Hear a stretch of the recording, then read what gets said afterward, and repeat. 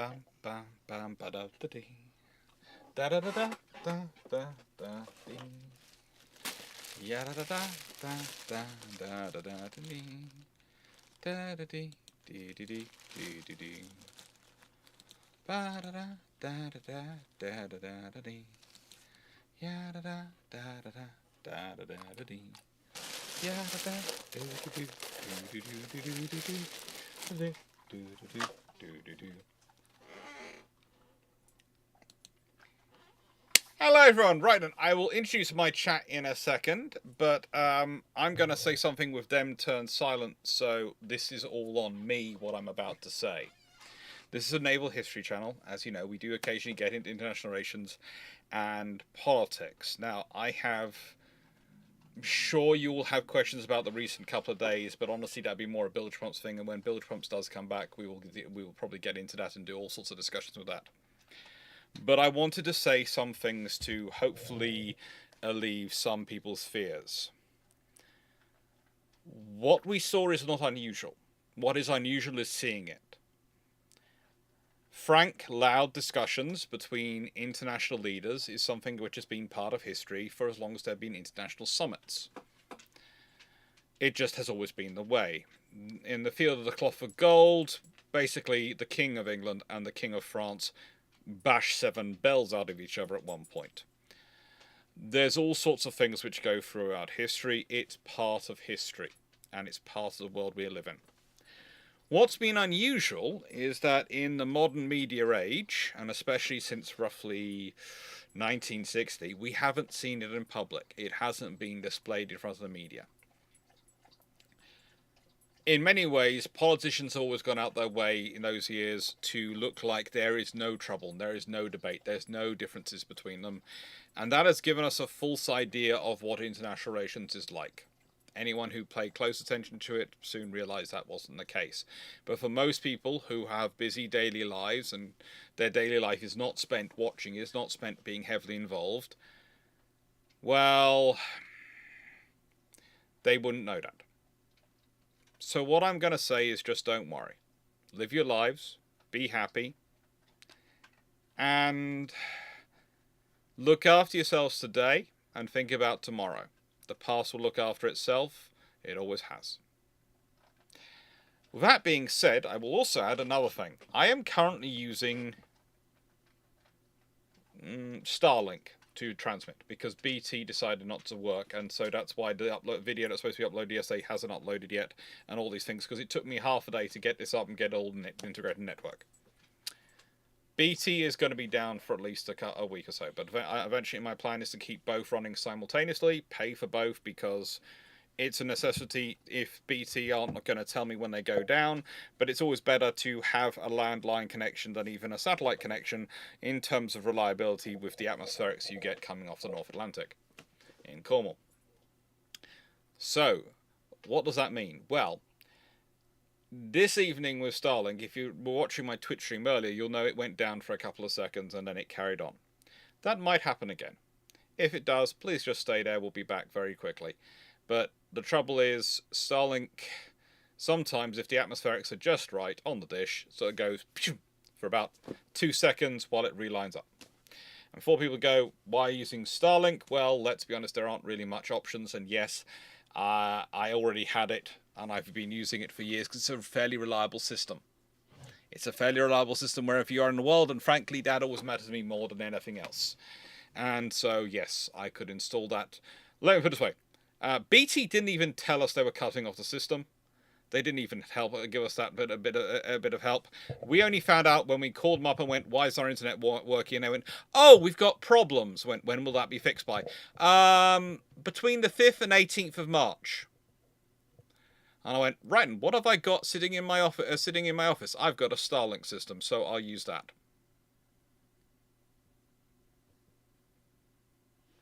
So that's what I've used. And it's up, it's running. Starlink's always been fairly reliable. Again, I'm sorry. My policy has always been with things I'm buying. I care more about the practicality of the system and how viable it is for me than whatever its company's done. Because trust me, with the amount of history I know and what some of the major companies have been done in the past, I would very quickly not be able to buy anything from anyone. With that being said, though, we are going to open up the questions. Hopefully, the questions are now live. The bot's on. The question should be live.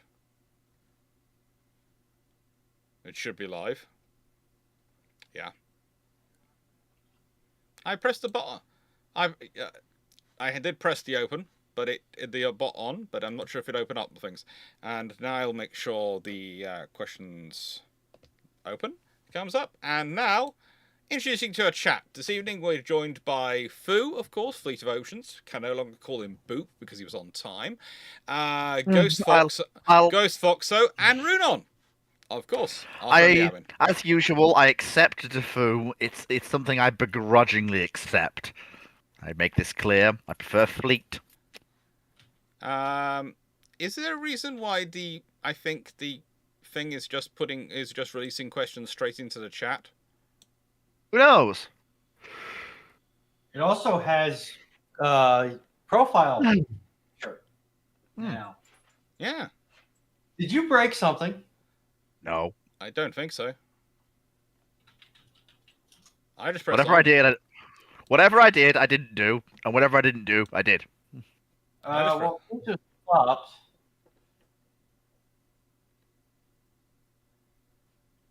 And I only have 0.14 running. Which is correct.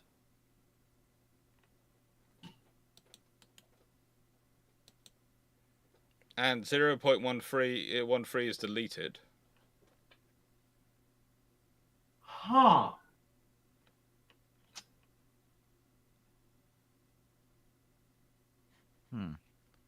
It's always fun when it does this. But hey, we'll work it out. We'll work it out as we go. Yeah.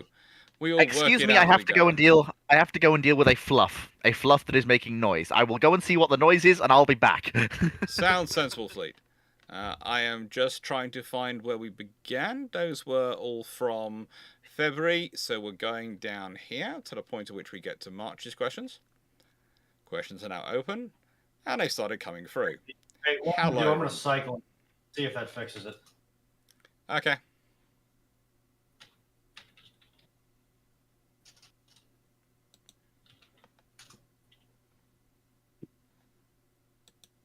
It's always fun.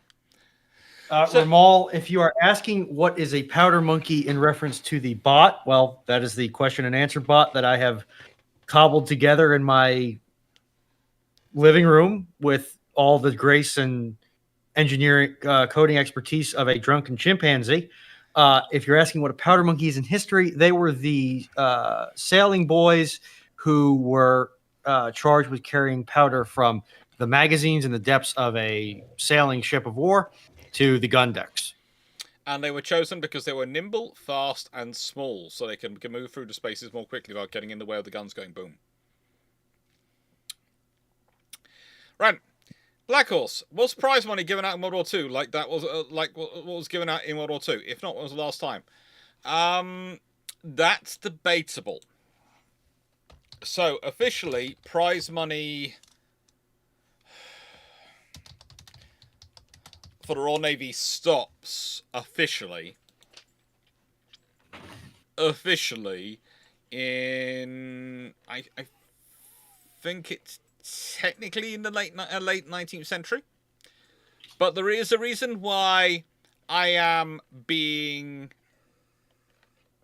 how do I put this politely, circumspect about that, because during various periods there were discussions and there were things delivered for various events, to which that you could say the fact that there was money given to crews as a reward for some events, some actions, along with medals, sometimes there's a bit of financial reward going on, extra pay, etc., technically was put through under prize money rules. So technically could be considered prize money. which technically could mean things were far more recent. So it's one of those things where there are historians who will give you a hard and fast date. And there are most naval historians who study the British fleet deeply who will go, it sort of fizzles out and theoretically doesn't exist by the time we get to World War One. But in practice, we can all think of ships which were, when they were acquired by the British, after they were taken at sea, where the crews then got extra pay, days off, other rewards. So, whilst it's not prize money, technically they're not getting the value of the ship. They are getting they are getting something for it. They're getting a bump in their pay packet. Chat, you have until Jonathan Moon over on Twitch sends in the second part to their question before I close chat. So you all better hope that Jonathan Moon takes a long time to type that one out. You do realise this is becoming sodden. You will chew through this soon by just making it wet. Can I read out the next question, please, Dr. Clarke? Because I have a wild card answer for it. Oh. Michael Couch asks, you managed to intercept Bairn's designer on his way to present his plans. You kidnap him, take its place, and present your ship plans instead. What do they look like? Politely, I go up to the French, say, this ship is not suitable for carrier conversion, finish it as a battleship. We'll build something else later. Finish it as a Normandy. The fact that you say politely... I would say the minimum you've got to do is make sure she's got all turbine power. Yeah, that's the minimum. If you are building her as a carrier. But like I say, I still maintain... It's going to be a case of, I'm going to standardise the lifts. I'm going to have 2 standardised lifts rather than 3 different lifts. Fully enclosed weather bow. I'm going to get rid of that horrendous idea of an aircraft management system. Because it just adds unnecessary complication for no advantage. And, yeah, that'd be sort of it. Charles Murrah, that's the thing, is pretty much all police departments, all Navy departments have things like that. Every time the Navy catches a load of people with drugs, there are ways found for the financial value to be passed back to people. So... yeah, that's the trouble. Prize money is one of those things which, actually, whilst theoretically should have an official end date, actually more has a fizzle. I am being mugged by a poodle. But yeah, I mean, I think it basically does come down to, basically you either have to do massive rework to her to rebuild as a carrier, or you honestly do the more sensible thing, and honestly something France could have done with, given its capital ship state, which is finish Bern as the only Normandy finished as a battleship. Yeah. Wouldn't she also be the only Normandy finished? Yeah. Well, no, yeah. 968 front. Victorious was in the best material state of the first 3 illustrious class to be rebuilt. That doesn't mean she was in a good material state. And once you go further into her, you realise that the damage and patchwork that's been done to keep her going in war has been interesting. And yes, there is a dog. I'm sorry, he's got a squeaky toy. And if I take this off him for all view, he will probably hate you all. And that's the person who got it for him. I had to throw his old one. Hi, the other Dr. Clarke. Toy. I had to throw it out. He killed it. And I haven't got a spare. Well, he's tried to kill this one. Well, I'd have to go and find a spare. In which case, do you want to save it? No. Because he's killing it. No, it's fine. I've got another one. Okay. All right. Okay. All right. You squeak too much, Don. I'll take it off you. Yes, that is my caring sister. But yeah, she was just she was wrecked by the war. Basically, it's another example of the the idea of pausing the carriers caused so much trouble, because that means that if you'd had at least the first 3 illustriouses enter service as they were scheduled to, that takes pressure off. It means things like Ark Royal get better maintenance. It means all these ships can get better maintenance. It also means you probably have more carriers available for certain key operations. Like, imagine if you had 2 armored carriers at the Taranto raid. Double your strike cap package. That still probably doesn't get rid of the Giulio Cesare, but you know. Yeah. Nothing gets rid of that. No, she's Giulio Cesare. She just sits there, laughs hysterically, and says, "Try and kill me." The only thing that gets rid of her, I've done in exercises, is when I can take a whole squadron of Blackburn skewers and basically focus them on her. 2 squadrons are better. That's basically your only option, really. So basically, then you need Ark Royal with Blackburn skewers aboard to be involved in the strike. Yeah. Then you can take her out. Andrew Mofa, crew requirements for Italian twin 135mm and UK twin 5.25mm. 5.25. Dr. Clarke, I've closed the queue, so if you can, Yeah, I will. If I can reach across the poodle. Yep. Ah, the poodle. The poodle. So, for their guns, I am trying to remember this off the top of my head, but I will probably not be able to do that. Because I can remember it for the British one, but... Have you made a hole? Made a hole, that's gonna be more sewing for me, and I will be very annoyed with you. Twitch. I'm saving it. We have an emote called Blackburn. Yes. Blackburn is a time-honored meme on this channel. It is not a racial slur. No. It's an aircraft. Twitch believes... I know that. Twitch believes Blackburn is a racial slur. You know that. Twitch apparently has missed the memo. It might be to Yorkshireites. Now, just a minute. As someone from Yorkshire... As a resident Northern Savage, how is it up there? I swear to goodness, I'm going to... Don't you... You little... you're gonna... How was the day in the coal mines? I'm gonna give you a bit of the old... you see what I'll show you. Show you what stories... Hello.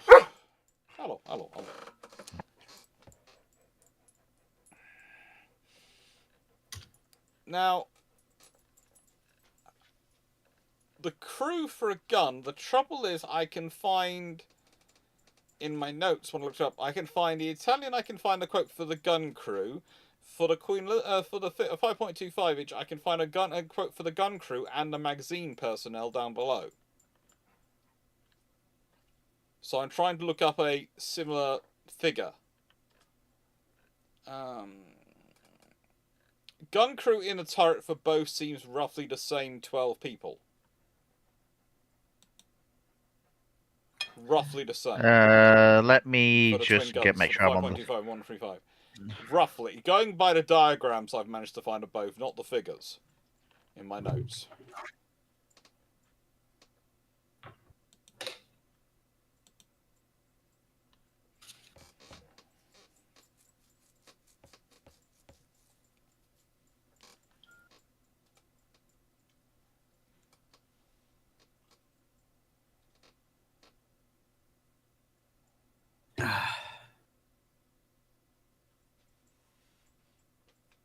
Mama, I must have the brew. Was that a long stretch? Yes. Huh? Yeah, people are now saying Riley deserves poodle treats for, reminding him about squeaky toys. Yeah. Matthew Blerens asks, given all the talk of Sea Tornado, how realistic would Sea Typhoon have been? No. No. In a nice way, if you were let's put it this way: if the British and the French had both been operating Catabar carriers, and possibly the Italians as well, and therefore there'd been enough demand for it that it was worthwhile. You'd have built basically. As part of the Typhoon project, you'd have possibly built an aircraft which would have the same electronics and the same systems inside it, but would have a different airframe. Mm-hmm. Or you would build, or they'd make a big fuss about making the Eurofighter Typhoon a rough strip capable aircraft, so they can make it one airframe. But that would be paying for a lot of airframe, which a lot of us don't need. Yeah, Ramal, I have been in a 5-inch 38 turret. I know there's at least 20 crew in that gun house. They all have to be really friendly, and nobody eats Mexican the night before. Yeah, but you also have to remember in the ones we're talking about. 5-inch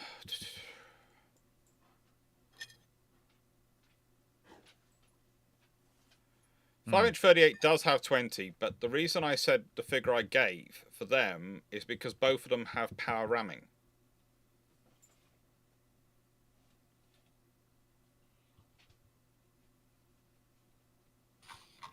And that's what they look like on the diagrams.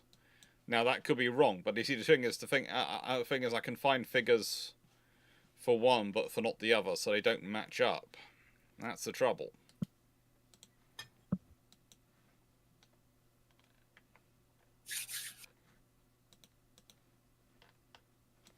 Knight, to redesign an land-based air superiority or even multi-role aircraft for carrier purpose, you are rebuilding the entire aircraft to a completely different spec. It may look similar on the outside, but that's about where it stops. And it'll probably have the same avionics-ish. Yeah. I mean, the amount of work the French had to put into Rafale to get that to where it is, just, yeah. That's all I'm going to say. Yeah, it's just... honestly, you are not just swapping an aircraft over and making it land. You have to change its entire airframe structure to deal with the pressures of landing. Especially as aircraft have gotten heavier, it's become so much more of a challenge. Like Rafale is just an entirely separate. It looks sleeker, but if you look under the nicely curved superstructure of Rafale, it's just a massively, well, you know. Yeah, I think I. Yeah. When was the 23rd? No, I didn't break it. Maybe I did break it. Did I break it? Yeah, I think I broke it. Okay, Don't break it. You can have this one. I know it's not the same as the other one. It isn't furry and dying, but please use this one, not the other one, because you won't break it. You realize Raleigh's just going to go challenge accepted. Yeah.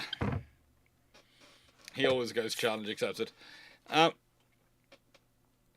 yeah, Sea Tornado, Sea Typhoon. Basically, you have to start at the project beginning if you want to have it. And it's one of the interesting things is the sheer amount of people, and it's usually commentators who are trying to, for some reason, decide that they want to pick a fight with me over the Mark 14 torpedo. I have no idea why, but they do. Why do they want to pick a fight with you over the Mark 14 torpedo?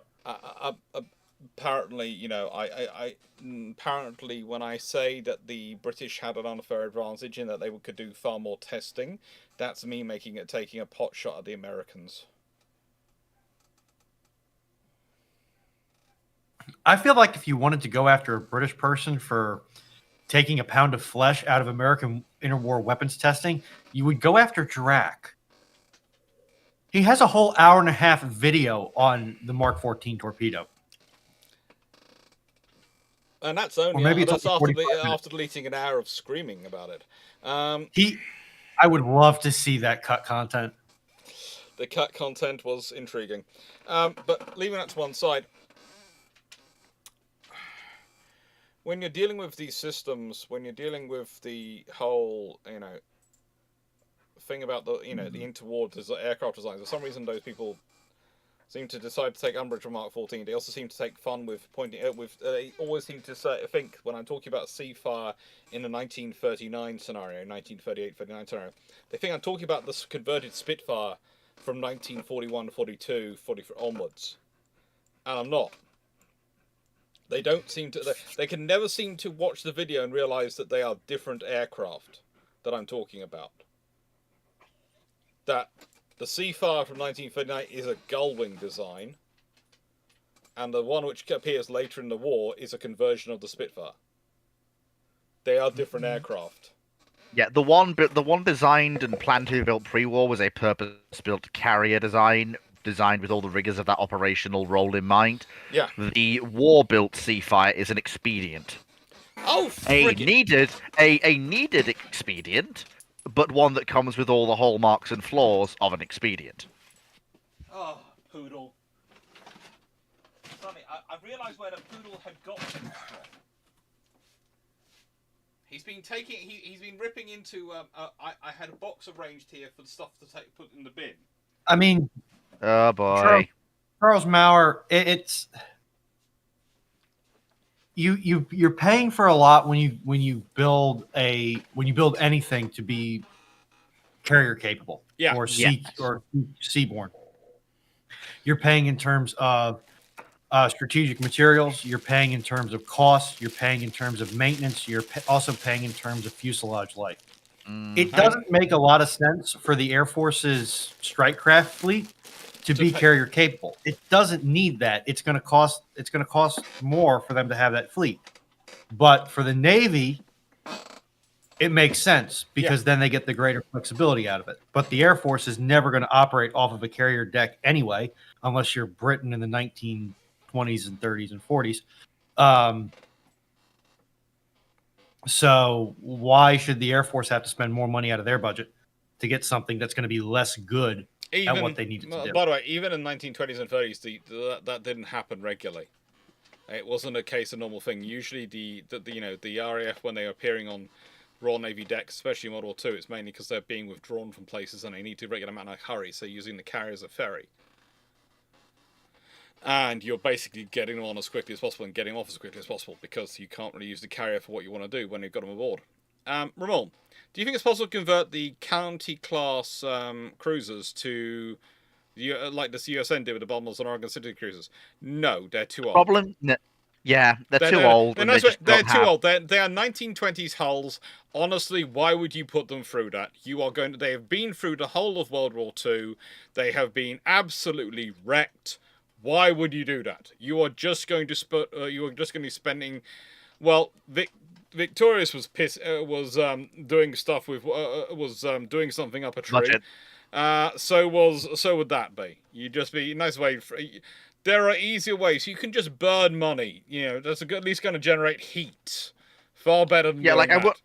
I mean, like the UK is looking at whether or not it is going to retain, given its funding needs, basically the traditional cruiser in the large-scale role at all.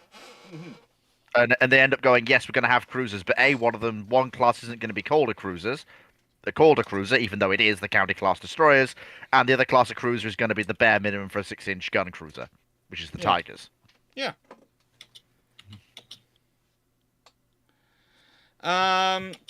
Did the Royal Navy consider nuclear-powered surface fleet in the Cold War period? They're always flirting with it. There's always ideas. See, you can have this. This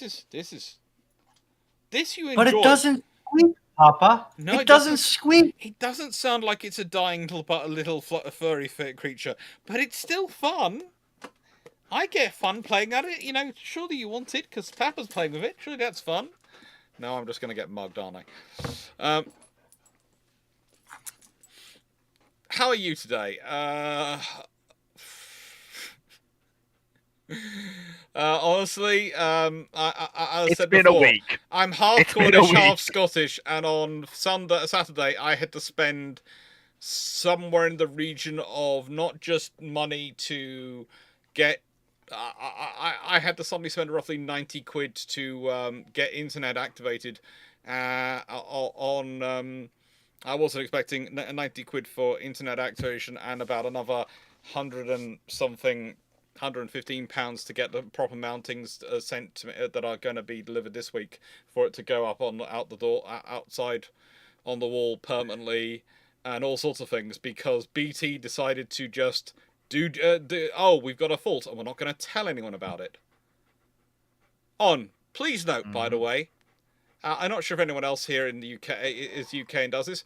I pay extra money to BT every month to guarantee service. You can pay money to guarantee service. If you meet certain criteria, you can pay money. I pay that money. They still didn't have the courtesy to tell me they were cutting off our internet. And, oh, by the way, it's going to be for possibly 1 to 3 weeks. So the good news is I got new tools in yesterday. The bad news is I also had to cancel my 40K game and work 10 hours, which, yes, was overtime, but I still had to work 10 hours and cancel my 40K game because of my foreman's inability to plan. Sometimes I don't even think he can plan for the next step. Maybe not even the step. How is he still employed? I assume you're I assume you're working on bringing the union crashing down on his head. I have already informed the union and made my complaints very well known across the union leadership and across the corporate leadership. I have done all I can do at this point, and I have done everything I can to cut him out of my day-to-day routine by just going straight to the PM because I get more intelligent instructions. Nice. His gift to one of our fellow contractors on Friday afternoon was to drill through a bundle of their armor cable. Oh, you can't. How is this man still employed? I don't know if the PM knows about that. I didn't mention it Saturday because I just didn't want to get into it. But when he gets the bill from the other contractor, he's going to know about it. Timu, he can't read blueprints. We almost got into an argument about whether the part numbers were the part numbers, like you can go into the manufacturer's catalog and order that part number, or the plan numbers. Note, the plan numbers all follow a predictable, logical, and internally consistent nomenclature system. The part numbers only follow an internally consistent nomenclature system within their manufacturers, of which there's like 4 different manufacturers for that particular bill of materials. Okay, before me and Fleet commit something through depression from the second-hand depression from hearing this for you, let's get on the questions. Can I answer the next question? Because I'd like to actually test my... Please? Pretty please. Okay, but I reserve the right to veto. Hell breaks loose. Norway might acquire the Type 26. Should it be ASW focused or air defense focused? For the Norwegian Royal Navy, the frigate is their principal service combatant. That is their largest... The frigates of the Norwegian Navy are their largest combatants. Yeah. So ideally, their frigates should be able to do as much as possible. So the correct answer would ideally be both. If they have to choose, however, my argument would probably lean slightly, and only slightly, in favor of ASW. Only slightly, though. You are right. Honestly, if the Norwegians acquired a Type 26, they probably will want to acquire what I loosely term in my head Batch 3 26 or / Canadian 26. Which is the general purpose. Because, I'm looking at... And honestly, I'm looking at the ones they've got now. There is an honest discussion going on with the UK at the moment, and this is the reality we're facing. Of if we are upping our spending, what are we going to spend the money on? And as I've said regularly, I would prefer to spend the money on expanding existing programs than trying to create new programs, because honestly, that's going to deliver you the equipment you need far more quickly. Yeah, I think that's probably what's going to happen. It's the reason why we're probably not looking at, but also just looking at the current Norwegian frigates, I'm not even going to attempt to pronounce that. I'm just going to pronounce the second half of it. The Nansen class. They are about as general purpose as you can get in a frigate. Yeah. 1 or 2 8-cell VLS, 8 naval strike missiles. Nansen class, by the way. Yeah, Yeah, 4 torpedo tubes, depth charges, 1 3-inch gun, 3 Browning machine guns, 2 MG3s, and then 2 obviously non-lethal acoustic devices, sound cannons, and 1 ASW helicopter. They are about as general purpose as you can get for a frigate-sized surface combatant. But the thing is, And what they and do whatever want, sub they do want them to have a heavy ASW capability because they're looking at them to defend their undersea infrastructure. So it is Yeah. going to be Now, ASW orientated of general. It's going to Yeah. be basically. The thing is, what we're talking about with the current generation of frigates and destroyers and these things, especially most world, is I usually call them ASW cruisers or air defense cruisers. Yeah. Because that's What I pretty would much what say- the role they're sort of filling in now. They're now doing the cruising what- role now. They're either ASW What- orientated or air defense orientated. What wouldn't surprise me, the Norwegians lost one of their frigates, as I'm sure we're all aware. They lost one of those class of 5, Yes. the Helge Ingstad. It wouldn't surprise me if they buy the Type 26s for the ASW role and procure either 1 or 2 of another style of multi-purpose combatant to No, replace the loss. they won't. They can't afford the logistics cost. They can't afford the infrastructure cost and the training cost of having 2 different classes.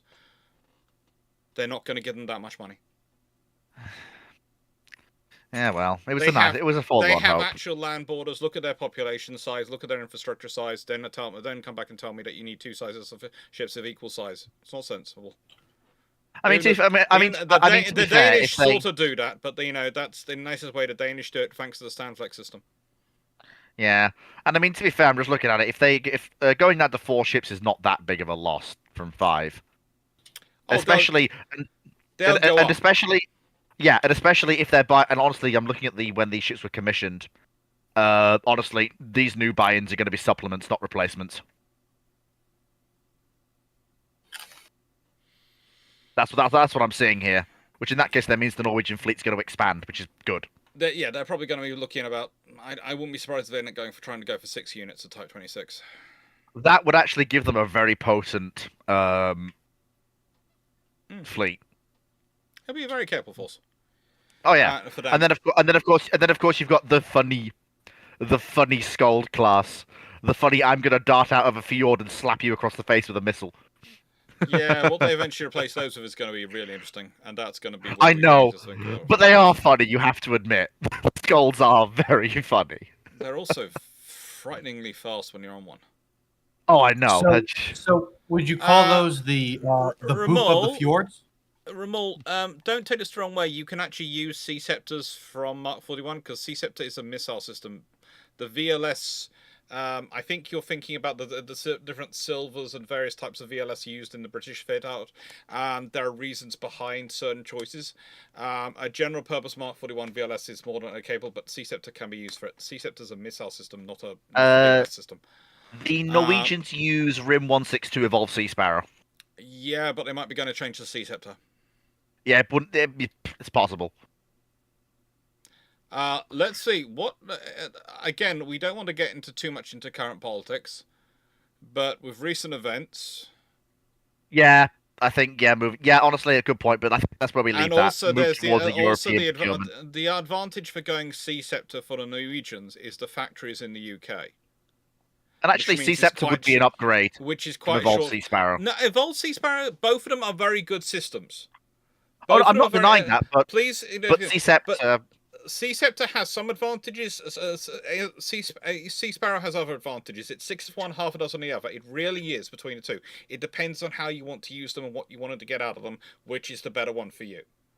I know this is sometimes a hard comment to get across because people regularly want me to provide them with a clear-cut, this is the best system, this is the best weapon, and sometimes it isn't. It depends on how you're using it. I would very say, quickly, Dr. Clarke. Can I finish my point? Sorry. Can I finish my point? Thank you. Okay. Okay. Yep. So if you consider Sea Scepter and where it's come from in the UK purposes, and especially operate as it's being built, come out of some of the British operational experience in the Falklands War and some of the British operational experience of operating in Norwegian fjords for exercises, Sea Scepter actually probably does fit them better for their ships if they're inshore. Once you're out in the middle of the ocean, it doesn't matter really which one you're using.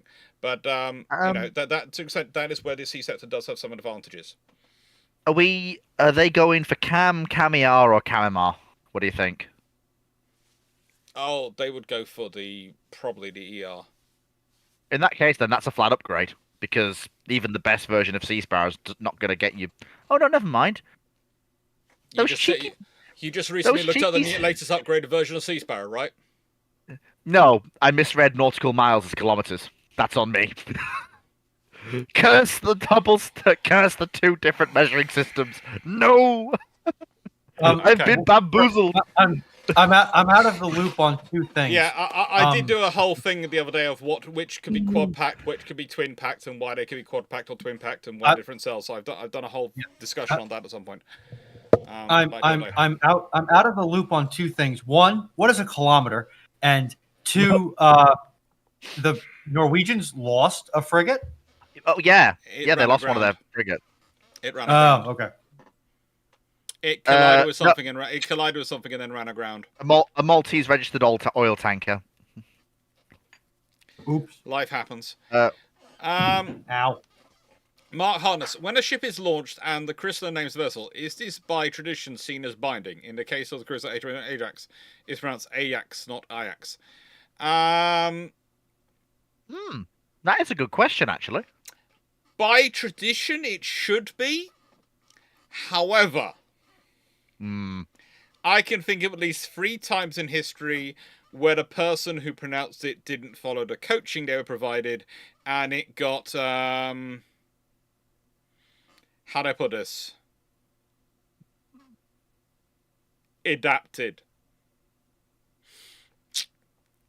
Now, so theoretically it should be. Theoretically, but usually they receive coaching from the Navy of how the Navy wants it pronounced. Because there's also, you have to remember, there's the naval pronunciation of something and there's what it actually should be pronounced as. And those two things can be wildly different. Cowderface. In the first Pirates movie, Jack Sparrow and Turner sail a rather large ship all by themselves. What is the minimum crew needed to actually run such a ship? Well, they got in the film from what I remember from when I watched. It's been a while since I watched Pirates of the Caribbean. She was rigged up by other people. They tricked them all into, going over to a different ship, and then they took over. Yeah. The problem is that only lasts as long as the wind remains the way it is. And then you need to re-rig the ship by by furling and unfurling sails, adapting the sails. Basically, the figure I was always taught was the minimum number of crew you needed for a sailing ship was you needed enough people so that they could stretch out their arms stretch out their arms and touch each other on each of the spars of the mast spars. So basically, you needed to have enough people that you could furl and unfurl the oh god, the brain, it's gone from my head. Oh, what is it called? Hang on, I'm the one who's supposed to have issues with memory, not you. No, I'm the dyslexic here, so I do have issues with memory. All the You guys have memories? sails. They They theoretically need to be able to furl and unfurl the sails and do all of them at the same time. So you need enough people so they can stretch out and they can you can cover all the spars at the same time. But realistically, often it was about half that number that a crew that they would actually carry. So basically, you'd roughly go to you'd add up their entire spar length, divide by 2 meters. And basically, and that should be their number of crew, but in effect, they usually had half that. Who just took a picture? Not me, Jim. I'm not Did I sure. break my computer? Possibly. See, this is why I said with all the grace of an orangutan with an erector set when talking about Powder Monkey at the beginning of stream. Yeah, that's about right. I do love. There's one thing I do like about Twitch. When an ad goes out on Twitch, they say ads are starting. You who are about to be monetized, we salute you. I like that. I did that. That was you. Yes, I have Oh. that automated into the bot. That's beautiful, Ruinon. I That is like that. I like beautiful. that. Nurse Thank you. does it too, Fleet. Thank you, Knight.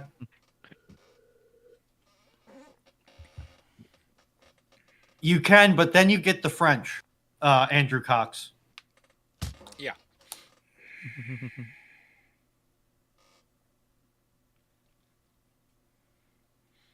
Right. We don't talk in such things, though, Knight 601, do we? Here. Matthew Blarent. Why are the French and Italians comparatively lightly armed compared to other navies, such as the Royal Navy or the JMSDS? I don't think the Italian warships should ever be considered lightly armed. I was about to say, I was literally about to run and go and grab my helmet, because I was thinking, what the... Like, first of all, the Italians... the Italians... Some of the French, you'll get away with saying that. The Italians, they usually have enough guns poking out of them that, frankly, they would make a Soviet admiral shy. And then, of course, you've also got the missiles, which sometimes you can't see. The Italians would make USS Texas proud. Have you seen some of the Italian cruisers during the Cold War period? Oh my lord! I'm talking about the modern Italian Navy now. Even then, that's still hysterical. As they said, JMSDF, I took that as the current fleet. Yeah, it probably is, but I'm also pointing out the hilarity that is the fact that you can tell Ottomalera has a hold on the Italian Navy because their ships don't have just one gun, like everyone else. Oh, no. Are you saying that Automalera is the new Bofors or the new? No. Vickers? Ottomalera have always been the Bofors of the Italians. I mean, to be fair, look how successful they've been. Literally, you've had an Ottomalera salesman going to every single Western Navy in the world and saying, "Would sir like a 3-inch gun with that?" And everyone literally said yes. From the Americans to the British to the French to the Italians to the Germans to the Norwegians. The British haven't bought a 3-inch gun. I'm sure we bought some of them. No. No, we haven't. We didn't? No. Oh, we were the only place to resist? Ah, good. No, everyone else didn't. We fell for the Bofors salesman. Have a look at our Type 31s. Oh, we did, didn't we? The flak frigates. What can I say? The Italian, the Ottomalera Center. I could say something here, be very, very rude, but basically, I'm not gonna get myself into that trouble. I'm not gonna walk into that one. I mean, to be fair, Dr. Clarke, it's not like the 3-inch gun was a bad weapon. It absolutely is not. That pedestal mounted 3-inch gun in that distinctive turret. I'm just looking at the FREM comparisons between the Italians and the French in terms of the weapon fit for them. French guns. 1 Oleander Ottomalera 76mm gun. Italy, 2 Ottomalera 76mm guns. 1 127mm gun. And 1 Specialist Strales 76mm gun, added extra gun, on the GP variant. Small guns. French, 320mm. Italy, 2 25mm and also fitted as remote weapon stations. The French, torpedoes, 2 double torpedoes. The Italians, 2 triple torpedoes. And acoustic guns. And it's Leonardo. What can I say? The French, the French, and the Italians have armed their ships, but the Italians had more weapons. Yeah, but I wouldn't call. Even then, the only way you get away with calling the French lightly armed is if, well, you just look at the overkill that some of the navies have. The French ships are perfectly adequate for what they're designed to do. And the French know exactly what they're designed to do. Yeah. Okay. Yeah, be French. Ramon, do you think the Phalanx close-in weapon system is already outdated as a close-in weapon system? Other countries are already using more modern point defense systems like Kashtan, Skyguard, Millennium, and the Goalkeeper. Goalkeeper is not more modern than the Phalanx. Yeah, I don't think Phalanx is outdated. It's just no longer the top tier close-in weapon system anymore. I don't think any of those really are. The thing is, the scenario you've got in terms of close-in weapon system is that a lot of people do a lot of chatting about how great they are. But the Goalkeeper close-in weapon system came into service in 1970, was designed in 75. It came into service in 1979. The Phalanx, it was came into design 1969. Came into service in 1978, so only a year earlier. The Kashdan, if I'm not mistaken, is not that much better when it comes to ships. Oh yeah, it was designed in 1970s and came into service in 1989. The trouble is, how do I put this? Some of these weapons have very good press, and it makes them sound like they're newer, better, and all these things. Skyguard Millennium Gun is slightly newer, but it's also not necessarily a close-in weapon system, as it's got some issues in that regard. It can be used as one, but that's through the ship sensors and systems, not independently. As I understand it. But so basically, the more problem you have, Ramol, is the fact that we haven't had a new close-in weapon systems as in a new generation system, other than an improved version of the existing system, for about, we're getting on for 40 years. So basically, what you'd say is actually it's about darn time we got something new, but they're not bad. They're not none of those systems are sitting there going, "Well, I'm brand new and you're all ancient." They're all equally ancient. Yes, but unfortunately, as Knight sort of pointed out, we are kind of waiting for laser guns to come in. Yeah, Dr. Clarke, don't you know that our sensors and weapons technology is better than the Soviets? And then once the Soviets collapsed, we never need to have it close-in weapon systems because the big bad was gone. So why do we need to invest in our close-in weapons, our close-in defensive systems? And then the Middle East happened, and we decided that it might be a good idea to go against rocket attacks and. Okay, Ramol, for the rolling airframe missile, the RAM, that was designed in 1976 and it started design in 1976 and entered service in 1992. It's still 32 years old. So yeah, it's younger by about a decade. It's also not a similar. It's also the other side of CWIS, which is the point defense missile. Yeah. Whereas weapons we're discussing are the throw a literal wall of lead in front of the target and hope to good gravy that one of them connects. Yeah. CRAM is probably you have to remember CRAM is basically we've taken the phalanx system, we've taken out the gun, we've added in a RAM launcher. Knight 6831, I'm just going to respond to that. No one allowed America to be too dominant for too long. That's just the way history played out. No one was sat there going, we're going to allow the Americans to be dominant. They just were. I'd say actually, no, this is one of the things I get into sometimes in discussion with students. And what I try and explain to them is that you've had a duality of American foreign policy for quite a while. You've had a large section of American foreign policy which like their allies to be completely dependent on them and basically encourage them not to spend on defense, so that they would be the dominant leading power in any alliance they're in. So they would be able to set the tone for them and make sure they get the best results for them, which is a perfectly reasonable position to have for your own nation or national interests. And there's been another side which have always felt that allies don't do enough and don't burden share enough. Now, this duality of foreign policy doesn't respect party lines. It crosses between both, and it's been going on.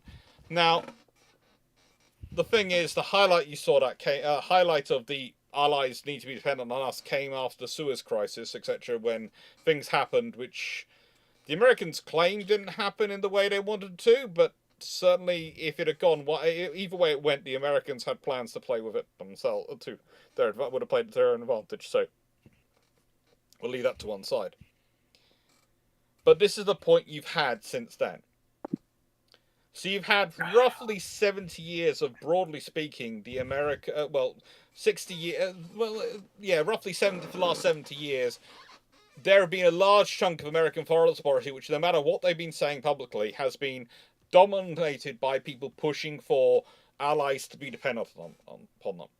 And allies have been happy to, because politicians are always happy to be able to send, we don't need to spend money on defence. We can spend, because then we can spend money on our pet projects. Just look at the trouble you're having in the UK at the moment, where they're going, we might have to not fund all the Green Deal. And we've had to cut some of the funding for foreign aid, etc., to fund the defence uplift.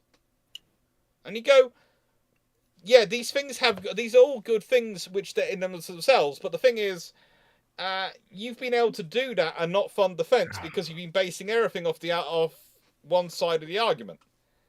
Now you're looking at the other side of the argument, and obviously for about the last 5-6 years, doesn't matter who's been in power, the Americans have been shifting to, you need to be more self-sufficient, you need to pay for yourselves more. And now we're having to make hard choices. And politicians don't like making hard choices. Doesn't matter which party you're talking about, doesn't matter which country you're in.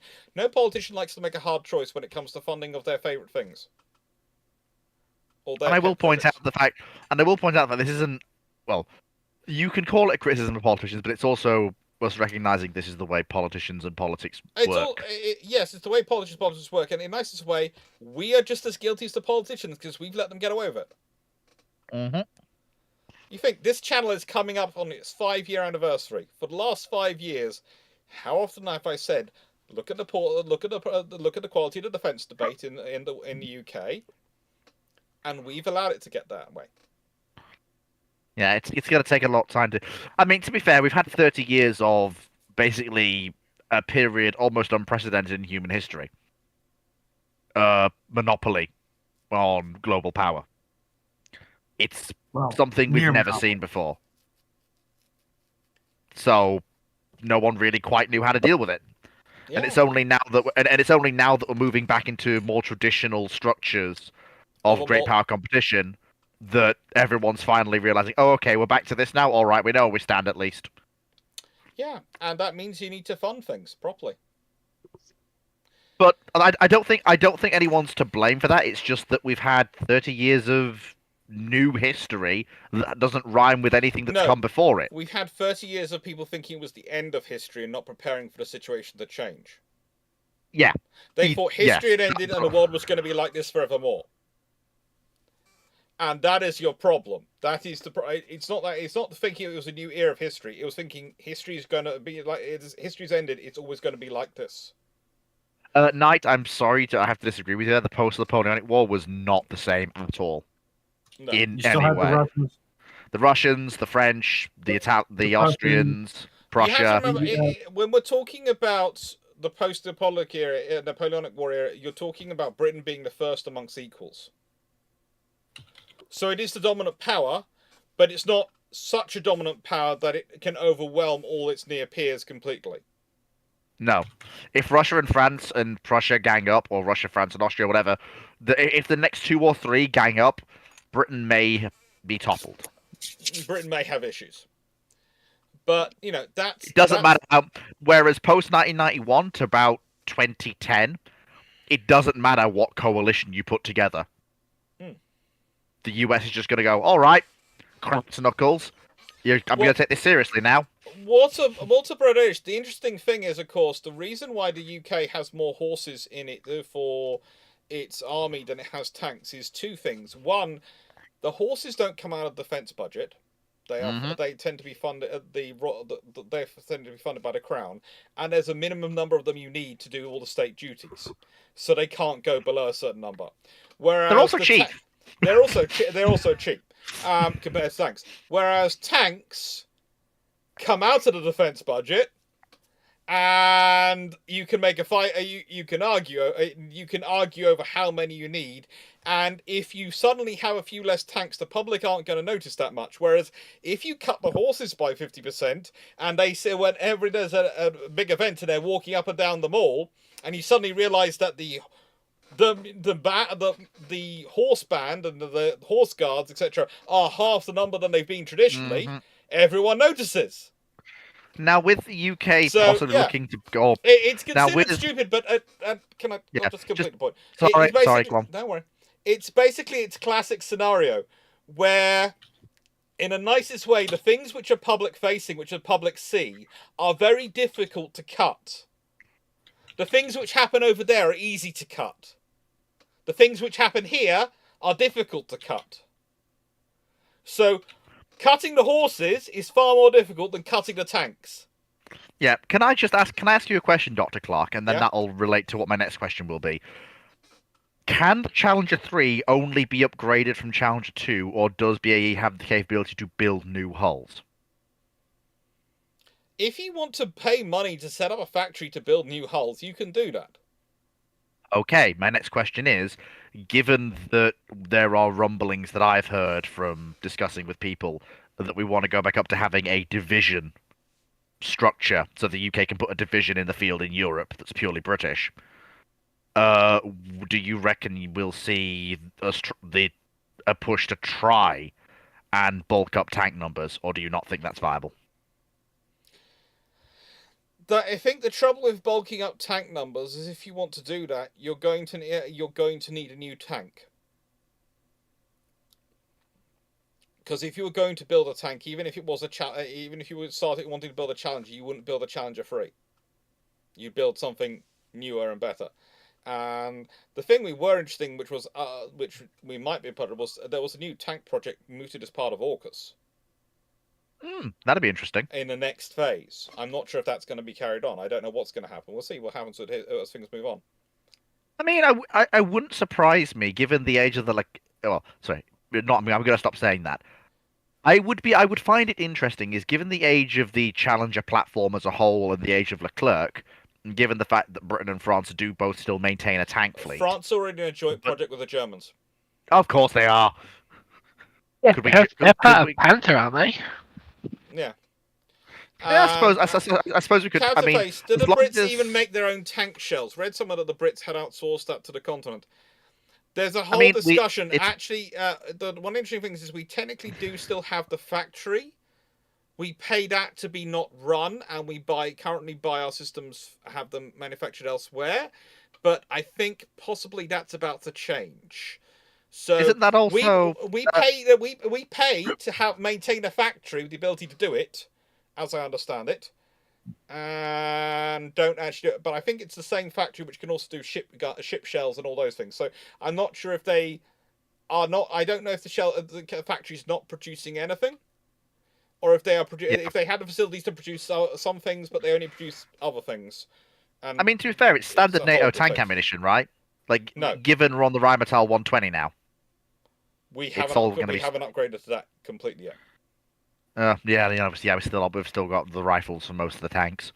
We'll get there when Charlie 3 filters in wholesale. The trouble is the Franco-German-British tank project, Dan, and this is one which has been pointed out already, is that the French and the Germans largely worry about it being deployed over land, and the British worry about getting it on a ship and sending it elsewhere. That means you have to pay. You have to use differences in cost of weight, and Anglo and how things. And also Anglo-Franco-German projects tend to get very dominated by the Franco-German alliance, and the British find themselves paying money for something which is not built in the UK, which tends to annoy British taxpayers. The funny thing is, there is one partnership I can see working. What? Britain, Italy, Japan. Yeah, that could well do. Timu has posted a, albeit AI rendered, but a depiction of the Vickers Armstrong gun salesman in memes. I will look at this. My rumbling about AI art aside, I would say that this is actually a fairly accurate representation. I can't find it. Of the Vickers Armstrong naval weapons. Oh, there salesman. we go. Bill's I'm not certain why that ship has wheels. So you can take it around Parliament. Black Horse, how much of an issue would it have been for the Italians to have an aircraft carrier early Model 2? It would have been a nightmare. It would have been. It also depends. It also depends what it is. Is it a full size 27,000 ton carrier? Is it a carrier of 15,000 tons? Is it a carrier of 10,000 tons? What capability do they have? No, If it's no. What that means is that what scale of nightmare you're dealing with, but still with a Italian fleet with Mhm. organic air defense and scouting Yeah. capability means suddenly those swordfish strikes, which are so useful for causing things like the events of Matapan, suddenly become far more complicated. Even if the Italians fill that, even if the regiment just goes, okay, we're going to fill this with fighters for fleet defense, that still radically changes. Yeah. Like, I mean, you and I have said the one thing that could actually make the Italian campaign in the Med is organic air power with the fleet on Yeah, the it could Italian cause, side. it We could both cause we, all we, sorts of trouble. we've both said that. I mean, even Drax agreed with us. Yeah. It would just cause so much trouble, especially because of the carrier pause. If the British could dominate with 2 to 3 carriers operating from either side of the Mediterranean and could find that carrier, box it in, and kill it, that's one thing. But the trouble is, when you pause carrier construction, as Churchill did in 1939, it doesn't matter how quickly you decide to change your mind on that decision. You have now delayed things for months, years.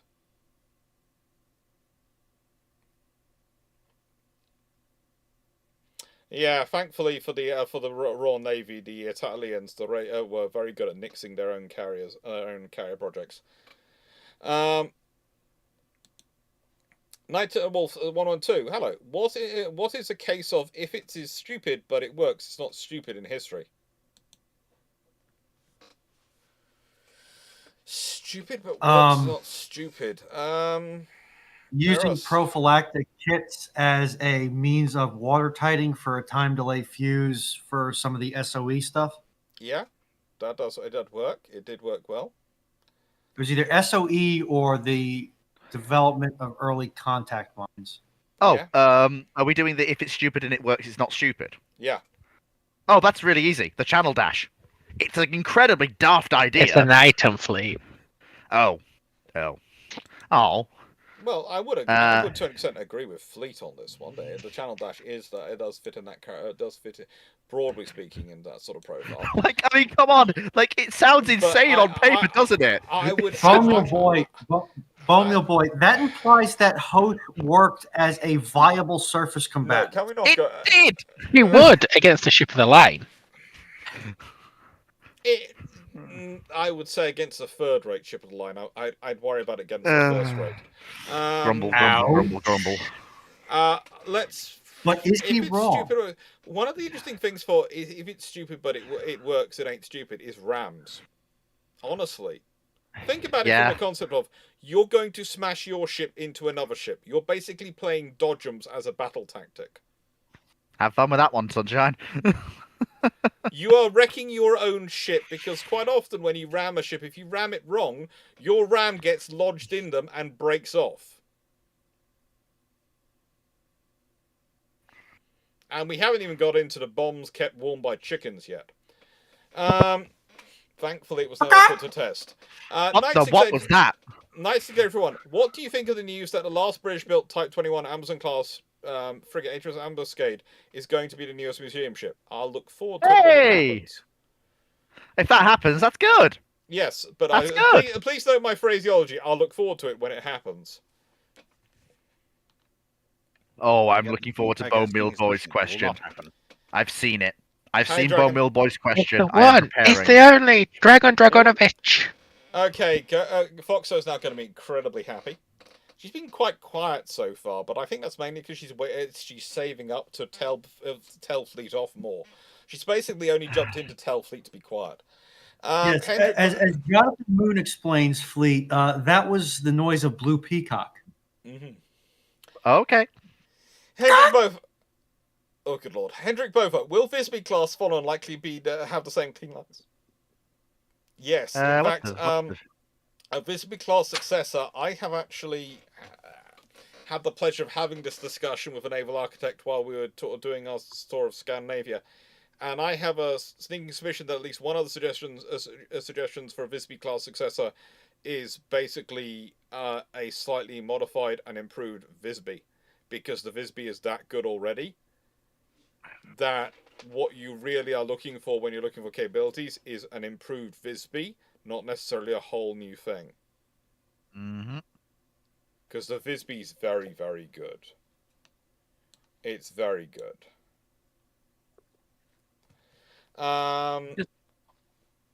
Bomeo Boy, isn't all of Hosh's power hotel power? Why? At least 80% of Potion power is devoted to psychological damage power. The other ship, what is it? The Kleber? The one that's got all the square portholes in it for about 5 decks above the waterline. Well, that's that not one has all of its power devoted to hotel power.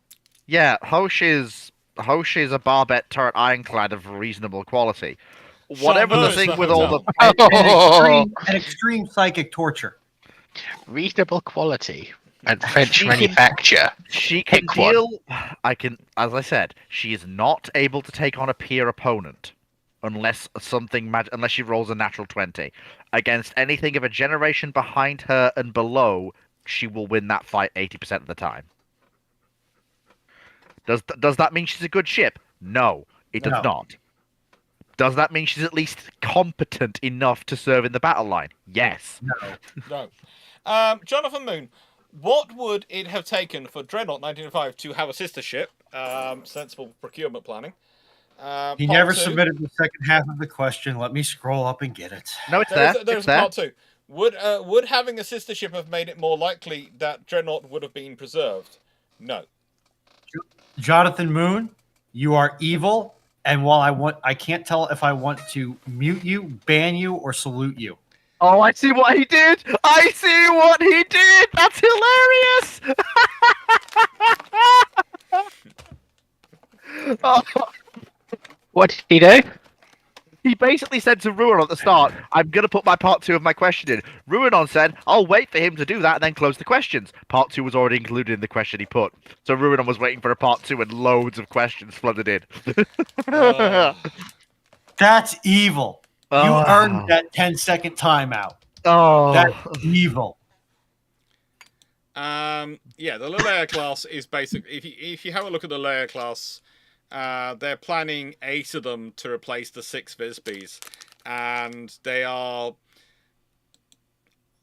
how do I put this politely, they're basically, you take a Visby up to roughly 120 meters from 72 meters, and this is what you get. Sounds about right. So basically, they're increasing a Visby by about 50% in size, but they are going to be interesting, and yeah, I wouldn't be surprised if they end up with more. You mean more ships or Well, more technically, of the ships? Lelea are supposed to be a clean sheet design, not a Gen 2 Visby. Technically. Bob the Bomb.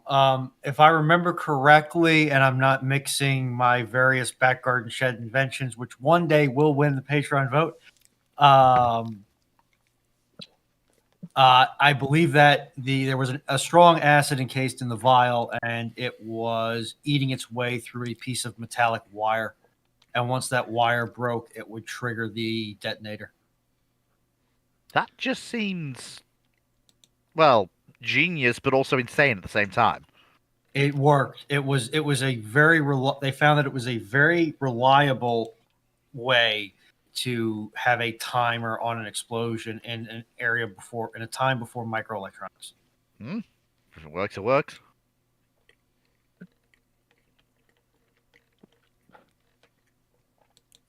And by the way, the patron vote for May will go live probably tomorrow. You are way ahead of where we are, aren't you? Like, you're planning real ahead, Alex. Only a month ahead. I'm trying to get it to This the is point for at what? which that I am roughly getting the votes in roughly 2 months ahead of when we are. He's doing a better job than me. And the reason for that is then that covers me for when I'm away in September, October. Oh, I just had a horrible thought. Now you know why I'm doing it. No. I'm doing this seriously now. Yeah. I may not be able to get reliable internet all the time. I may have to backload. Oh my. Yes, but also this is one of the reasons why we pick the hotels we stay in that we do. Remember how often I do Wi-Fi transmission? I do Bruships from the hotels with the two Dans and me. Even when we were I on was the ship. I was more referring to my July holiday in Finland. Oh, good luck. I'm sorry, guys. I'm just going to put my mod hat on for a minute. Reminding to chat, because I've just had knock out 2 messages. We are notionally, by American standards, a PG channel, PG-13, which I think equates to vaguely like PEGI 10. Peggy 18. 13. We're below.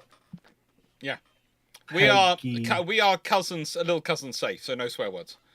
No So teaching language which only their parents should teach them. Basically, it's technically not swear words, but I'm seeing some very interesting messages getting sent in chat, which are probably just over the line that I felt comfortable purging them. I'm kind of scratching my head a little bit, but okay. I'm just going to put that out there. All right. Well, I'm going to answer this one quickly. Then I'm going to put the poodle in the garden while you're all also working, Fred. What would you expect to see, or would like to see the UK increase into? It was 2.5%. I'd like to see more the existing programs properly funded, and us getting proper numbers of them. It's like I'd like to see the Type 32s ordered, which are basically Type 31 Batch 2s anyway. I would like to see the Type 26s grow to probably having another batch. I'd like to see the Type 83s laid down. I'd like to see Albion and Bulwark kept. But I basically like to see all the existing programs that we've got properly funded, because that's far better than starting to buy whole new programs, which means you have to go through new consultancy, new discussion, all those things which waste money. It's far cheaper to just order more of what you're already getting, and that's more grow you more quickly. Garden, okay. Hey, the Sam, type out Blackburn in chat, or I'm going to assume you're a bot and ban you appropriately. You're funny, but you smell like a bot. So, very quickly, I have a few things I want to see. So, I want to see increase in the pay of enlisted personnel across the board to competitive rates. First things first, before anything else happens. Then once that's done, again, I agree with Dr. Clarke. I also want to see, he wants to see a lot of stuff naval-wise. I'd like to see the UK recommit to the armored force in a major way. I'd like to see some form of commitment to bulk up the. Bear in mind, this is me going on the what I would like to see rather than what I expect, because I have no idea what it will actually be used for. I couldn't even hazard a guess. But yeah, I'd like to see the UK commit to some form of bulking out of the tank fleet, even if that means in the short term the horrific compromise of buying in foreign armor to bulk up the tank fleet, with the promise to the UK populace that they will be Challenger 3 and whatever buy-in we go for will be replaced by a new domestic or joint project that also includes domestic production some point down the line. Foxo, what have you got? We need to actually get some AWACS again. Oh yeah, some AWACS, get some sentries, they're already in service, and try and pick up a replacement. We need to finally for the Nimrods. We need to buy. The problem is it's not going to be Sentry. We need to buy non-American. That's one of the things we've been talking about. Whatever we buy needs to be non-American. Sentries are a conversion of Boeing civilian aircraft. The problem is the US. It's conversion kits of stuff we already have. The problem, no, it's not. The problem with Sentry is that it's specifically the 707 platform and derivatives of it, which is only now produced by Boeing for the military market. That platform hasn't been produced for civilian use for about 60 years. If we're talking about AWACS, we're basically talking about having to get something new. Although I will point out if we do that,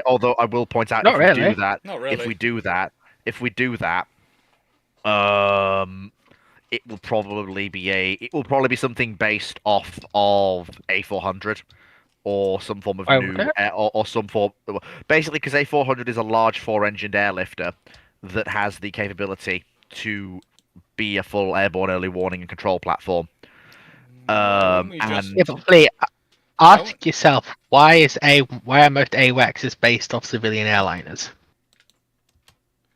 the problem I'm thinking in the short term. In the long term, you're probably right. You probably want a new AWACS, probably based on a Yeah, 340. what we'll probably do is just, if we're doing more AWACS, we'll probably get just more wedge tails. We've already in that case, we've already got wedge tail. The That's thing why is, though, I'm just why, thinking. why would you want to go and get another one? I'm just thinking in terms of the future. Because we don't procurement, have but at moment we don't actually have many of them, do we?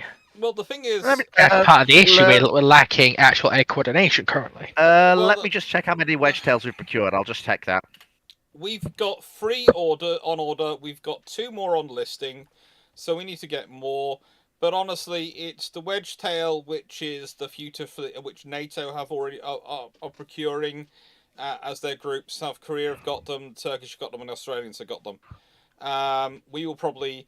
I wouldn't be surprised that with the funding increase, we would probably grow it up to about 4 or 5.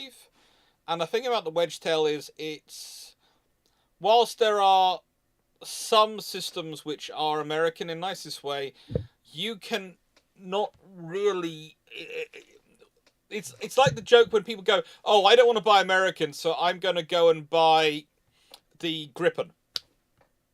Go and look at how many American components are in the Gripen. Go and look. Oh no! I know. This is the big problem. So this is the thing: is in a nicest way, there is just so much internet connected to all the systems that you don't really have a choice. If you wanted to go for a complete, decided I was going to do a completely European project to build this, good luck. You'll get them in about 25 years' time. That was going to be my next question. How long would it take to get capability for it? So basically, do you reckon we will get there eventually? That Europe will move towards fully European systems? no. Or do you reckon there will still be the interconnectivity? That it's fleet, like, we might see that in our lifetime, but it's going to be the tail end of our life.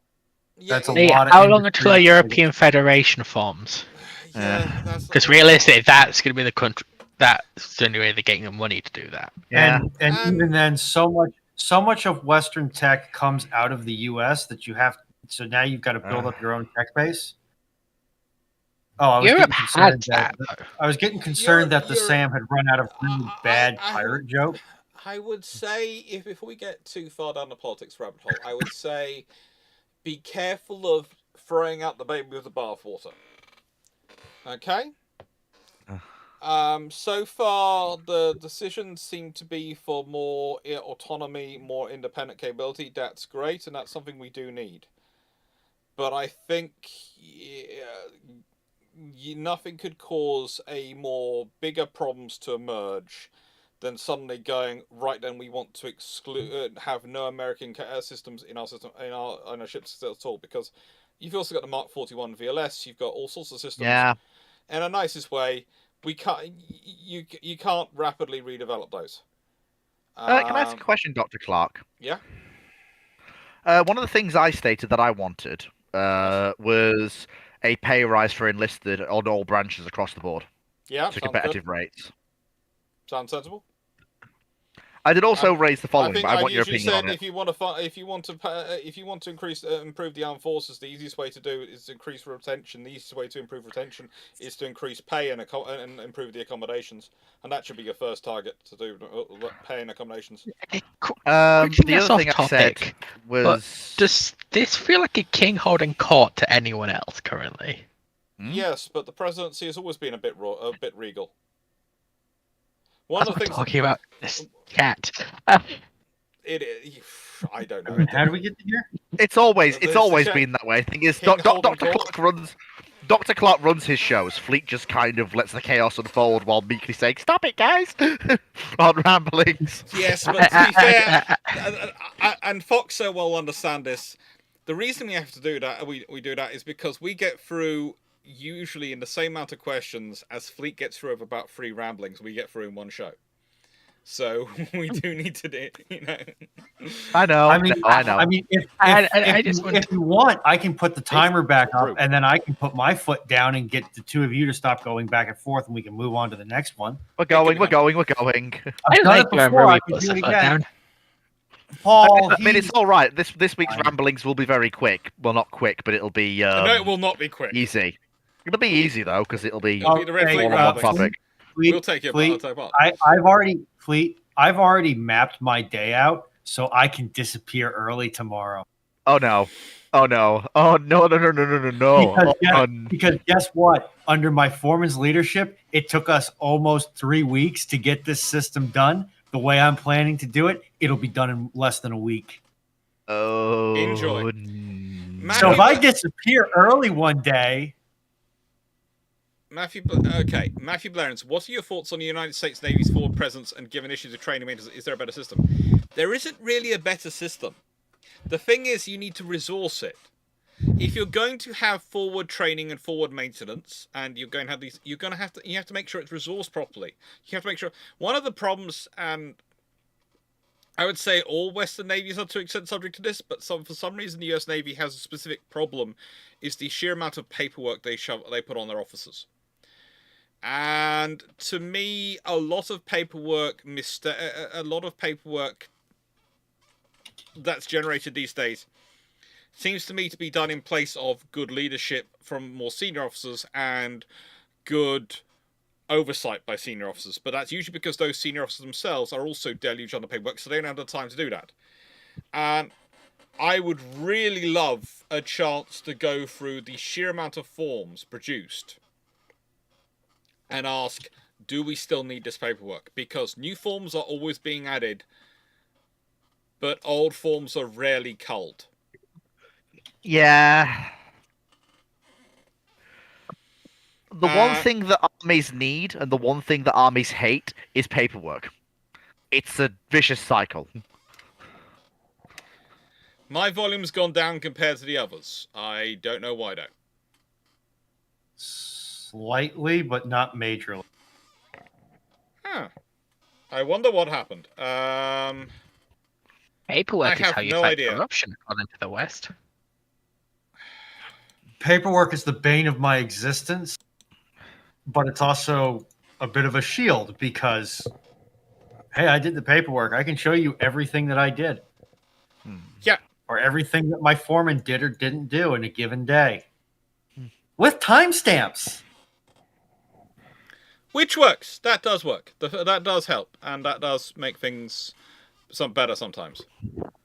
Ow, that hurt. Jonathan South, whilst I agree the Albion class are very much a compromise, and we'd love a replacement. We'd love replacement Trieste. Currently, the moment they've been deactivated with no replacements, I'd rather have them in service and people talking about the replacements than have them deactivated and no replacements. And compromise, they are still better than having nothing, which is what we'd have. I would like them in service until we replace them. I don't want to be in a scenario like we did with the aircraft carriers. It was silly. Ramol, do you think the LPH converted Centaur carrier is better than the LPH, a better LPH than the Iojima LPH and LPH converted Essex carrier? Not really. The Essex one is bigger, so that's useful in those regards. Iojima, I'm not too sure about. Basically, they're all. I will say the one advantage for the Centaurs was the conversion was led by the Royal Marines, so it really was converted to their needs, which is a good thing. Whereas the others were led more by their naval services, and the U.S. Marine Corps will tell you how often they find them problematic. Mark, I hate that so much. I can't argue against it, but I hate that so much. So with great responsibility comes great paperwork, Mark. I hate that. I both love you for writing that and despise you for writing that currently. I hate that so much. Should Portsmouth be flooded to expand the capacity of its harbour and dockyard? No. Seriously, now, no. Portsmouth and Virginia? Yeah, sure. Then I'd have to move the historic dockyard, and frankly, that's just going to be a nightmare. God Emperor Runshold, is the server 100% guaranteed to be on Java? Yes, that's what Runon will do for us. No, yeah. absolutely. No. Obviously, obvious on Minecraft Pocket Edition. No, Java. We want to have Edition. We can. we want to have a decent-sized dragon, and also we need to be able to, do the proper things with it, and having a proper server for it would make sense. Black Horse. And then, of course, we can all log in at different times, so we can all log in and be building our bits in our section, and we can, the admin can make sure we don't wander into each other's sections to destroy what they're building and destroy their progress. Which, of course, I would never do. Okay. At no point have me and Drac considered the idea of maybe an alliance to destroy others while they're under construction. Okay, if someone wants to fund my relocation and placement in the UK, effective as of this year, I will start spinning myself up to running Minecraft server. Okay? Black Horse, I think there you go. That is, yeah. Essentially, pay me. It's going to cost anywhere between $5 and $10 grand, US. That makes the £900 a month, £900 over a year I'm spending to have Starlink sound almost viable, sound less costly. Black Horse might be, I think that's actually going to be one of the options for a video which is going to be for vote this week. I think you might have put that in for vote as an alternate history video for people to vote for. So I'm going to leave that one. Okay, fair enough. Yeah, because if it becomes a whole video, then in the nicest way, there'll be a whole video about it. Good point. Knight 681, why do you think that none of the US Cold War frigates have been saved, or it's a British-built Type 29 on Amazon has been saved? She hasn't been saved yet. She's been in service of the Pakistan Navy, and the Americans might eventually save one of the Oliver Hazard Perrys, but... I mean, I think he's more thinking about the Noxes. They have the Noxes and the... Yeah, I know, but the thing is, there aren't any British Leanders sitting around either. So in a nicest way, Type 21 is OHP territory. It's OHPs would be looking at for the Americans, and yeah, the thing is they're still in service. Who knows? Eventually they might get one, but the trouble is also for the Americans, they have these lovely, great big things called the Hour class, which take up a lot of space in Texas, and when you've got something that big and that sexy, everything else just looks like an afterthought. Yeah. Dr. Clarke, can I answer this question first, then you can fact check me afterwards? It'd be a good test run. Yes. Matthew Blairens asks, if there was a return of a large surface-oriented warships, what would they be called if not battleships? It depends. Usually, I tend to go with the rather nebulous large surface combatant, because that basically means that it's a larger than average surface combatant that usually fulfills multiple roles. Some people have tended to call them battle cruisers, like the Kirovs, even though, again, I just say they're larger than average missile cruisers, but again, battle cruiser sounds sexy, so they call it that. But again, I still think that the Kirov falls into this large surface combatant role, because yes, they are missile cruisers, but they do also have they can do limited multi-purpose roles as well. But if you're talking about something even larger than the Kirovs, then I would absolutely lead into just the nebulous large surface combatant, because at that point you're talking about a ship of a size where if it's not capable of fulfilling an anti-submarine task force leader role, if it's not capable of being a strike vessel, if it's not capable of being an area air defense vessel all at once, I would seriously question why you're spending that much money building a single-purpose warship. Also, I would point out, and this is going to sound terrible, we've already got basically frigates as the ASW escort in Western navies. We've got destroyers, basically air defense escorts, and we've got cruisers still in the US Navy. Technically, they're Taikais, which are classified as cruisers, even though they're not cruisers, as the large general purpose surface combatant. And whilst they might not like cruisers because they're imperial history, I think very quickly people will fall back in love with the term cruiser. Should they need it? Should we need to build something that size? You think? So, not large surface combatant? No, because... You can see where I'm coming from, though, can't you? I can see where you're coming from. You know that global combat ship and global combat... global surface combatant program that the British had a few years ago? What's that now called? Oh, no. What is it called? I forget. And genuinely, Type 26 frigate! So the program might well be called Large Surface Combatant. When it comes into service, it'll probably be called Frigate, Destroyer, or Cruiser. Yeah. Yeah. Also, please note the legacy of the literal combat ships. Yeah. And what does the U.S. Navy calling their successors? The Constellation class. Cruiser. Frigate. Yeah. But you just got to remember that names have to be diegetic to stick. And unfortunately, large surface combatant isn't very diegetic. Yeah. No, I it hate. sounds like you. It Now- sounds like you're reading off an option of a diet menu. It sounds like you're a My bureaucrat. My People diet don't like is large bureaucrats. surface combatant. Yeah, honestly, I know they say if not battleships, but honestly, Oh, hi, Dragon. they're being called battleships. Yeah, but it's like battleships. Even if you're someone's not interested in military or navy or history, it's a case of battle, to fight, and ship. It's a boat. You tell that to someone, and they get a general idea of what it does. Yeah. Large surface combatant, they've fallen asleep on the second word. Let's be real. They might call them battle cruisers potentially. If they No, do do not study the term battle cruiser. If Look, I already. Look, in the I already. nicest way, I already. They'll be cruisers as long as they're sub 20,000 tons. They might get called battle cruisers if they're over 20,000 tons, like the Kirovs. No, I will. Don't you start. I already slap people for calling them battle cruisers when they are absolutely not. They're just larger than average Cruisers. battle cruisers. Fleet, look up the Russian words used to define them. I don't care what the Russians call them. You should. You should. Yeah, but the Russians call a supersonic missile a hypersonic missile. Yeah. So Yeah, but in a nice way, you have to work through what their phraseology is for their ships, and especially as you have your heavy aircraft carrying cruiser.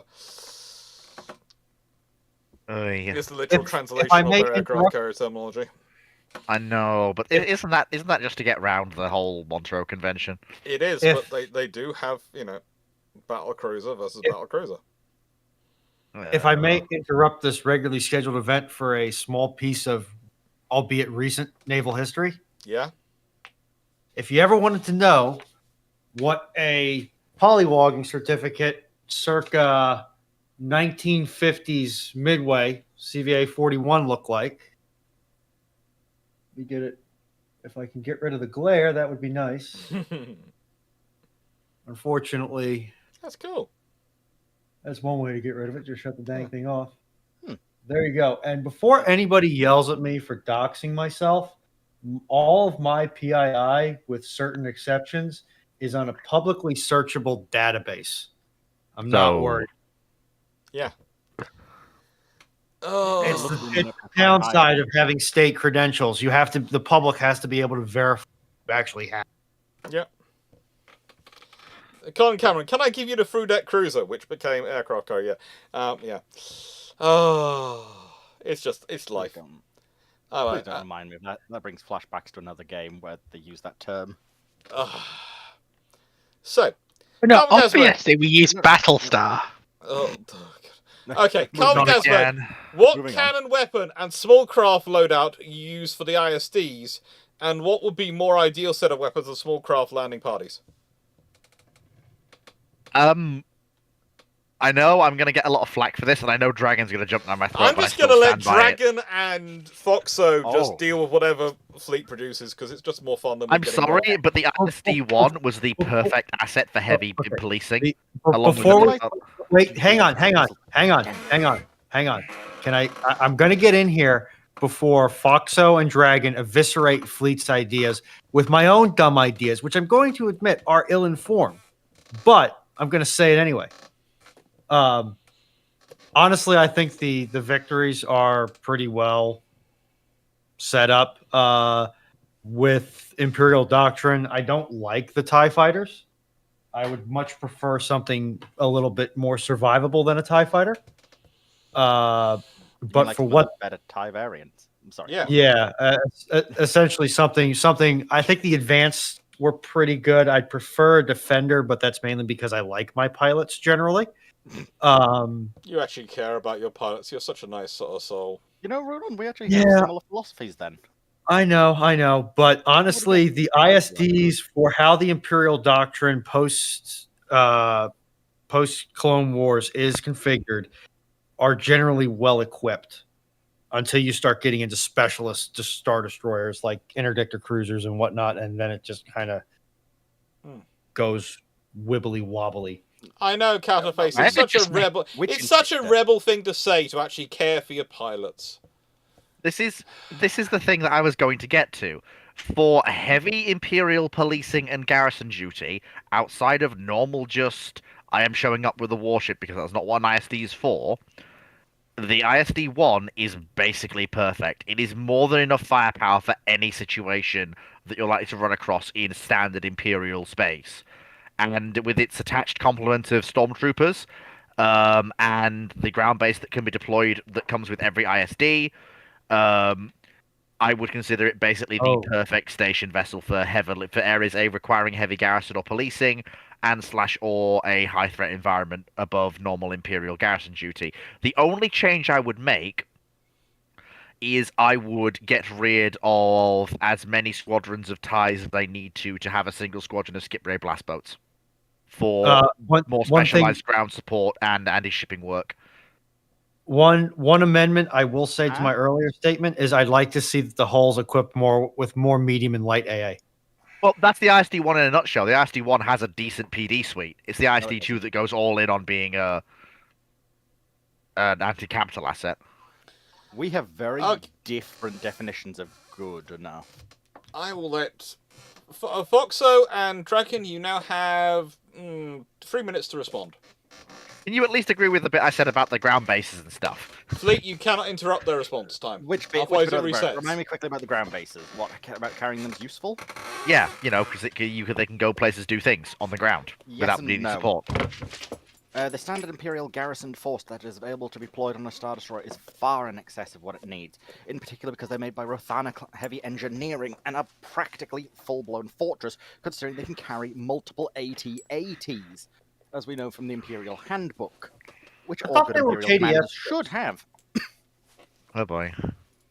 So, I thought they were KDS.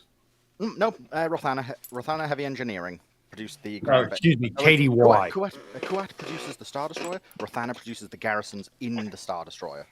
They actually have full-blown buildings. Oh yes, they have a completely deployable system in particular, that they can I would want my hands on. I'm fine with TIE fighters, because they are cheap. I would like better, but I'm okay with some. In particular, though... this one? No, not the aggressor. Oh, no, is it the aggressor? Yes, it is the aggressor. Aggressors. All right, y'all want to know what my autistic hyperfocus was growing up? Not really. We're trying to listen to Dragon. Don't. Nope. This is My autistic hyperfocus growing up. I have multiples of these things. Yep. And any good Imperial commander should always have a handbook at hand.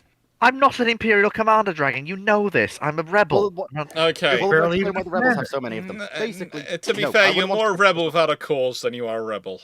Okay. Well, the rebel with a cause. It's just his cause is the hosh. Do we really consider that a cause? It is to No, him. don't It give gets me him break. out of bed every morning. Give me decimators instead. If I'm meant to actually patrol a wide area, the skip ray is not what we need. The VT-49 decimator is. Okay. All right. By gum. A lost cause, maybe. I do agree. Definitely a lost cause. Definitely a lost cause. Right. Just quickly. You go to Dragon for the Star Wars, you come to me for the Warhammer. I don't know damn about Star Wars. Right. to quickly, 96831, question. Before Dragon carries us on and we end up with Star Wars and it was just because it was a question of why would you want to fly a TIE fighter? Simple. Maintenance. It's cheap and Ease of it. cheese. Yeah. It's cheap as chips. Without a clue. Yeah, but 96831. Would the Free Courageous be considered the least bad outcome for the Royal Navy, as their hulls are older than Lexington and Kagi and Kaga? They're not that much older, are they? They're not that much older, but honestly, the thing is, they're the least bad. They are. They're not an optimal choice, but they give you something, and you can replace them whenever you want because, well, they are old enough. They're considered experimental hulls. So for the Royal Navy, That is the advantage that the Royal Navy can change theirs, and when you consider the Royal Navy basically reckons it's going to be in a major war in 30 years' time anyway, from about 30 years from about 1918 onwards. Yeah. I see Dr. Clarke is running the poodle filter now. Yes.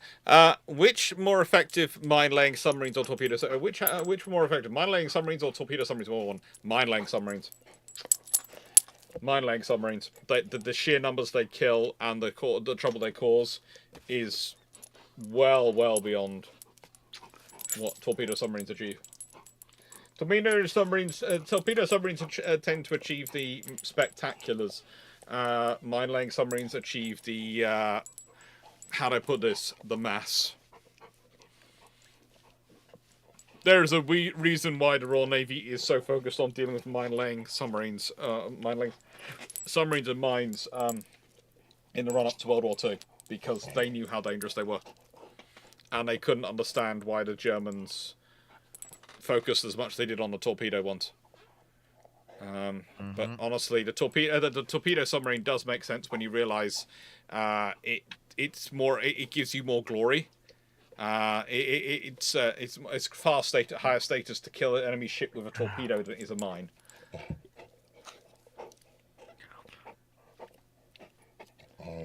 Hello. Steve Clarke, engines. Which system is better engineering-wise? 1, direct steam drive. 2, steam turboelectric. 3, diesel electric. When are you talking about? Define better. When are you talking about? Because when you're talking about initially in terms of better in terms of the efficiency is what we'll sort of go with. It used to be the direct steam drive, and then steam turboelectric and then diesel electric sort of slowly took over for it. The thing is, it's as we've got better dealing with electric drives and transferring the power that we can get more efficiency out of it. And that's the reason you change between them. The efficiency it can give you, the performance advantage it can give you, and especially once you start adding batteries and gas and all the other things, you can make an electric drive system far more efficient for you. You can also far safer because you don't have to have so many direct connections between your outer hull and your inner part of your hull, because your engine room now is linked to your power the shafts, which are going to be shorter for your propellers, by electric cable, not by actual physical shafts which water can run along. For my answer, if you want mechanical simplicity, you go direct steam. You go direct steam drive. If you want reliability and versatility to absorb battle damage or engineering casualties, you go steam turbo electric. And if you want a lot of range but maybe not as high a top end speed, you go diesel electric. Can you stop licking my chair? No. I'm not talking to you. Right, you want to be cool, you always go direct steam turbine. Yeah, But the chair is tasty. Yeah, you're gonna spend. I will never understand why my dog thinks my chair is tasty to tasty and something they should lick. The other thing I got him licking the other day was my old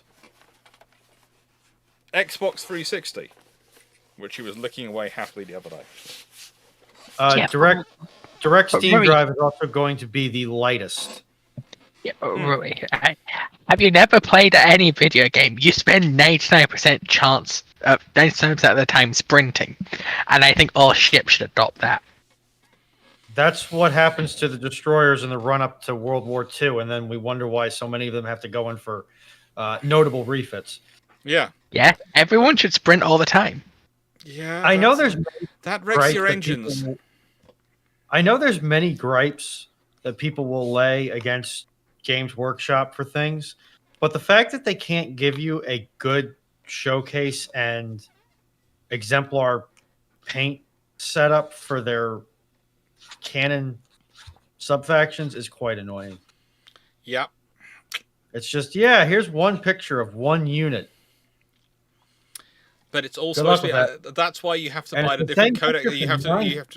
That's why you have to buy all the different codexes, because once you put them all together, then you can do it. Please I'm going between the 9th and the 10th codex right now. As a Space Marine player, don't remind me of that. Yeah, but pick up pick up the main codex and the main rulebook, and then all the other books. No. Yeah, and just pick up each generation of codex because you're going to need it.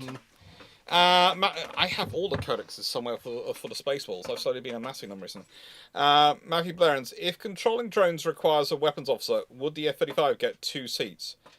I could see that being a scenario for the future F-35s, if that was the scenario they required. If they decided it needed a second person, and as I said, my view is if you want to have a significant number of drones and they want to have significant capabilities, you are probably going to need a second person. Yeah. Well, why not just This use is AI? this is to basically protect, bro? why you're getting.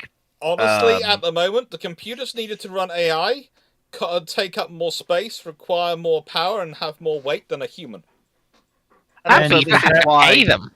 This is why you actually see. Yeah. The trouble is, when you're talking about operating a jet, the squidgy organic bit is the cheap bit. and then Fleet, I'm sorry, I'm gonna stop. I'm gonna step on your toes here for 1 second.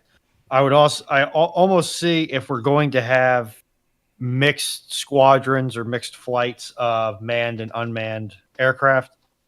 I would also expect that we may see a Cessna Citation sized aircraft, maybe small Gulfstream sized aircraft that is nothing but a bird herder that goes with that force to herd the drones. There is a reason why. There is a reason why.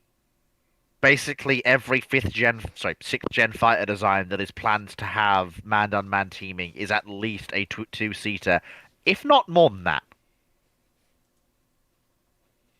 Yeah, because they're obviously stuck in obsolete design paradigms. No, because it's expensive to put the computers on there, because AI, to run the kind of level you need to actually run for this kind of operation, takes up a lot of computing power. And that requires a lot of power, which means you have to generate the power on the aircraft, which is weight. You have to host the computers, which is weight. And you then have to have all the sensors and all the other systems which integrate that with the pilot, and then you're adding on extra work onto the pilot. Yeah, why would you not just put that on the AWACS that's guiding the aircraft then? Because an AWACS is no, you just don't want to know.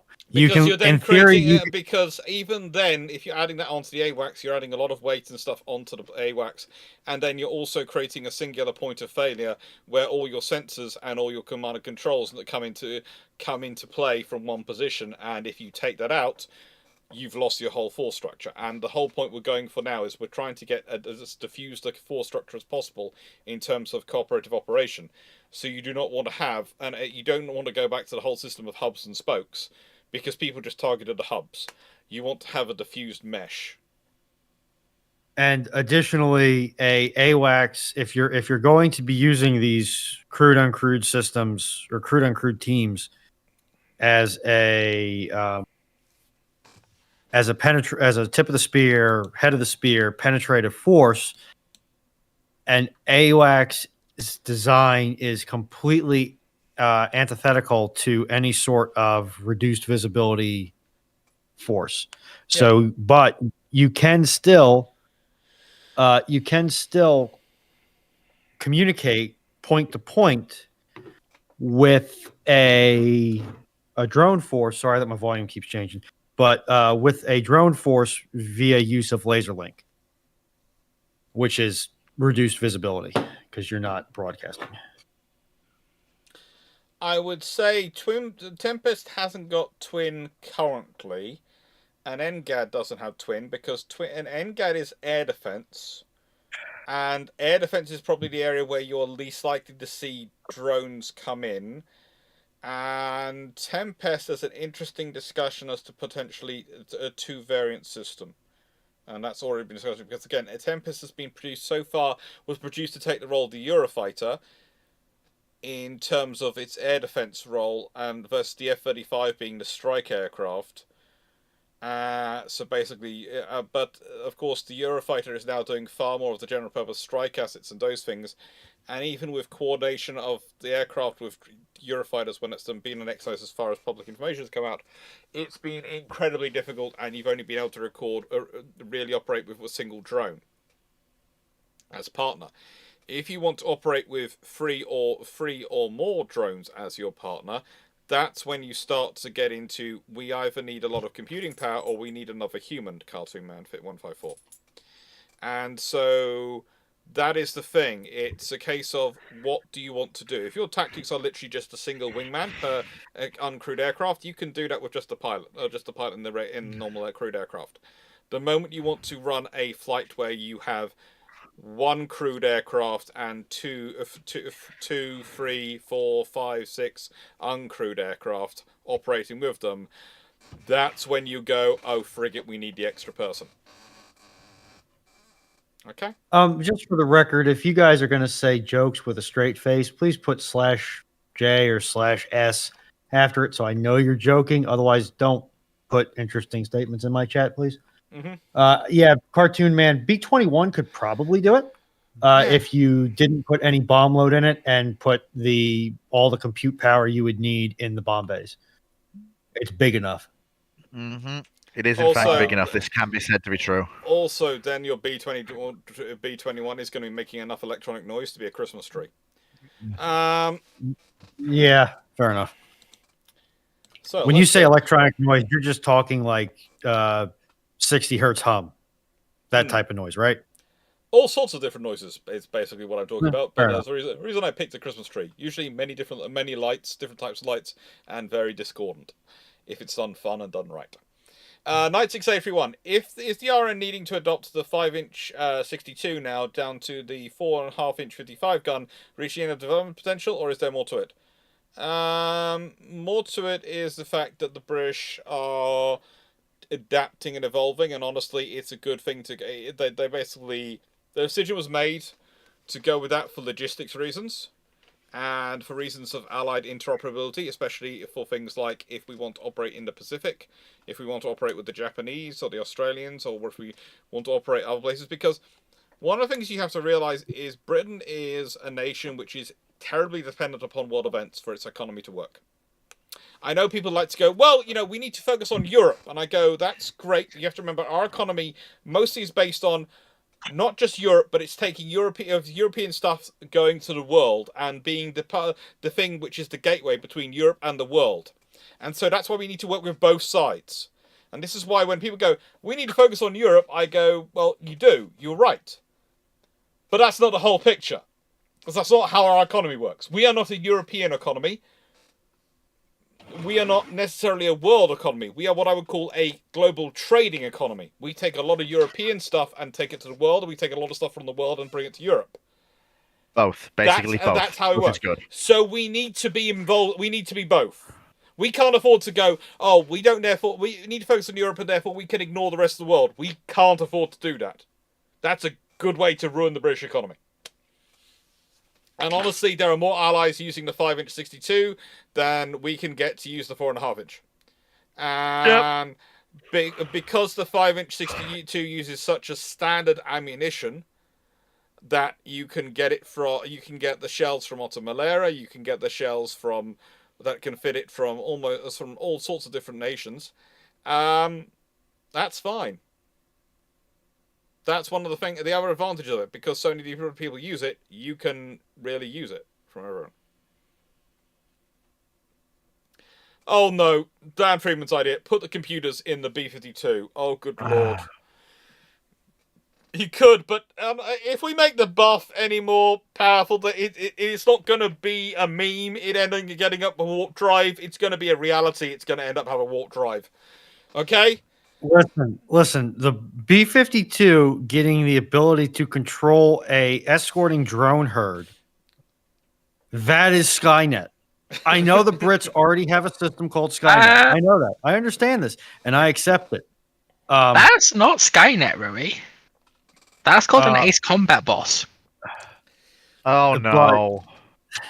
Yes, but also That's called a nice Oh. way. Please, someone go and suggest that to line crosser. line crosser, habitual line crosser, that the buff needs to have a horde of drones that they are controlling, and just watch their face.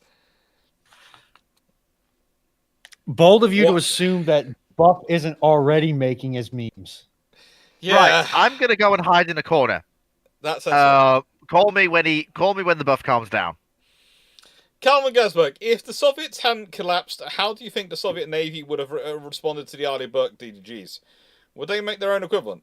From Kingdom of Probably. Vinland, potentially. It's Potentially. possible. I mean, the Soviets' first priority. Honestly, they were heading that way. When you look at the Kurvaks and you look at how they're developing their destroyers, I don't think they'd be an Ali Burke necessarily clone, but they'd have their response to them. And there were destroyer designs they were looking at the time which could have fitted that role. The more interesting thing is going to actually be the fact that if the Soviet Navy survives, you're going to have at least 4 Soviet large carriers, which are going to need escorting. That's going to need that's going to be an interesting thing, but also it's going to have an impact on everyone else. You know, the longer the Soviet Navy goes on, the more it's going to have an impact. I'm not saying that it's going to be a game changer for the Russians. It's the fact that we're going to get 4 large carriers, 2 of which will be nuclear driven. Yeah. Ramal, thoughts on the Dr. Constellation frigate, and do you think it's downgrade to Frem? It's a downgrade to Frem and worse frigate than Type 31 and Type 26? No, it's not. It's an American frigate, and it's definitely not a downgrade from the Frem. It's a highly modified version of the Frem, but it's designed to fit the American needs, just like the Type 26 is. The Type 31 is a general purpose flak frigate. It is in no way, shape, or form design. The Type 26 is on the same level as the Constellation class. That's the level we're talking about. So remind me again. Type Dr. 31 Clarke. is the one, but there's a level below it. The Type 31 is a light Yeah. frigate design. It's a flak frigate design. It's a general purpose hull which is done to make up numbers and also provide a cheap asset we can forward base. So remind me again for the people. Hang on a second, Fleet admin thing first. Dr. Clarke, can you change the banner? Okay, because we were down to like our last 3 questions, so I opened them up again. Okay. Very quickly.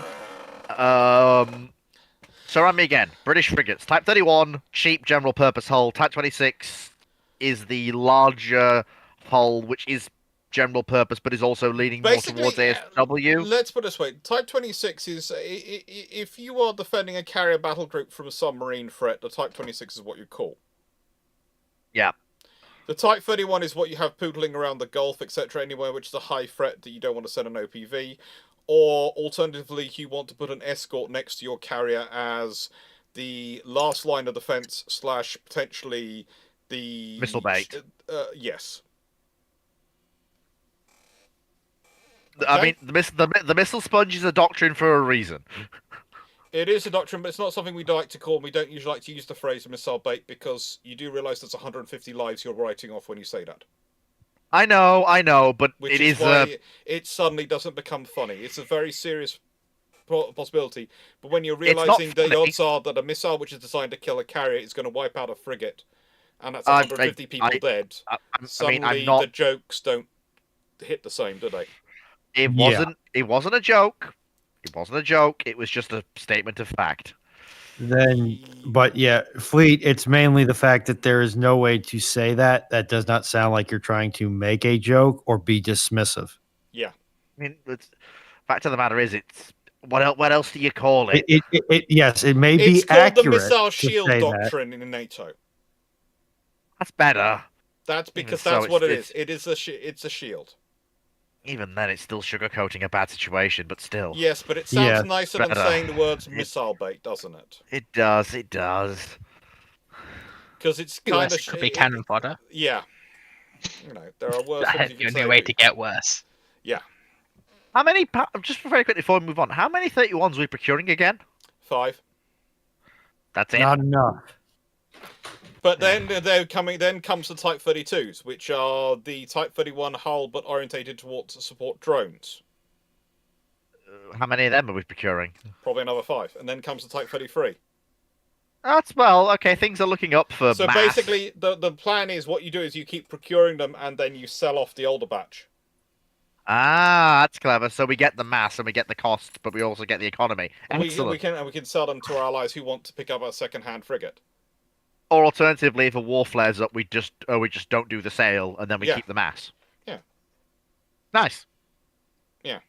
Interestingly enough, now the queue system seems to be working again. I don't know. Hey! I give up. I Don't I worry have no about it, idea Rui. what Don't happened. worry about it. No idea what went wrong. Sometimes it just decides to be nutty for us.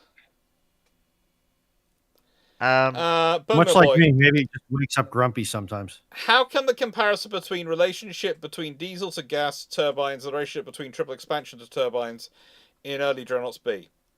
It's not 1-to-1. Yeah. So, for example, with triple expansion into the turbines, the advantages were basically numerous and. So, for example, you had power density is one thing that does transfer over.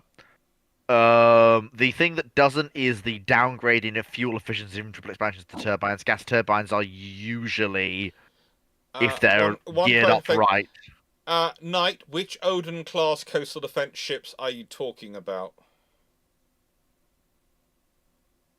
Because don't take this the wrong way, but have a look at how many that have been.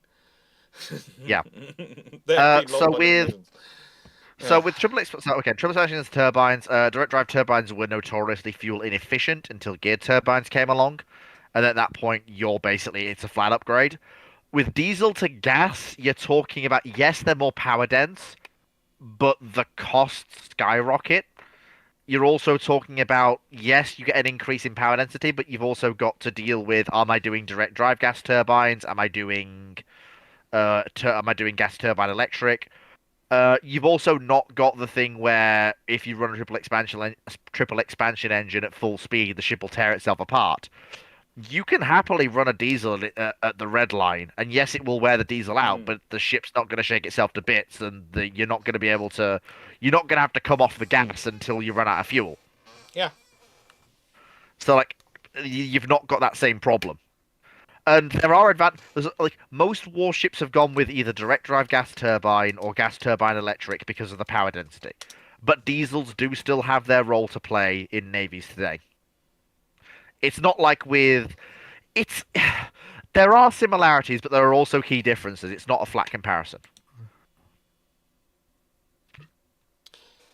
Knight, I'm How just did I going to do? clarify. You did quite well. Knight, I'm just clarifying. You mean the German Odin class, I'm presuming, therefore. Just Ooh, checking, that's because there's also the Odin class of the Swedish Navy, and there's there are multiple classes of ships which are called Odin class that are coastal defense battleships / ships. And so this is why I'm asking for clarification, because there are quite a lot of them built at the same time. Yes, they all like you wait for an Odin class and then 5 come along at once. Quite literally. The sheer number of Odin classes built at the same time is quite disturbing. Yeah, it's just good lord above. Would you please cease?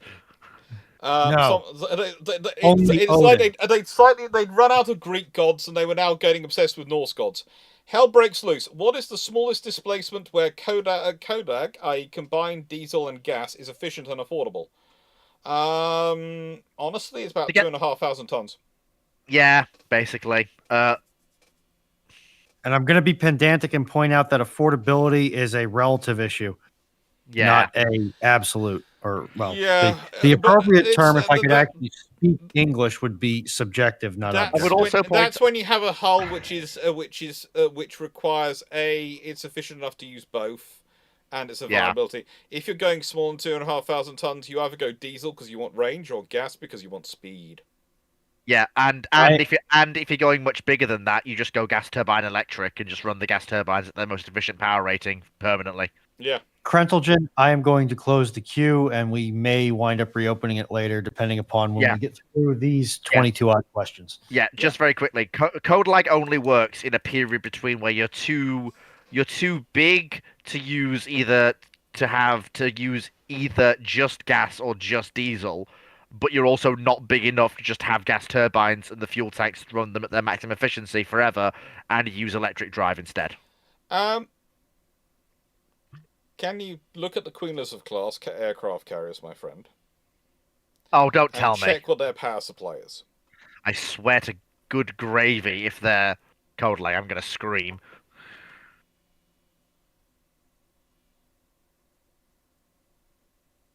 Of course they I are. am waiting. Of course they are. Why not? Why wouldn't they be? So, Why wouldn't okay. they be? Okay, Just right. spite me. Now that we've dealt with that, do you want to have a look at the Chinese-built aircraft carriers Oh as no, well? you don't. Oh no, you don't. Well, the Chinese ones, I'm fairly confident are oil-fired steam. I thought. Tinyu is asking you to scream into the void. I'm not certain Never. why.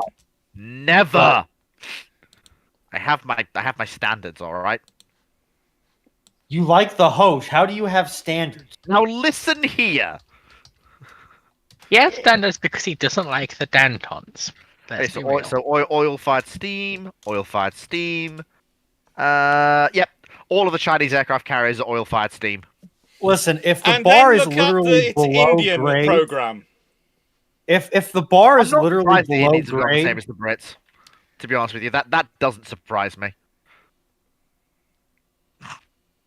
Actually, the Indians have gone Kogag. Oh, so they have. That acronym is unfamiliar. Do you want to give us the lowdown? Combined gas and gas. Hang on a minute. Isn't that just gas with extra steps? No, it's when you have your gas turbine set to 2 settings. 2 different levels of efficiency. Oh, for the love of Michael St. Josephine, could people please make up their minds? They use the same variant. They use General Electric LM2500s from memory. Angry. But they have Angry to. fleet noises. God. Yeah, the reason the Chinese kept to oil-fired steam and have kept to steam is because they're preparing to go nuclear, which is going to, of course, be steam-powered anyway, basically. Because nuclear Yeah. is steam. It is, yeah. I mean, it's But also not a bad it's choice how you for... generate it. So it's perfectly sensible for them to keep the steam system. The reason why the British went diesel gas is because the British wanted to have a vessel which could go around the world rather economically, but also at high speed when they wanted it, and for as long as they wanted it when they wanted to. Also, the wasn't it reason the with... British didn't go nuclear, and this is always an interesting discussion because the British did look at the nuclear scenario. The Chinese are building a nuclear carrier. I think that's carrier number 4. I believe so, yeah. I believe so. I think... Dr. Clarke, can I answer this one? Yeah. I think I know where you're going with this. You can correct me if I'm wrong. Isn't it also with an eye to when the ships are going out of British service? If they're conventional, they can be sold on, whereas if they're nuclear, they can't. That is a point. But also there is the fact that there is also the cost of certifying the various ports that would need to receive a nuclear-powered surface ship. Mm-hmm. Because where do the British want to dock them? Portsmouth! And what's the backup docking place? Liverpool! And what are those ports nuclear certified? None of them! There are. Do you know which are the nuclear certified ports in the United Kingdom? Faslane! Southampton and Plymouth. Really? I thought Faslane was as well. Yeah, Faslane and Southampton. You said Faslane, though. Oh, yeah, fair enough. You said it, so I didn't need to. Yeah, good point. So that's one of the things you'd have to re-nuclear certify a port. And can you imagine the joy of navigating that through the local councils these days? Oh, you just never get anywhere. So basically, the Royal Navy, the Royal Navy, Rosyth is not nuclear certified at the moment for surface ships to go into. There's a reason Barren Furnace is certified for submarines, but there's a whole debate as to whether it's certified for surface ships as well. Because again, all the stuff has to be agreed through the local councils. Yeah, isn't this the reason why when American carriers come to the UK, it's Plymouth or Southampton they go to? That's the whole point. That's why they sit off Southampton usually between the Isle of Wight and Southampton. Yeah. Yep. Big buggers, aren't they? Yeah. It's also easier to visit friendly ports of conventional ships. Yeah. And it's easier to get dry dock space around the world if you need if you've got a conventional ship. So there are lots of good reasons to go with conventional. Completely. If you were going for a Catabar carrier though of that size and you didn't go nuclear powered, you'd be stupid. That's a whole discussion though. The only other alternative at that point is to go oil-fired conventional steam, but And the Royal I'm Navy sorry, hasn't do operated you know why did Southampton get the thing? Well, because when the Charles de Gaulle needed to be fixed, it needed to go into Southampton, because that's where they fixed it many years ago. So it got certified for that job. Oh, that's priceless. I That's actually have, priceless. It was actually I paid have- for by the French government to be certified. I have, I have closed the queue, gentlemen. Okay. I'd Okay, already At least for the moment. I changed the banner to closed a little while ago. Okay. Poke it with a stick. Because, What's next? well, I can now use my Q release button, hopefully. No, my Q release button isn't working. Dr. Clarke, once you've answered the last question before you're releasing the queues, can I take a quick moment to do a tiny bit of advertising for Monday? Yeah. Yippee. Join us on Fleet's Random Ramblings on Monday. Where Hey, just we throw it up. Don't you dare steal my thunder. Anyway, next question for 96831. Let's get through this one, then I can do my quick advertisement. Okay.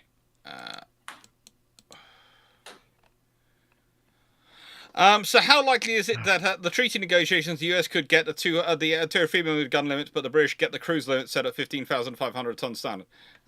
Very unlikely, because the Americans weren't even going for the 8-inch as their aim. The Americans, the whole 8-inch was plucked out of the air because of the 7.5-inch gun on the Hawkins, and that was it rounded up. So, in the nicest way, whatever guns was rounded up, and to get to 15,500 tons, you just need to have a design which is working.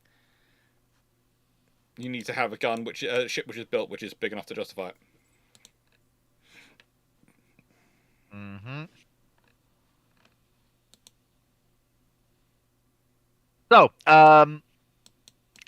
I hope all of you will forgive me for hijacking Bruships for a second, but That's fine, we're used to it. I would, after being in the Yeah. making for nearly 3 years since the start of Ramblings, or when it was first asked on Ramblings in 2022, I am pleased to announce that I am finally going to hopefully nail down the Red Fleet timeline into something that I am happy with to just leave on the internet forever.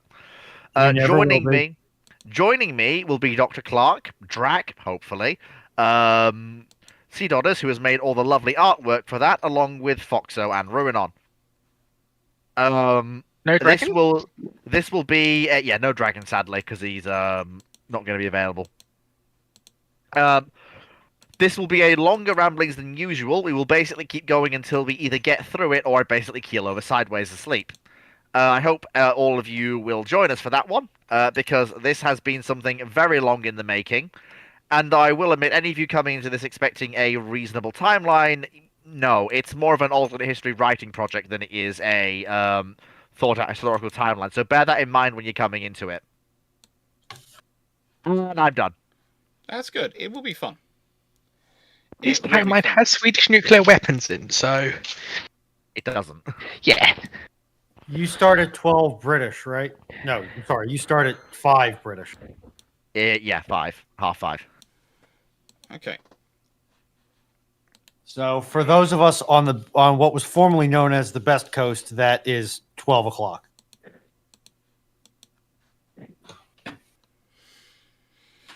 Go back to California. That's always fun. Mm.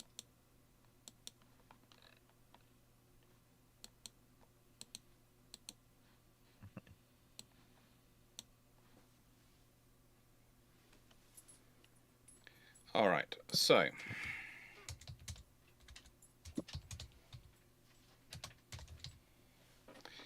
And I have just realized that my lovely Stream Deck stuff has decided to disable itself. And that's why it's not working. So can I have next question, please, again? And I'm just fixing it. I'm literally fixing it as we speak. Okay. 1981 asks, so how likely is it that the treaty negotiation... So 1981 says, how likely is it that at the treaty negotiations, the US get the 8-inch gun limit? No, but the next British get the question, cruise please. We've done this one. Oh, have we? That was the question we did. Did we miss 1981's question about the 15,500 standard limit? Yeah, we did that. That's what we did. Yeah, we just did that. No, the one before that. Question Alright. 127. So how likely is No, it that 128 that came before it. Oh, Oh, yeah, there is. So with the 15,500 ton limit, do the Japanese build up to it or exceed it? The Japanese exceed it. Let's be honest, it's the Japanese. A limit, It's- that's a challenge. Yeah. Basically. Oh, great. Stream Deck has decided to update itself. Oh, boy. Yeah, that's always fun when that does it. who updated itself? Stream Deck did. Dang technology. Yeah. It's updated itself to the latest version, and it's getting Luckily everything's for up to you, date. I installed chat commands. That's good. Steve Clarke, if the Royal Navy had chosen to use the 1550 on the Nelson class instead of the 1645, would this have saved any significant weight to be able to slightly lengthen and get a third shaft on the boiler deck? Possibly, but it seems from the F3 designs that the Royal Navy felt they could get more power onto the existing two-shaft arrangement. So they might not even have to get in the third shaft, despite me and Drac both believing that to be very interesting metallurgical science and evidence at the time. It would be interesting to see if it would work. But they Dr. could have probably Clarke? got an F3 style sort of speed. Maybe got 28 knot vessels. I don't know. Dr. Clarke, yeah, that was Yeah. my next question. If the only thing we change is 9 15-inch 50s rather than 9 16-inch 45s, Mhm. how much speed could they get given the amount of weight they'd save? Well, I said 28 knots would be the official speed. Damn. Just dropping by 1 inch would grant them that. Well, the 15-inch 50, once you've added in the fact the 15-inch 50, the space, the slightly different differential in the turret size, the weight of shells, all the things you add into it. If you go and look up the F3 design, you'll realize that that's all the differences between them and all the differences, the major difference between them and the Nelrods. They have a slightly different. They are slightly less dense in terms of their hull construction, so they definitely are a battle cruiser, but they are a battle cruiser that's verging on a fast battleship, and you could probably make it into a different. You could have probably made that design into a decent fast battleship or 28 knot design on the treaty tonnage limits without too much effort. I did a whole video about them for a reason, because they are that intriguing. Yeah.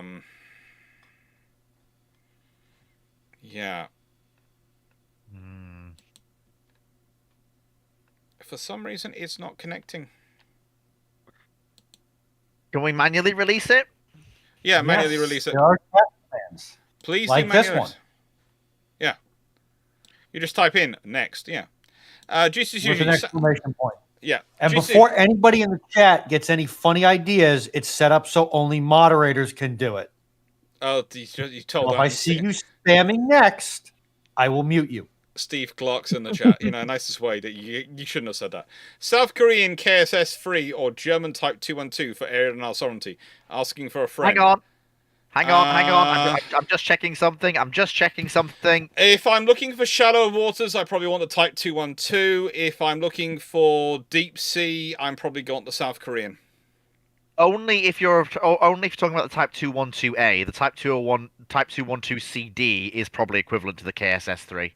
No, the The Type CD 212 CD is designed for Mediterranean. Yeah, no, the Norwegians and the Germans are buying it. No one in the Med's buying it. Yes, and they use it in stretch of water. Well, they haven't. Well, Starts it's not with even a in service B. yet. Starts with a B is what they're building it for. Rex, Baltic. I mean, the 212 has 20 days more endurance than the KSS 3. It might not have the range, but it's got more endurance. It's got theoretically more endurance. As long Yeah, as it that doesn't is true. move. That is true. It's not in service yet, but it would also bring into mind the fact that the then again, having VLS would probably be better for area denial as well. There is that. Honestly, I think you've got it right there. If you're talking about open ocean and long range patrol, it is the KSS 3. If you're talking about literally anything else, it's the 212 CD. Mm-hmm. Juicy Sushi, I know what you mean, but I'm now Both are thinking very- of I'm now thinking of batteries based on lions. What? And I'm wondering how that would work, and it is tickling my brain. So thanks, I guess. But boy, how would you make a line of British support carriers for World of Warships, and what ships would you include? Well, you can't include Unicorn because she's not a carrier. Yeah, you probably She's have to start. actually the go-to ship for it.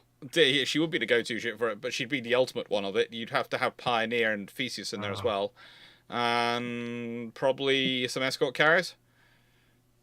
Pioneer, Theseus, Attacker, maybe? No, right. As I recall, Attacker at Tier 4? As I Possibly. recall, the current one is actually more, and it's going to sound weird, but still, I think I remember it being something along the lines of Eagle as the Tier 4 instead, followed by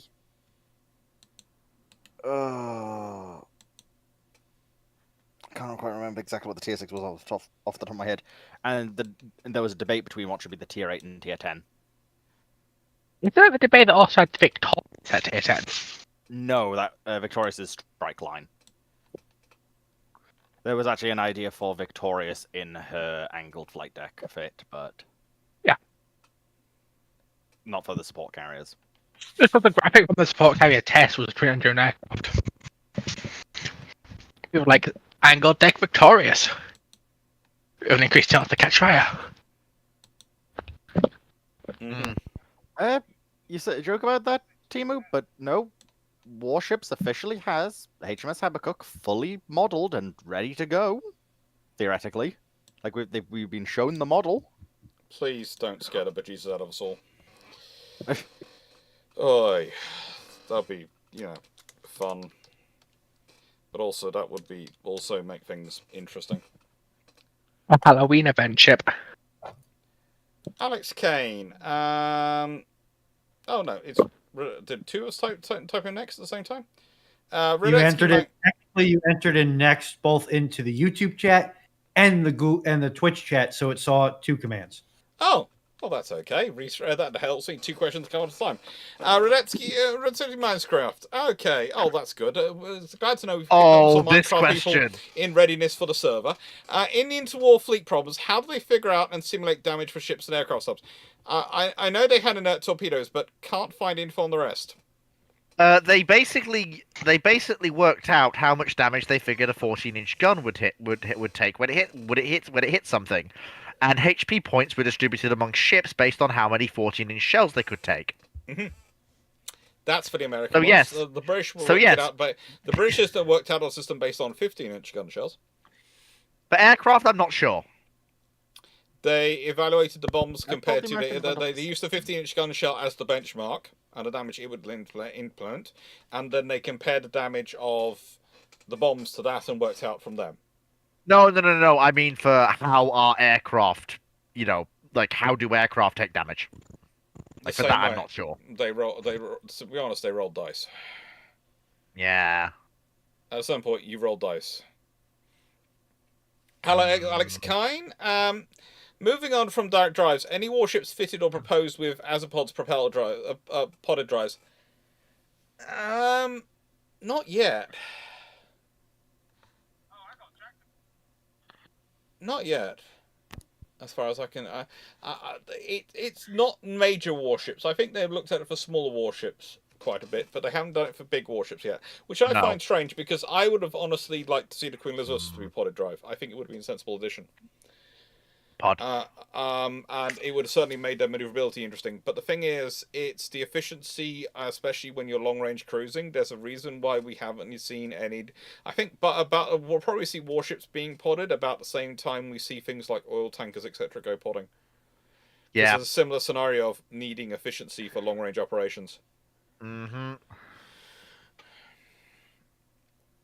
John Hegg said, of countries that ended World War II with a battleship, what year do they last fire in anger? The only nation the only nation who had battleships post World War II, whose battleships have fired their guns in anger is the US with the Iowas, and the last time they did that was Desert Storm. Are you quite sure about that?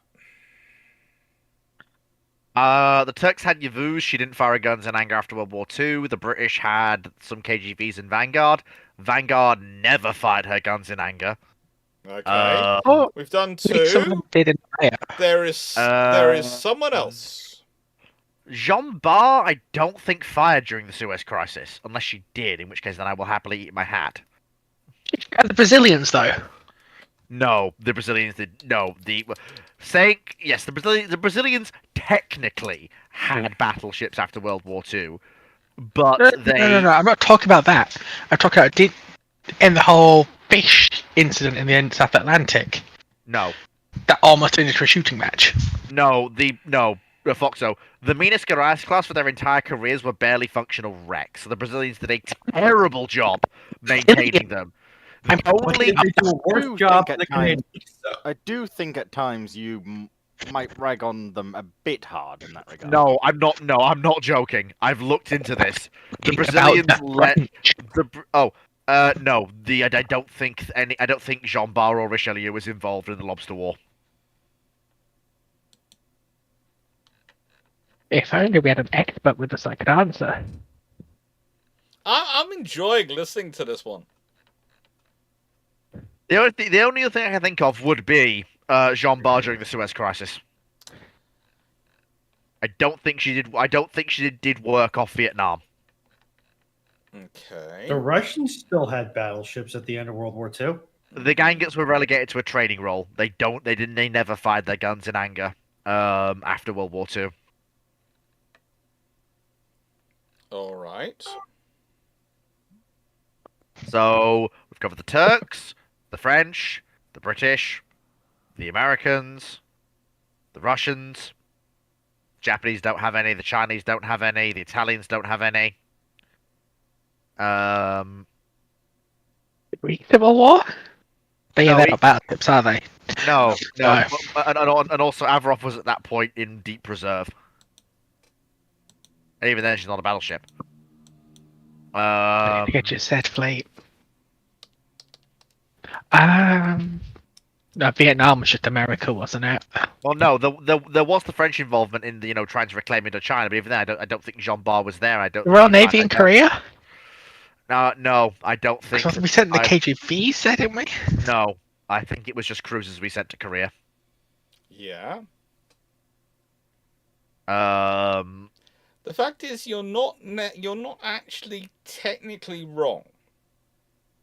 Because I've gone through all the nations I can think of that retained large capital assets after World War II. The Americans are the only ones who have officially fired their guns in anger. And please note the emphasis I'm saying unofficially. Unofficially, there are things like the French sometimes claim Richelieu, last time she fired her guns was in a weapons testing in 1951, but she still needed to clean her guns after some things. And during the Suez Crisis, officially, neither of them were mad enough to fire their guns. But unofficially, there is a whole discussion. Well, here's a weird one. Almirante Latorre?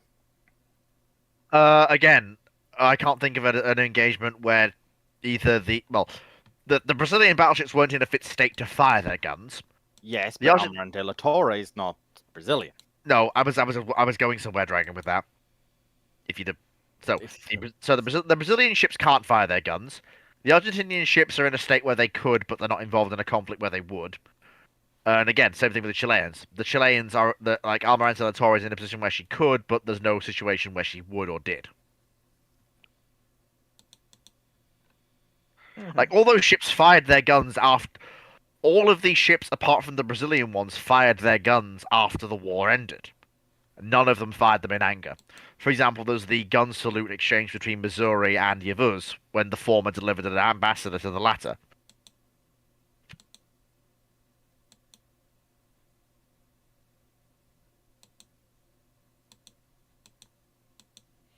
Yep. But again, officially, as we say, the Americans are the ones with the post. Unofficially, there's a lot of debate.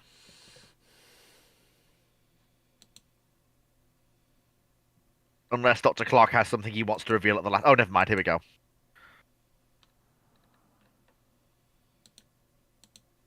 I think I understand that question. I'm going to let Dr. Clarke read that out. So would 1 or 2/3 of the OTL 27 original timeline 27 Tychos have been built if the CGNs had not been got rid of? Yes. You basically need the Tychos because they bring something to the table the old CGNs don't have. No, the And new that's CGN. I think they're talking about the nuclear CGNs, the ones that strike cruisers, which come afterwards, which would coming over. And if you had built those, you probably only built 2/3 of the original timeline Tychos. Yes. Yeah, because at that point the Tychos are destroyers. They're not. Yeah. They're not cruisers. They are the cruiser escorts for the CGNs. Because the CGNs were also supposed to have Aegis.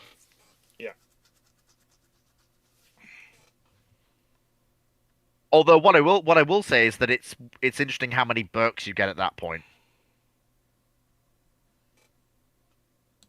Because if we're talking about the CGNs being built, those are long assets those are large assets with long lives.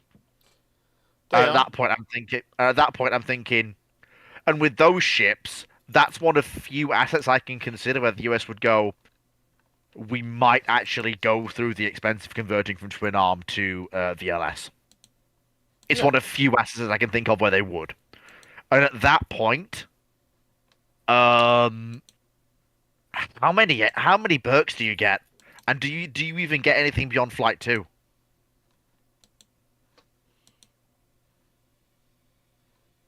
Potentially. That would be my thought process there. If Dr. Clarke wants to correct me, I'm happy to be corrected. I always want to learn new things.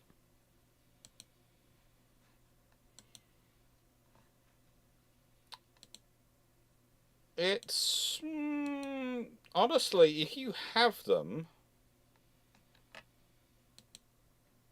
then I'm a bit distracted because I literally have had to rebuild everything on my streamer bot, and it's all been rebuilt now, and finally finished rebuilding. So hopefully, when I press this button, yes, it worked. Sorry, literally was rebuilding my end of the coding on from that. If you have CGNs in service and they are being useful and are working well, then honestly, it's also going to reduce some of the strain on the Burks because you've suddenly got something which is such a significant upgrade on its deployment. You could have one of them could deploy solo rather than just necessarily with the carrier battle group and turn up in the place and go, so you haven't said what you haven't done what you've required to after a Burke appeared. Now I am here. And I have to 8-inch guns. And I don't need to... what I need to do is, if you cause trouble, is, let's be honest, the sheer amount of firepower I'm carrying, for most nations, a CGN turning up, a strike cruiser turning up, that's enough firepower turning up off your coast that a carrier battle group turning up is an existential crisis. The CGN turning up is a crisis. Yeah. And thing is, it's also got that, as Dr. Clarke calls it, the big ship factor. The military types will notice the VLS tubes and the radar.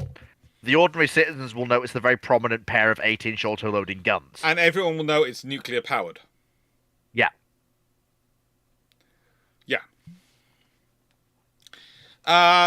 Good Emperor Rumsword. Would Runan rather have Rumpsword replace her foreman? Oh, that's a question. That's an evil question.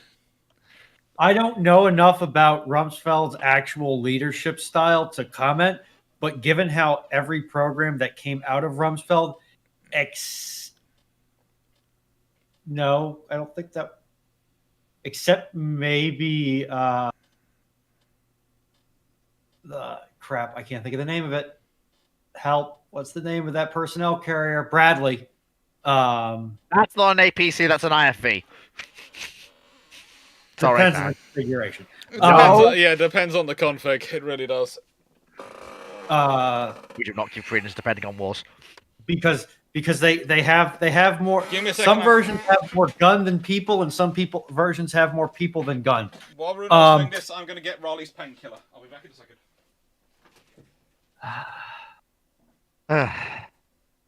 As I told Leslie earlier, anything Leslie does to me pretty much ensures that I don't have to work with my foreman again.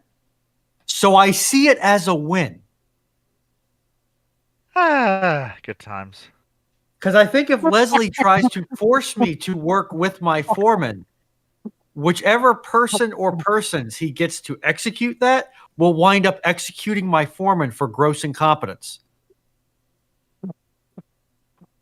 Sorry. So while Dr. Clarke is away, I don't have blasphemy about the LCS. I just say there was no reason to make them go 45 knots when they have a flight deck. There was, Genuinely, because they why hadn't did built they the do that? CGNs, so they needed it. And by the way, this is a poodle which claims that he can't eat his pills because they taste foul, so he has to have it wrapped in 2 pieces of ham with an obvious of ham to follow. Typical officer. So Leslie Ian 2020 asks, would it be better to build more I-200s instead of I-400s? So I would like to point something out real quick. The I-400s were designed for a very specific mission set.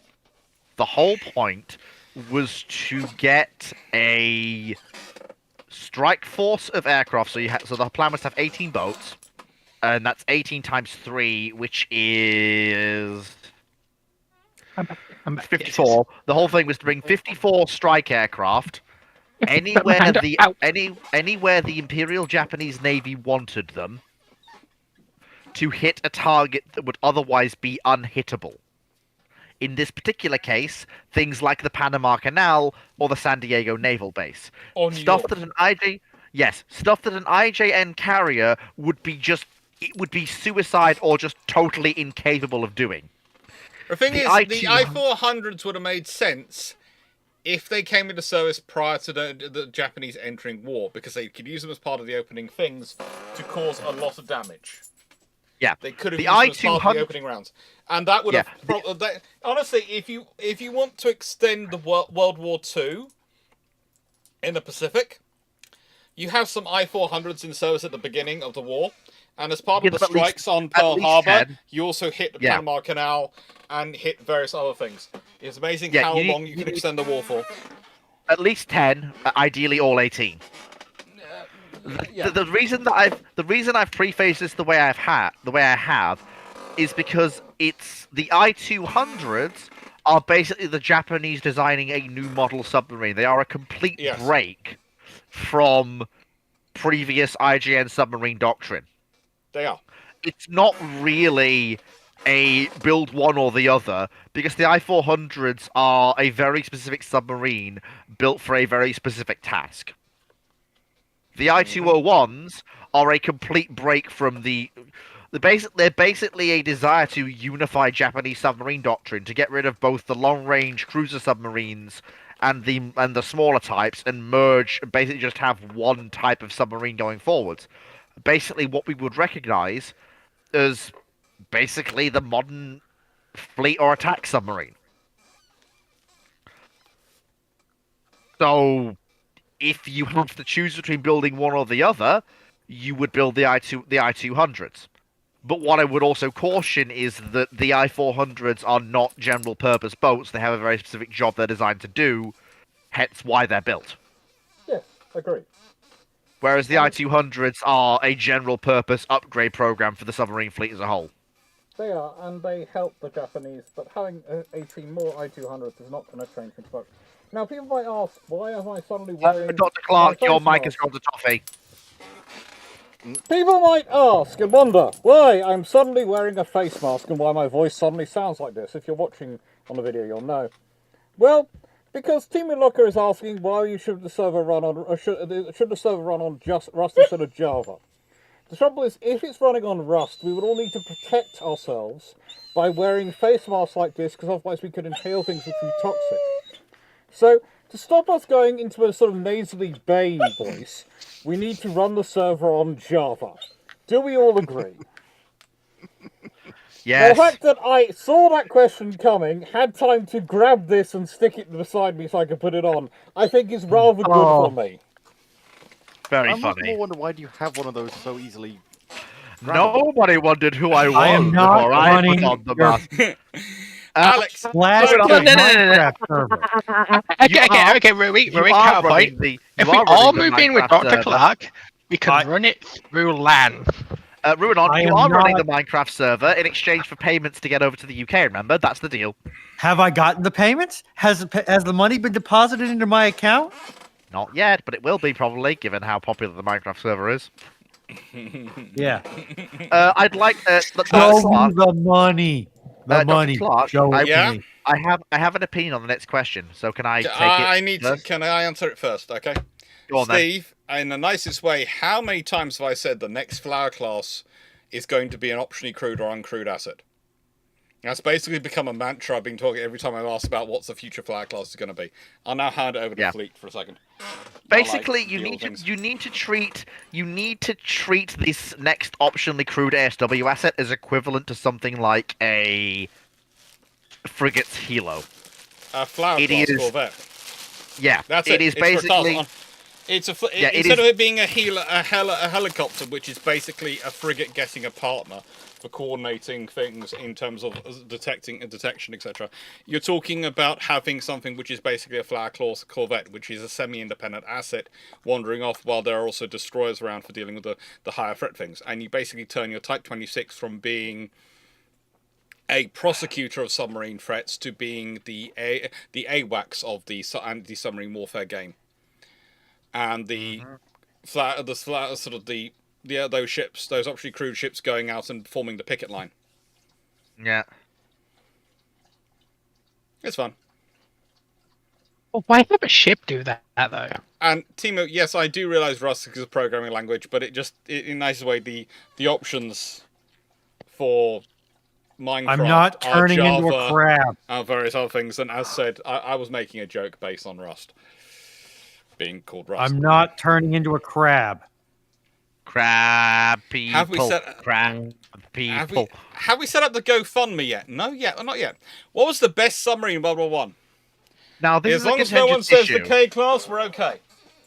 Well, my There you go. pick is actually the UB3s, because put it this way, the UB3s were world beaters when they were introduced in 1917-18.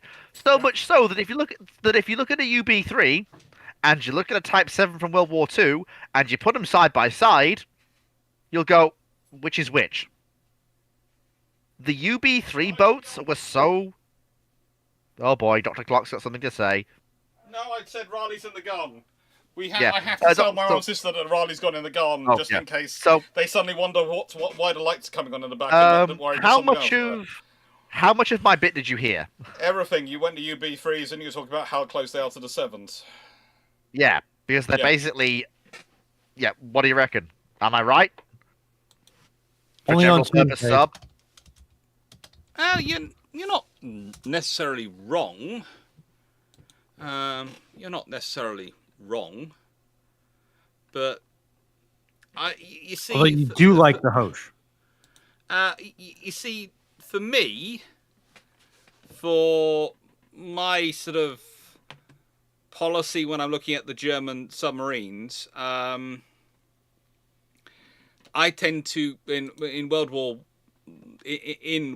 One, I tend to go for things like the UC3s and the UC2s, UC3s, and UE2s. The mine layers. Yeah. I mean, you're basically going on a similar doctrine to mine, except I'm just leaving out the mine laying. Yeah, and the question was, what was the best submarine in World War One? Sorely something has taken what was the most effective killing submarine of World War One, and that has to be one of the mine layers. Yep. No, I'll give you that. UC3 is probably the best bet for that because it combines basically all the good bits of the UB3, but also I have mines now. Yeah. Good stuff. But are you the Simon captain? Wagner, opinions on Type 26 for Norway and a potential transfer of the hull designated as Belfast. I don't know if this is the correct way to submit a question. It is the correct way to submit a question.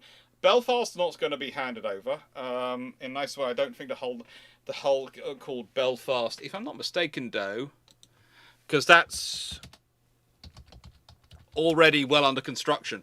It's more likely that if a hull is going to be transferred over to them in terms of the construction hull, it'll be one of the next batch. And I don't think Belfast is in the right position in that batch. I'm just having a look at the batch names. Belfast is already under construction, but I don't think it's more likely. If it's going to be anyone, it would probably be Birmingham or Sheffield, because they're not due to enter service till 23 and 24, and Britain's short of its own ships now as well. But the thing is, we've got construction slots which you can spaces you can sit in, because their construction is not currently being at full pace. The yard isn't operating at full capacity, so you've honestly got spaces in there you could slot into those spaces. So you could probably slot in. Sheffield was laid down in November 24, Birmingham in August 2023, and in April 2023. So you've probably got about another 18 months. That we've been slotting ours down every 18 months. You could slot down one every 9 months. So you've honestly got space to slot down one. Doing the mental maths from November, probably August, September. Honestly, Knight, I wouldn't make that firm a dedication about HMS Belfast not being handed over. Anything can happen. I would say it's unlikely because you don't want to piss off Northern Ireland. Oh no, it's unlikely, No. but I wouldn't make a firm assessment. The reason it can't be done is because of the Type 23s and the ages and protecting our own maritime security interests. As much as we care about the Norwegians, we don't care enough to start sacrificing ourselves. The first batch have to enter service on schedule. Otherwise, we're in trouble. Technically, as it is, Belfast is not supposed to be commissioned until 2029. So, in the nicest way, think about how old the Type 23 fleet's going to be in 2029. Glasgow comes in 2027, 2026 earliest, late 2026 earliest. Cardiff 2028. Yeah, in the Belfast. Yeah, no, you've got a point there. I'm sorry, I hadn't thought about that. There have been all sorts of weird paper talks, but no. And the thing is, also, Belfast, this is going to sound strange, Glasgow, Cardiff and Belfast are the ones which least fit the Norwegian needs, because they're most adjusted to fit the British needs of the ASW vessel. Pure ASWS vessel for task groups. That's the thing. Do you mind? Excuse me. You trying to get... did I not give you enough biscuits or something? You just mugging me for biscuits now. No more poodle treats! You're just mugging me for biscuits. Don't mug the Dr. Clarke. I have a poodle. Okay. I'm actually... Did we actually, Dr. Clarke, did we actually get what Odin class knight was referring to? Yeah, we did. Which one? Which one was it? It's the German one. Oh, excellent. That's the next question. Yeah. I am prophetic. Yes. And it's a leading question, will be. How unsuitable? They weren't that unsuitable. They were, in the nicest way, they are built between 1893 and 1896. Let's be honest. They're armed with some 9.4 inch, three 9.4 inch guns in a twin and a single turret. They're armed with a load of 88mm guns. Unsurprisingly, they're German. They've got some torpedo tubes. They've got some belt armor. They are 15 knots top speed.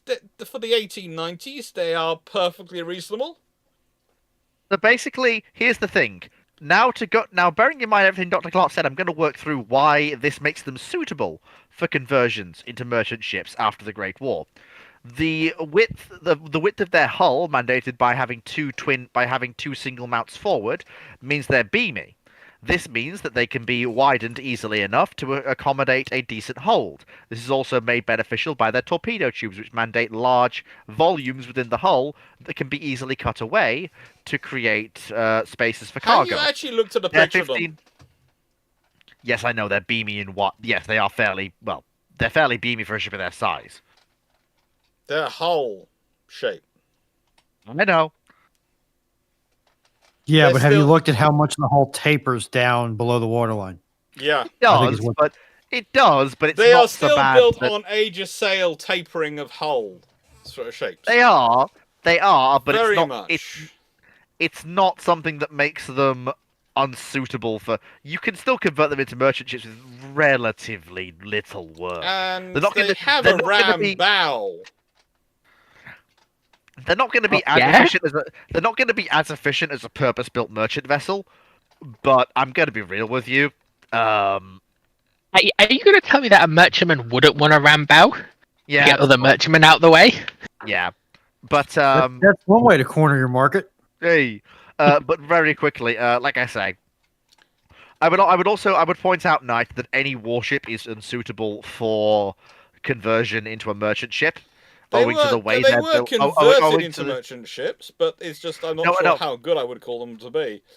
Oh no, but But what I was going to lead into was, out of all the vessels you could choose to convert to a merchant ship in the late 1910s, early 1920s, owing to the simplicity of their machinery plant, the way their hulls are laid out, the way their armament is KKK. fitted, Yeah.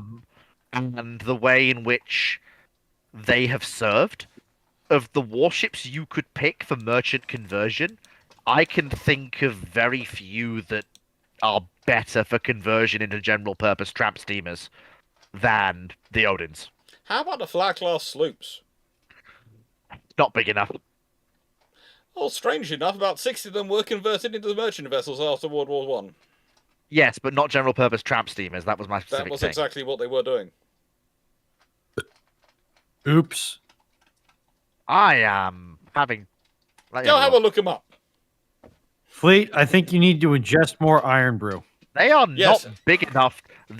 They are not big enough It to be depends ocean-going where you tramp want to do steamers. the run. Yeah, I'm talking about ocean-going tramp steamers to go anywhere in the world at their captain's wishes. I think if you're travelling up and down the Atlantic coast of Africa, that counts as ocean going. I said anywhere in the world their captain wants to go. Yeah, if but I'm how many operating in the South Atlantic, there aren't many other oceans I'm going to be worried about.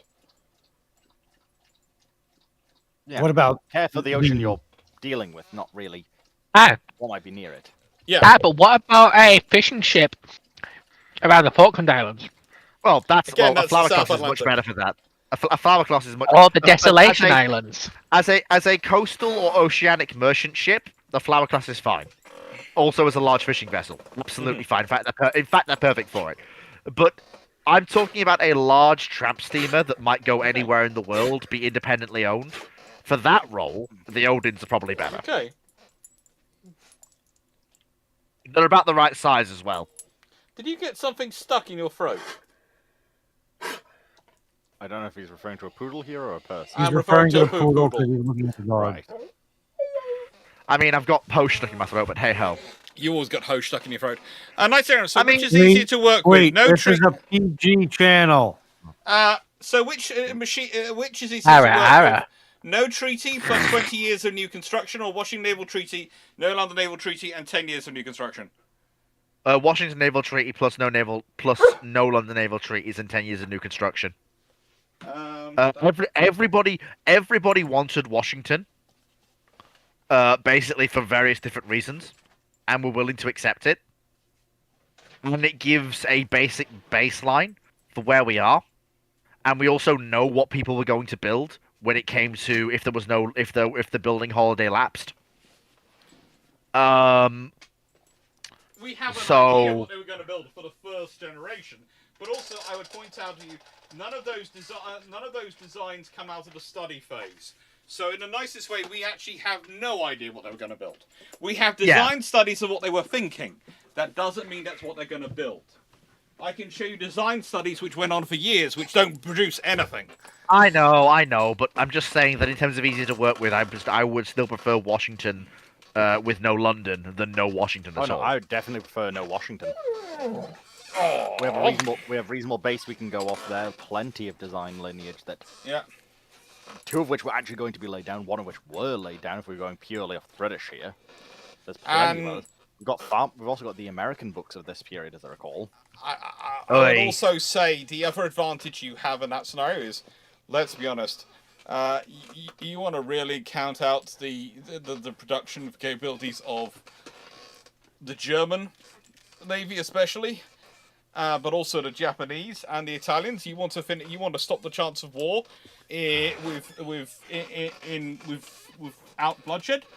You want the construction to keep going. Can I get my? Ugh. Can you stop knocking my headphones off? No. He will not, apparently. Oh, good lord. Hello. Did I miss you? Did you hear that? Did you hear that? Oh, the squeaky.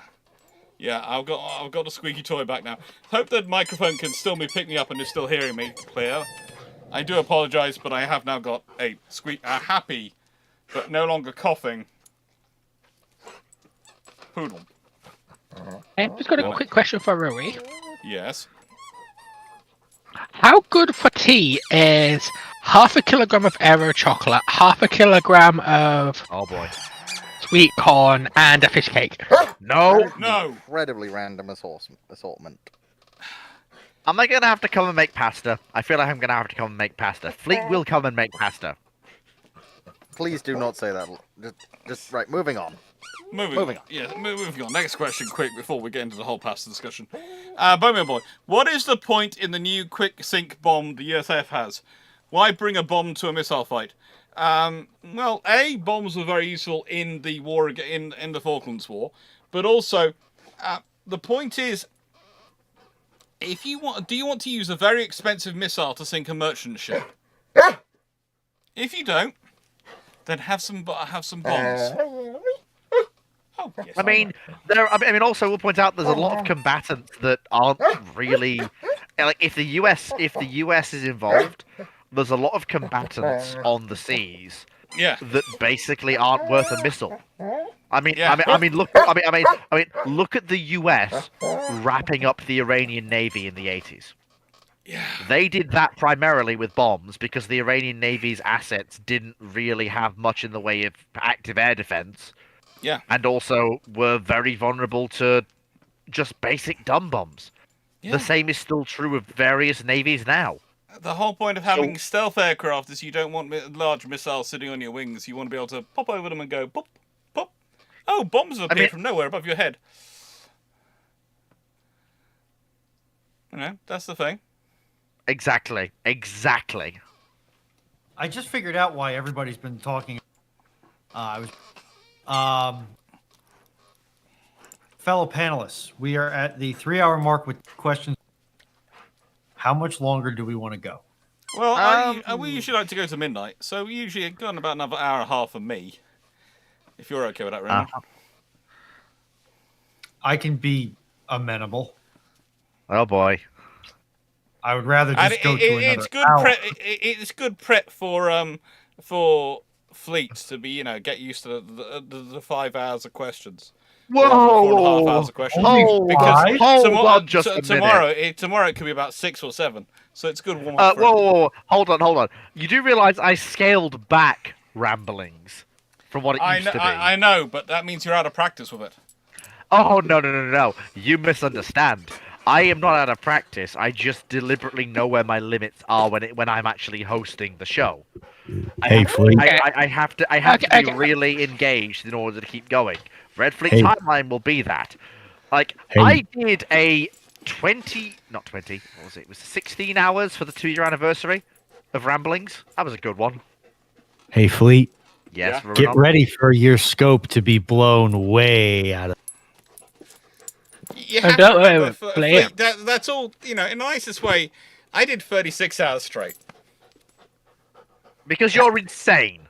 Yeah, And I'm planning on doing 96 hours this year. Nope. No, I'm gonna. I will get Dr. Dan if I have to, because that's insanity. Dan would join him because it means he wouldn't be at work.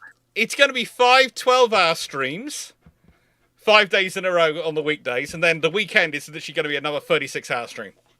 Aye. So I will do an hour's streaming for every VLS tube on an Arleigh Burke. Aye.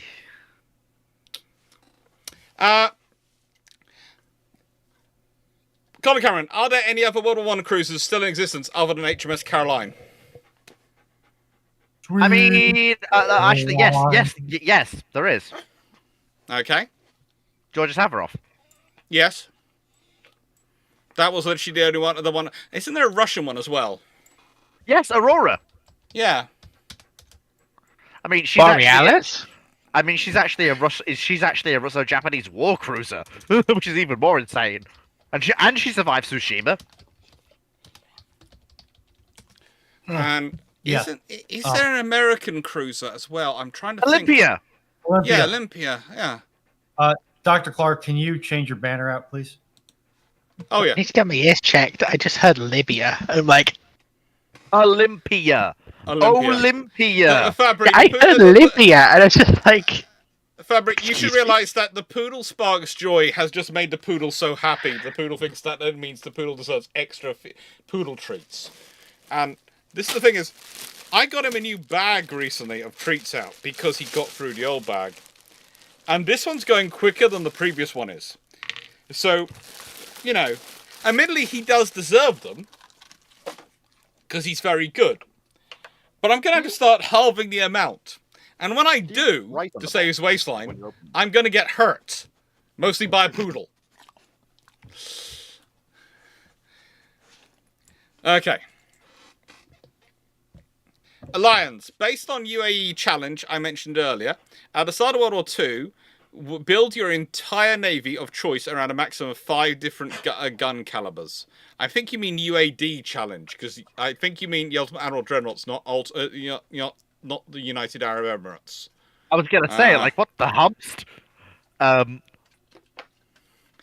Poodle Oh. needs his own feed for raising PT funds. I did used to do at one point. If you go back in the history of Bruships, there did used to be a poodle cam, and I will set up a poodle cam again at some point once I've got everything set up in here and I've got the space properly organised. Because he's going to have his own sofa, and so I'll put a cam focused on the sofa for him. Because that's the plan. So he's going to have a poodle sofa in the office. So. And I can rig up an interface with StreamerBot that dispenses a treat every time a redeem is made. Oh no, Yeah. no! The poodle will grow rotund if you do that. That is not a good idea. You dare suggest the poodle will become rotund? Yes, I absolutely do suggest that. That is exactly what I You suggest. insulted the poodle. Okay. I have not insulted the poodle. I'm well concerned for the poodle's well-being. So I'm allowed 5 different gun calibers for World War II. We are allowed And 5 different gun calibers. I'm allowed 5 different gun calibers. Well, I'm going to pick 40 mil, and I'm going to pick as one of mine, because that's a fairly good one the whole way through. I want to pick...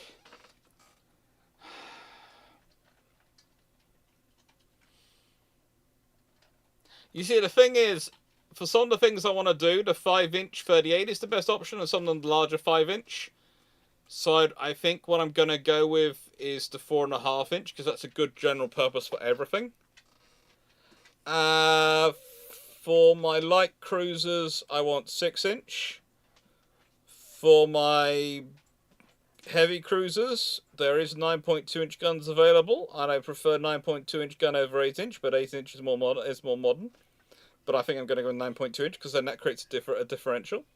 And that's for my gun calibers used, and I need a gun caliber for my battleships, and ideally I'd like the 16.5-inch, but I can't get that, so I'll go 16-inch or 16-inch, probably, because yeah, I can get a super. There's a super heavy shell design that exists for that period with that. Not bad. Steve, like, put a poodle on OnlyFans. Do not joke about that. In the nicest way. Hey, I can make a lot of money. That can pay for. I do maintain an OnlyFans account as a backup in case anything ever happens to Patreon. I do that. It's kind of like why I have both Twitch and YouTube. So I have backups for each other if one doesn't work. If I set him up with... There is a section which apparently is called Only Paws for dogs.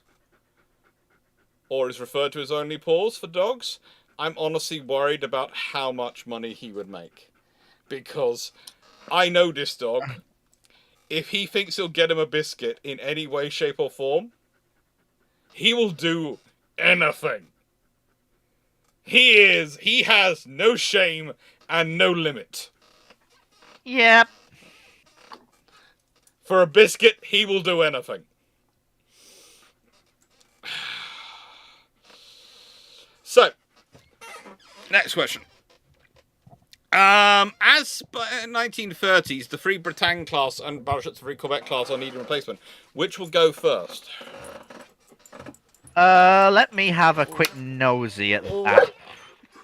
I'm sorry, the core base. It's the core base. It's gotta be the core base. It's- I was sitting it's going, not even a why contest. are Why we would it even not having be to the have a conversation about that one? It's the core base. It's always going to be the core base. I will point out that by World War II, 2 of the core bases had already gone, replaced by the Dunkirks. Yeah. The other 2 and 1 of the Britannias were supposed to go replaced by the Richelieurs, and the last 2 Britannias were supposed to be replaced by whatever followed them. Squad, Probably I don't know they are what you could be referring to, because only pause must obviously be about dogs and cats and... Oh normal furry creatures, doesn't it? no. How can you think of Oh, anything no. else on this channel? No. Let's not bring any of that up. So, chat do we for have once questions? has actually been caught sleeping. No questions are coming. No. Interesting. Oh. Listen, anyone got questions? Because please put them in. But, you know, we're open for questions. If you have questions about the Red Fleet timeline, please do ask them. Nah, or wait. No, till save tomorrow. them for tomorrow. Yeah, Fleet save has to them have for an save them answer. for tomorrow. Fleet has promised me he's going to do a 9-hour stream tomorrow about only Fleet, Oh, about the Red that Fleet is timeline. that is a 9 lie. hours. That minimum. is a lie. That is going to be Good another 3 hours that are going to be had on UAD, where Fleet goes and builds out all of the Red Fleet ships live. I don't Yeah, need to. yes. I have C dollars for that. He's already created all the models. This is what you promised in the last voice call we had. Nope. Yeah, I did not. Yeah. No. Yep, No. yep, you did. Yeah. You did. you did. I, as the mistress of gaslighting, agree with this. Just Therefore, because you know multiple it's true. people, just because multiple people say it, doesn't mean it's true. And I'm ashamed of all of you. I'm ashamed of all of you. I am ashamed of all of you for lying through your teeth so Oh, you're- fundamentally. I'm sorry. Under legal precedent, because we have multiple witnesses, you did in fact say it. That's not true, and that's not how That that is. works. That is, and you will be making them. You are disappointed in all of you. I will point. I You're the one will. who wasn't saying anything. I will point.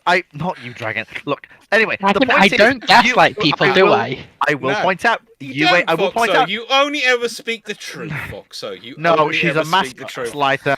She's a massive we have gaslighter, we a have compulsive a question, Shall we move Fleet, Fleet, before we move past your accusations of baseless accusations, let's move on to Shibra's questions. How important is weight of fire over the effect of individual shells for cruiser gunfights? It depends on the era. Now, the thing is, before you've got radar fire control, when accuracy is entirely visual, then volume of shells, as long as you fire them in the right direction, gives you more of a chance of actually hitting your target.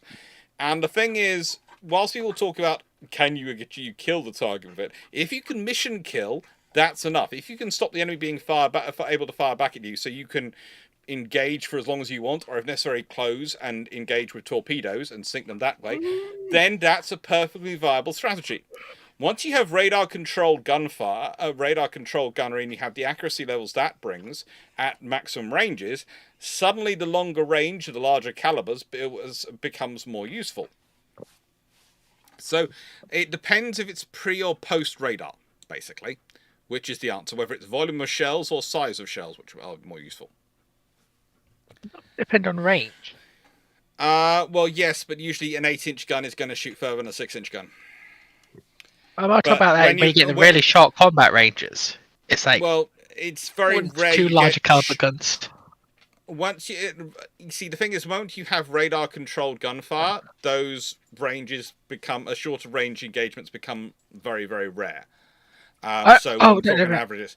But when you have prior to radar controlled gunfire, the average engagement range for a cruiser fight was 18 to 24,000 yards. I'm talking like pre World War One sort of. protected cruisers. So Where you'd want like a pre-war- couple of large caliber guns Well, because you're getting into range where you can pretty much guarantee to hit well, if the you thing. aim it properly. Well, no, the Yeah, thing but with the that thing- wasn't. The thing with that wasn't to. Can I? Do you want to go first, or should I, Yes, Dr. Clarke? Can I? The trouble is, in that era, their rate of fire was so slow they didn't really count. Yeah, the whole thing with having the whole thing with cruisers having big guns was the fact that when the protected cruiser comes about, not only do you have the first two generations of armored cruiser knocking around, which the protected cruiser's secondary or other part of the primary battery, that being its 4 or 6-inch guns, won't be able to deal with. You've also got the older ironclads that certain nations are using on foreign station. Mhm. That's why they have the big guns. The big guns are there not because you can guarantee a hit, it's because that's the only thing you have that can reliably be guaranteed to pierce and deal with the enemy ironclads and early armored cruisers. Various nations stick with those larger guns as things develop, but you also see other nations drop them entirely and move to a uniform battery. Usually a nation's first class protected or armored cruisers will have the large guns. Anything second class and below will likely drop them in favor of a uniform battery. Now, But- in answer to the next questions coming in, and there are more questions coming in, for Lions, what time do you think that chat will keep Fleet up till tomorrow then? Until as I we say said, so. He promised 9 hours, and so he's starting Nope. at his normal time, which is roughly Nope. 5 o'clock, isn't it, right? I did not promise 9 hours. 2 a.m. And Foxo so planned that'll be 2 at a.m. his window And, at Steve, about don't worry. 1:45. Steve, don't worry. The thing is, what Nick Fleet's promised is that the last hour and a half is going to be about the Azure Lane variants of the Red Fleet timeline, so that's going to be all covered. You don't have to Now worry you about that. are- That doesn't require a separate Now- session. And now that's you one reason are why lying through your Foxo's- teeth. That's why Foxo and Dragon's attendance is quite so important, because, of course, they're the Now Azure you- Lane experts that Fleet employs. So, Stafford Thompson. Now you're not good so much. You're not so much lying through your teeth as you are holding up a massive red banner saying, "I'm lying hysterically. Please call me out on it." Well, Fleet, No one, speaking of nicest like, way. we did just get a new event, so once again, I It can does just tie give you that in. full lore rundown. That, Yeah. you've been so asking for, and your viewers have been demanding. Yeah, What is your this lane is- content? This is Over. But remember, Fleet, Right, remember, Stafford, Fleet, we 8 now have. billion, 8 Carry trillion on, years ago, Fogger. the universe started with a very big bang. Politely and with the deepest possible sympathy, over my dead body. Actually, no, that's all right. So, several quintillion years ago, the multiverse started with a big bang. All right. This Next was question. widely Stafford- considered to be a Stafford- bad decision. Yeah. Stafford Thompson. Could Ford Motor Company redo an Eagle building project if called upon nowadays? It would be interesting to see how they'd achieve it, because Ford Motor Company's construction facilities and their modus operandi in terms of their organizing their construction is very different than it used to be. But they still have some great engineers there, so they might achieve it, but by different ways. Tanifelica, what is the smallest surface ship ever to be equipped with nuclear power? Ooh, I think it should. Probably it's one of the icebreakers, but I'm trying to think. I don't think any of the freighters were. Maybe Lenin? There would some of those destroyers. Some of the destroyers for the U.S. Navy were were not that massive. But none of the destroyers for the U.S. Navy were nuclear powered. Dr. Clarke, I think it's going to have to go to whichever submarine was the smallest with nuclear power. Surface the thing ship, is, though. the surface ship. point about the brain. If you consider if we go with the Bainbridge class, USS Bainbridge, she was part of the Hang on. Some of the American destroyer cruisers, which are technically which are called cruisers, were originally, how do I put this politely? were built-in classes which I would more happily associate with destroyers than cruisers, or rather destroyer leaders, is what they technically How are. big So, is you know, they're interesting. how big are they? What tonnage? Bainbridge was, well, you've got the Leahy class. They were 7,800 tons originally designed as nuclear. It's 9,000 tons.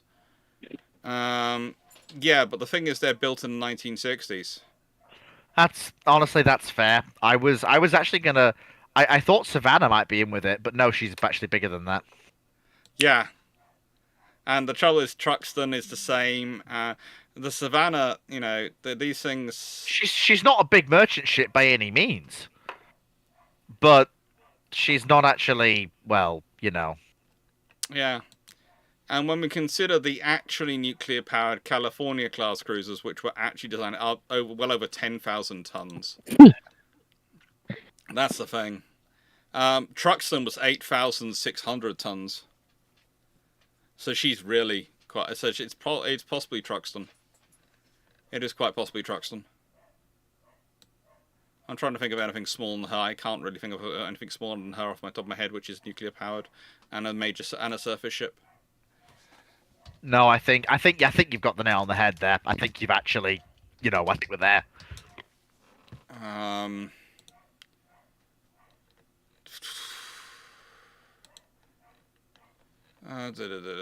Going through the various list of ships. Thank you for the people who like to hate on nuclear vessels, because you keep such a good list of them that were nuclear powered. No, I think it is. I think we are the smallest is because they've got that. I hate the friendly app. Yeah, I think I think literally it's got to be the Truxton. All the rest seem to be more than 9,000 tons. That's the only one which is roughly 8,000 tons, 8,500 tons. What is the utility of passive protection in modern naval warfare, and what kinds of passive protection are there? Okay, so there is an often coded phrase that you don't use armor on ships anymore. You use subdivision. So you basically are trying to make sure that any blast that happens is kept out of the ship, but also it doesn't go between multi compartments. It stays in its area, and so it's absorbed by that compartment. But you might actually do some passive protection, some armoring. Variations on Kevlar are often what are claimed around things like engine room spaces and CICs. Basically, your passive protection these days are less about keeping stuff out of the ship, more about keeping stuff out of the vitals in a ship. Because you can take a lot of energy off a bomb by taking the hit, or a missile by taking the hit. Like, his thing is, if a ship, like, one of the things that Steve's remembered a Mutsu, but I'm not sure if she was, you know, the thing is, she's... I was looking at her. She's not, she's actually bigger than the ships we were discussing. Yeah. Just very quickly to get back to the question at hand. I basically consider the fact that ships, if they take hits, are designed to be able to resist them. And then basically, yes, congratulations, you've mission killed the ship. It's still going to be able to go home and into dockyard hands. Mm-hmm. That's the whole thing here. You might mission kill the ship, but unless you outright sink it, it's going to be able to take at least one missile hit. Torpedoes are a different matter, given how modern heavyweight and submarine torpedoes are. If you get one of them that actually gets within range and hits you, I'm sorry. Good night, Vienna. That's it. You're done. You're done.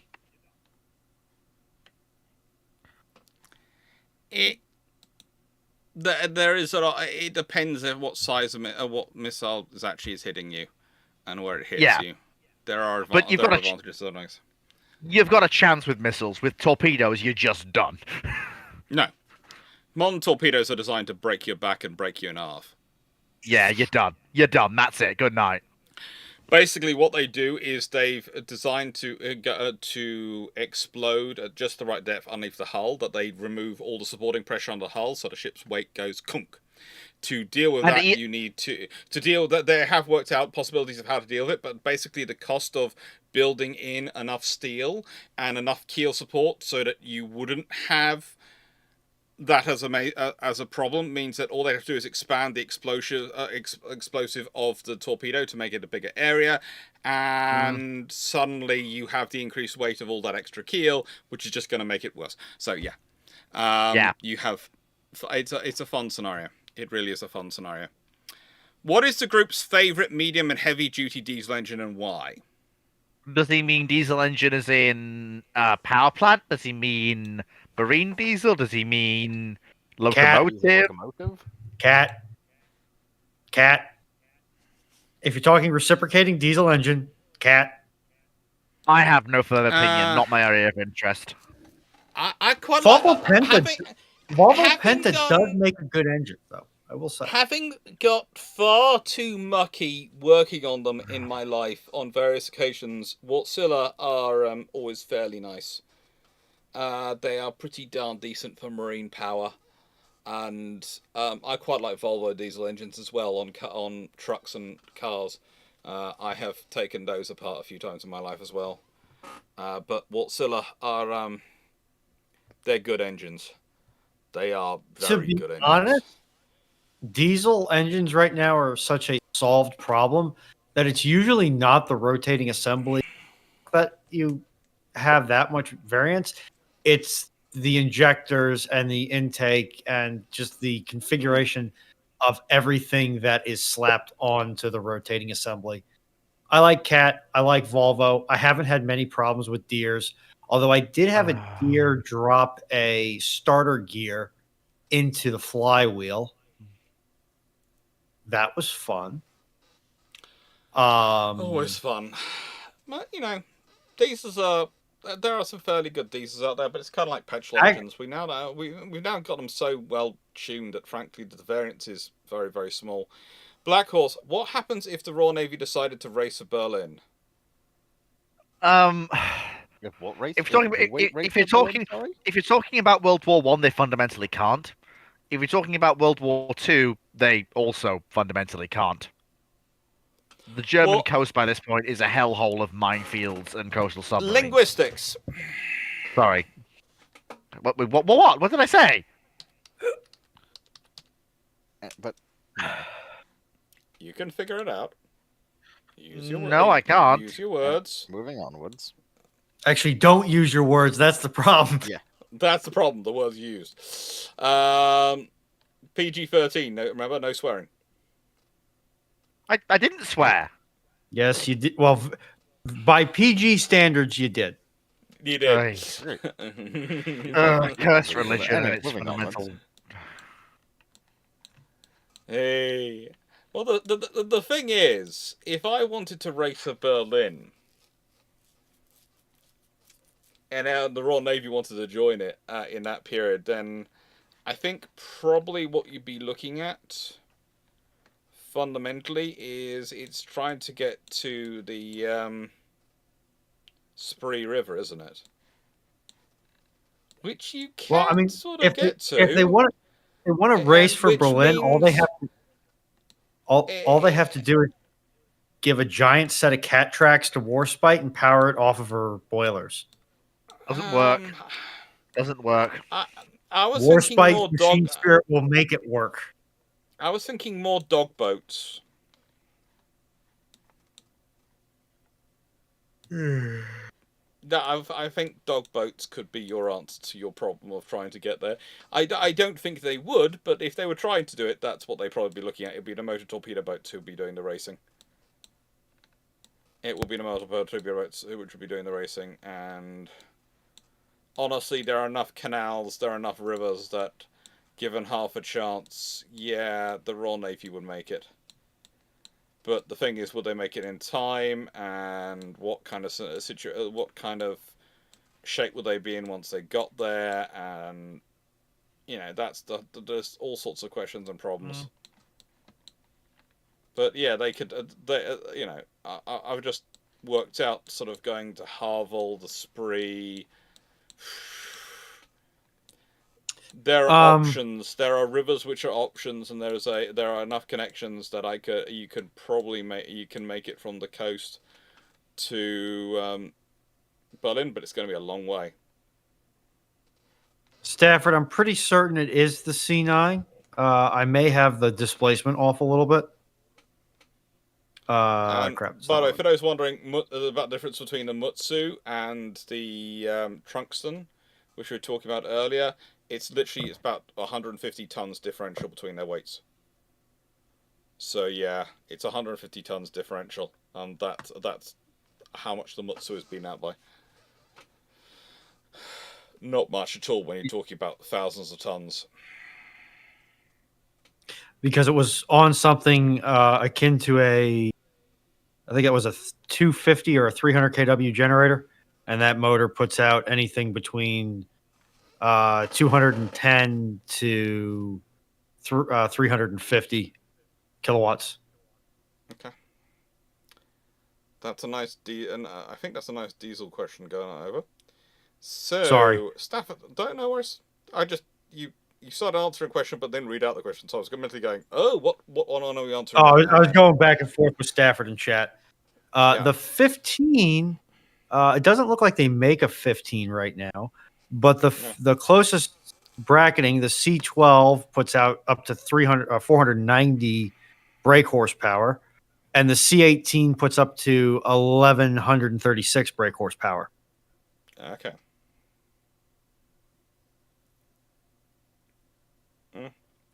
Right. Sorry. No worries. That's fine. This is a very nerdy channel. We enjoy it. Stafford Thompson, what is the chat's favourite gun caliber from handgun up to 18-inch allowed, and why?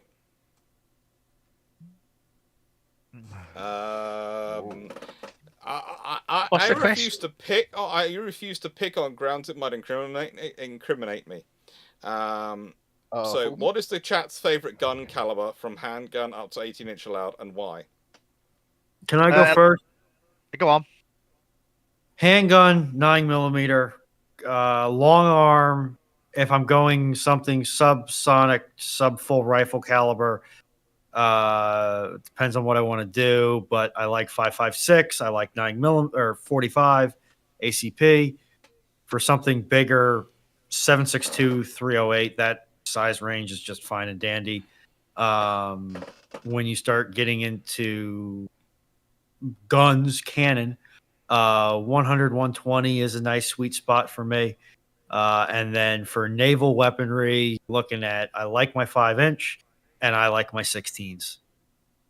And also 6-inch goes daka, daka, daka, daka, daka, daka, daka. Favorite gun caliber for me in terms of infantry munitions. So I have, in terms of infantry munitions, I have an incredible soft spot for the 50 caliber BMG because Madus. For field weaponry, we're talking the 75 or 76mm field gun in whatever type it is. So that's the weapon that introduced the quick firing artillery piece to the world. And for larger calibers, 11-inch. I love my 11-inch German battleships. I love my 11-inch battle cruisers, and I love the 11-inch K5 railway gun. Me. I think Foxo has something she wants to say. So for handguns, for handguns, it's before Foxo says anything, I'm going to hope Foxo's not looking in the chat, but I'm going to write something in there. What I think you're going to say, and I want to see if I'm right. Sorry. I tried to. I didn't get there in time. You did all right. You didn't blow my eardrums out. Now you can start, Foxo. Well, for handguns, it's 7.62 by 54R. That's not a my beloved caliber. Actually, it is. Obris, my beloved. Oi. I will remind the court fleet that Magnum Research makes. I thought it was going to be a crossbow. I thought you were going to say a crossbow, Foxo. makes No, a no, no, 30 no, on no, no. 6. I would never insult my babies by calling them guns, firing bullets. They fire bolts. Fleet. Fleet. Rifle is 308. We're Hang on. okay. We're Oh. okay. Fleet. Autocannons Oh, is hang on, obvious. wasn't just check. It's-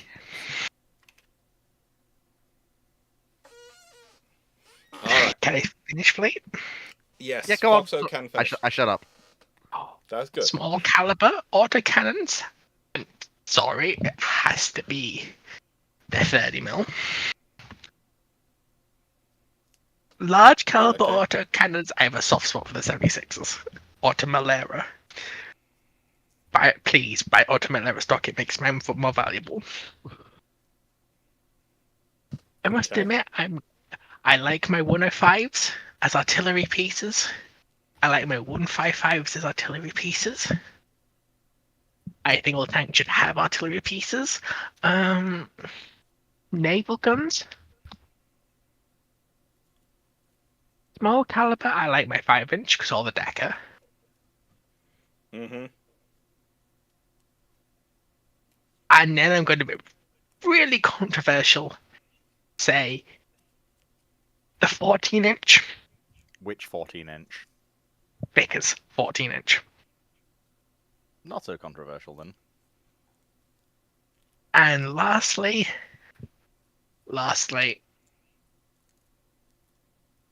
the proposals for the 17-inch naval gun. Now that one is heresy. Is that just because you want to be weird? No, Yeah. I just really like the idea of a 17-inch naval gun. Okay, it's just because you want to be weird. All right. No, 15, 17, No, 19. That's not a bad it's step something up. a dictator would make. No, she's Okay. not wrong. No, 15, 17, 19 is a good step up. Mm. Okay, Geo Guy. Why did the Royal Navy never implement turboelectric drive on large scale? They got to gear turbines before they got to that point, and also they Yeah. kind of were carried over by the fact that their turbine-driven warships A didn't have to go that far, and B they had the basing rights and the bases to offset the negatives of direct drive turbines. The USN did not. Well, also the thing that I'm going to point out is that the British want to put the weight elsewhere. Ugh. Turbo electric is very, very heavy. Both a turbine and a generator, and then all the cabling, switch gear, and everything to go into motors to turn the props. And it's a lot of weight. That's a lot of weight. Copper is miserably heavy. So they want to put the weight towards guns or fuel or armor or pubs. Having completely horrific crew conditions. Yeah, and okay, fine. All right. So now this is the point where I feel rather cruel, and this is why sometimes I really should push in more and make sure I answer the question first. You're all sadly giving nice logical answers, but they're all actually wrong. The Royal Navy was looking at investigating at a time, but the thing is they found the British technology was lagging behind on turboelectric, whereas their geared steam turbines were ahead, so they concentrated on the geared steam turbines because they represented better return for value for money. By the time they did, their technology reached parity with what the Americans were doing, because the Americans were ahead in that field. The Washington Naval Treaty came in, and then it became even more important that you had efficiency, in which case direct drives and all those systems were a lot nicer because of the factors Runon just suggested. There were survivability issues, but let's be honest, the survivability benefits were outweighed by the sheer weight cost of them. And I was the least incorrect. Basically, as time goes on, they keep looking at them and keep looking at them as an options, and there's good arguments every time for them not to have. And this is what people have brought up, but the basic reason why they didn't get into it in the first place, and it wasn't part of it, and it was honestly a consideration at the same time. In fact, the admirals could have been turboelectric drive, is because, as I said at the beginning, they just were not efficient enough compared to their American counterparts. They hadn't reached the same level. But there again, at the same time, you ask the Americans who builds the best steam turbines at the time, and they will tell you Curtis, but specifically Brown Curtis, which is basically when Curtis send their excellent designs over to Brown, and Brown does weird dark magic to them, and they come out somehow even better. And no one's quite sure how Brown do that, but So what you're saying is that Brown Curtis is the marriage of American backwoods engineering and British back garden shed ingenuity. We're not quite sure what happens. Parsons produce very good turbines, and always do. But at a certain point, Curtis are but slightly behind Parsons, but very good and practically equal. And then Brown Curtis, though, are ahead of everyone in the world.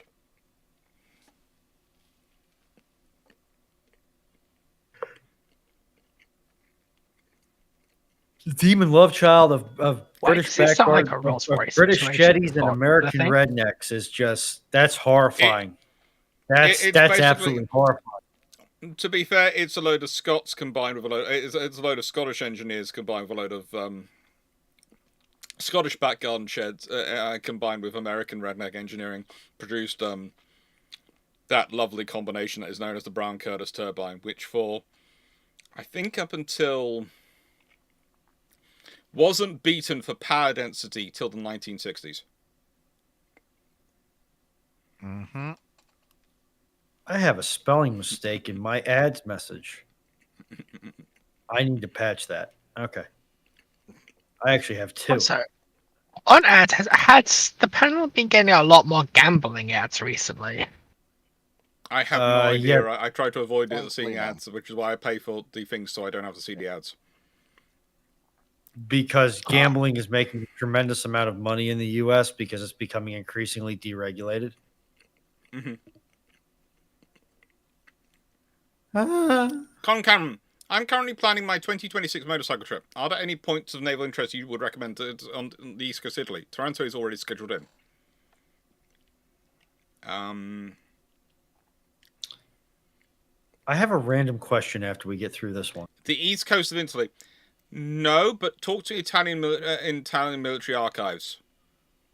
And if you want, I'm supposed to be doing 2 historians with them soon, and I will ask them that question if you remind me about it. I'll finish off with that question.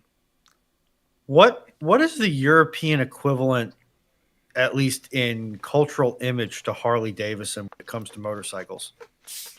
Oh, Because as far as I know, Harley does not have a large European presence. Every country sort of has their own. Okay.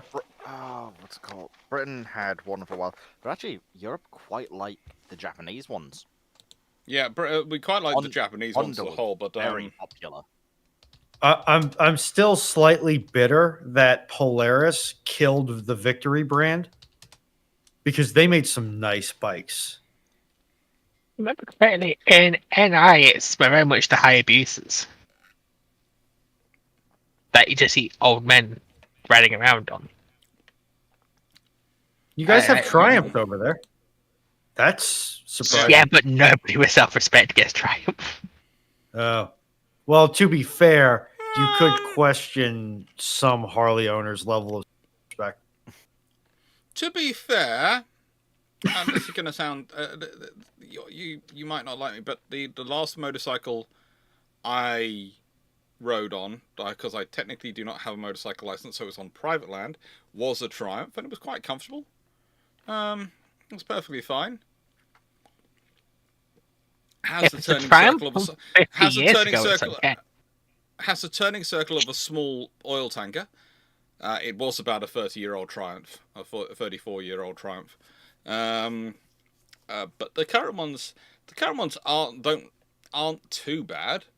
It's just honestly, the Japanese ones are quite so good. But the trouble is, really, I would argue that Europe doesn't have the same sort of motorcycle culture as America does. America has a lot of the motorcycle road trip culture.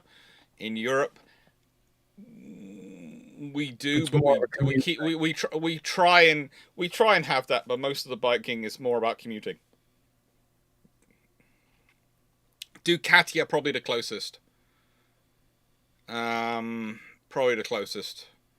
The problem In is terms when of I European. think when I think of non-US motorcycles, I either think, excuse me for the term if this is crosses the line, either crotch rockets or land yachts. Yeah. I don't even know what you mean by those, and I'm not going to ask. Okay, those very Crotch rockets are the high abuses. They're really sort of overpowered, over-engineered. like a bike This you is would a race see doing bike. a race, and then a bike that weighs more than everybody in this chat combined, like a Honda Goldwing. Oh, most Hondas I'm aware of, they weren't actually that heavy, but they were very effective. Yeah, but actually, in the UK, there's a current trend according to the what's it called? It's a magazine that does stuff like fifth gear. Is tricycles Hmm. for the big showy off true. bikes.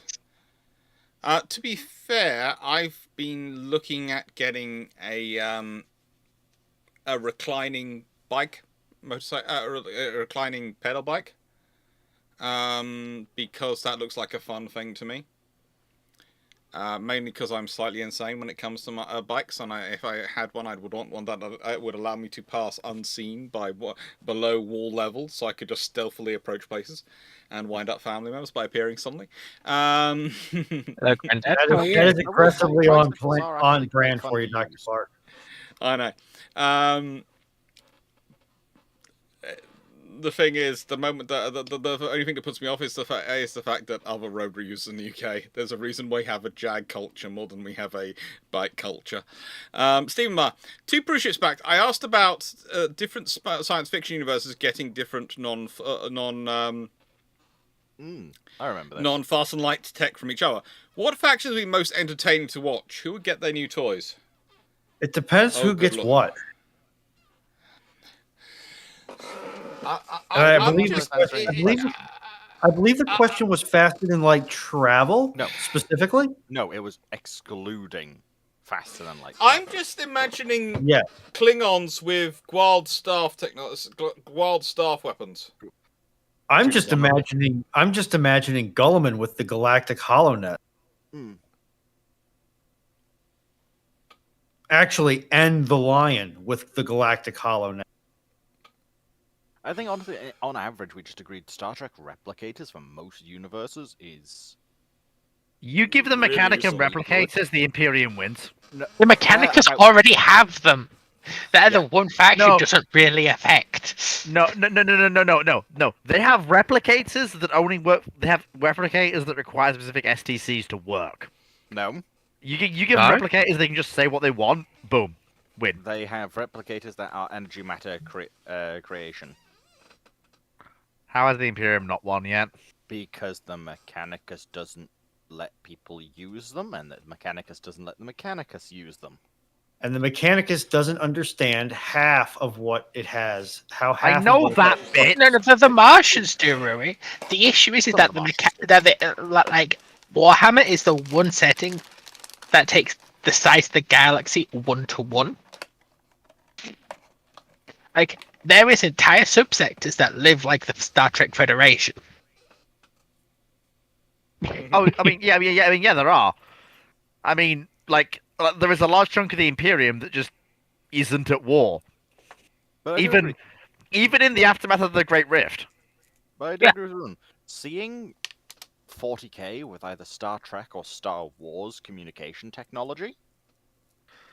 That changes things. That changes things. Like a core conceit of the Imperium is that it cannot communicate over long distances. You suddenly give them basically instantaneous communication across the galaxy. Chaos is, to use a PG term, politely persuaded to disassemble itself. No, it's Chaos not. Chaos No, actually it's not. could get stronger because it has a very, very effective vector for its propaganda. Chaos, yeah. But essentially, the Votan have reliable FTL. F is a little. I thought the Votan had warp. Nope. No, hang on. Okay. Let me finish what I'm saying. The Votan have relatively reliable FTL comms. They're not the fastest on the planet, but they do exist. The Tau do. The Necrons have instantaneous high fidelity FTL comms. The Eldar have the same. Arguably, the Dark Eldar don't need it. Although they do occasionally talk to the Light Eldar. Yeah, Rarely. they do have the same tech, however. And I'm pretty certain the Tau have something that allows them to communicate at least between Sept worlds. It helps when you. Are the questions still open? Yes, it helps when you spell question with a Q. Right.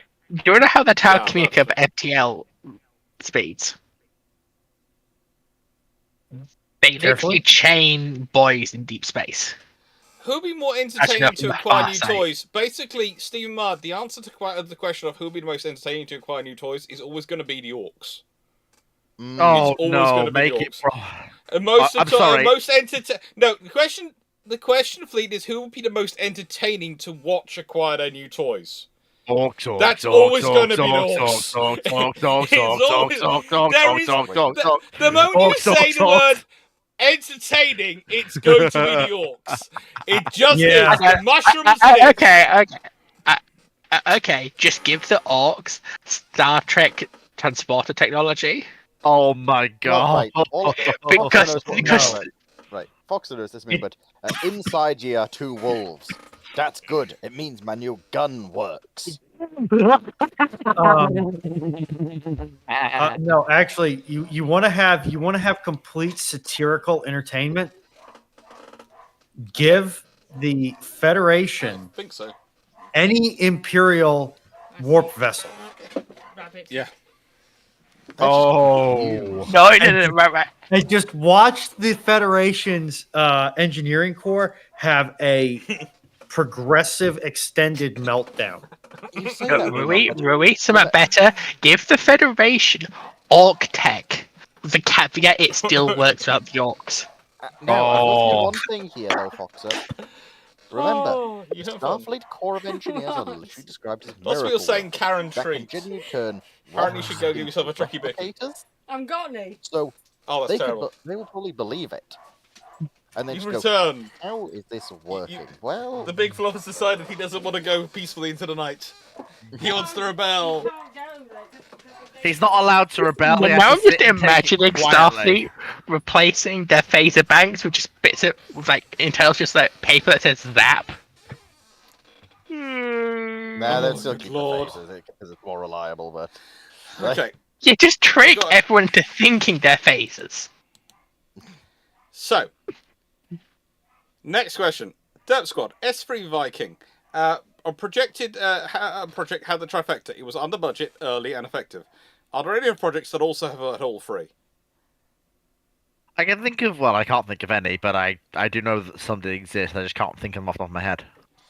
HMS Warrior was on the budget and on an early, and I think Dreadnought were, but I think that's the last time we've had that. I think the the fuck? M1 Grand meets those criterias. There's also, the screw-propelled steamship of the line Napoleon. She was apparently well if you done. believe Chinese and North Korean propaganda, every single one of their projects is early and under budget.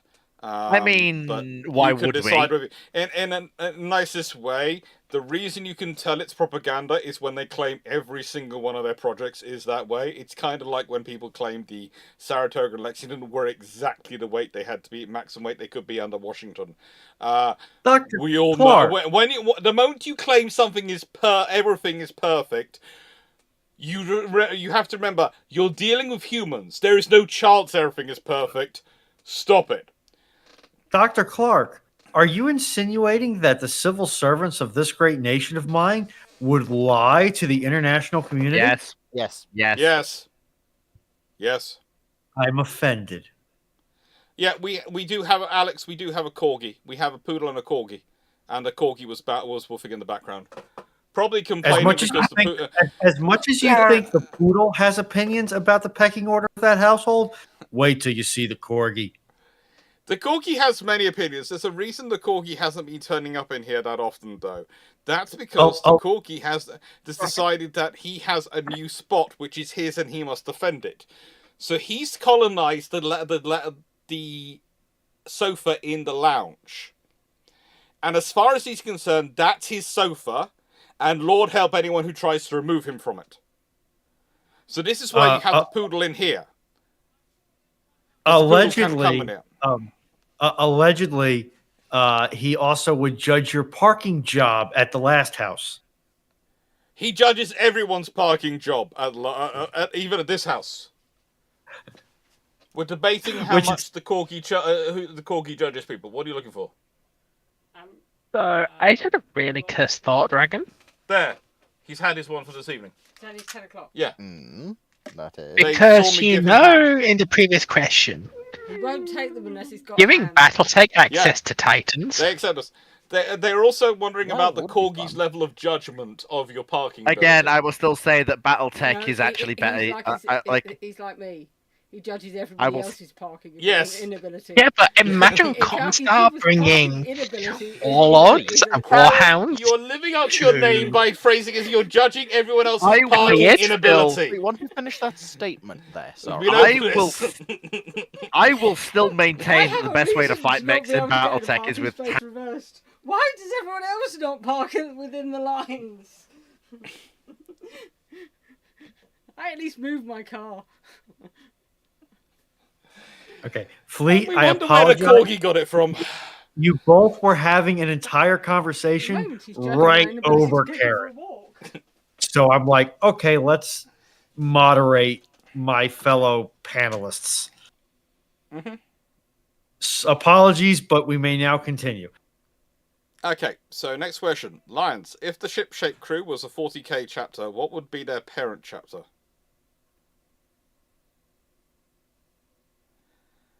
Assuming we're expanding ship-shaped crew to the panelists, which I think is a bit insulting to the ship-shaped crew. I want to say Raven Guard, but I think it's more honestly Iron Hands or Imperial Fists.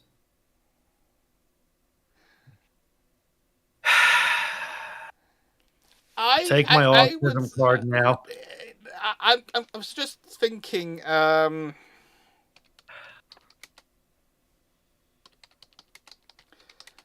I would say we'd probably be a ship-shaped crew would probably be a Death Watch faction, something like that. Yeah, but I think with multiple. I think we're talking about the independent members. Yeah, yes. So basically, because I'm fairly sure I know where me and Drac would come from, and it wouldn't be the same one as the two Downs would come from. The two Downs are both salamanders. All right, and then you and Drac. Let's put it this way: we both like dogs. We both like eating. We're both quite happy with range weapons, but very good at also enjoy close quarter weapons. If I have a parent chapter, I'm very sorry to say, given my penchant for grinding attritional warfare, I'm an Imperial You're Fist. a blue boy. Oh, okay.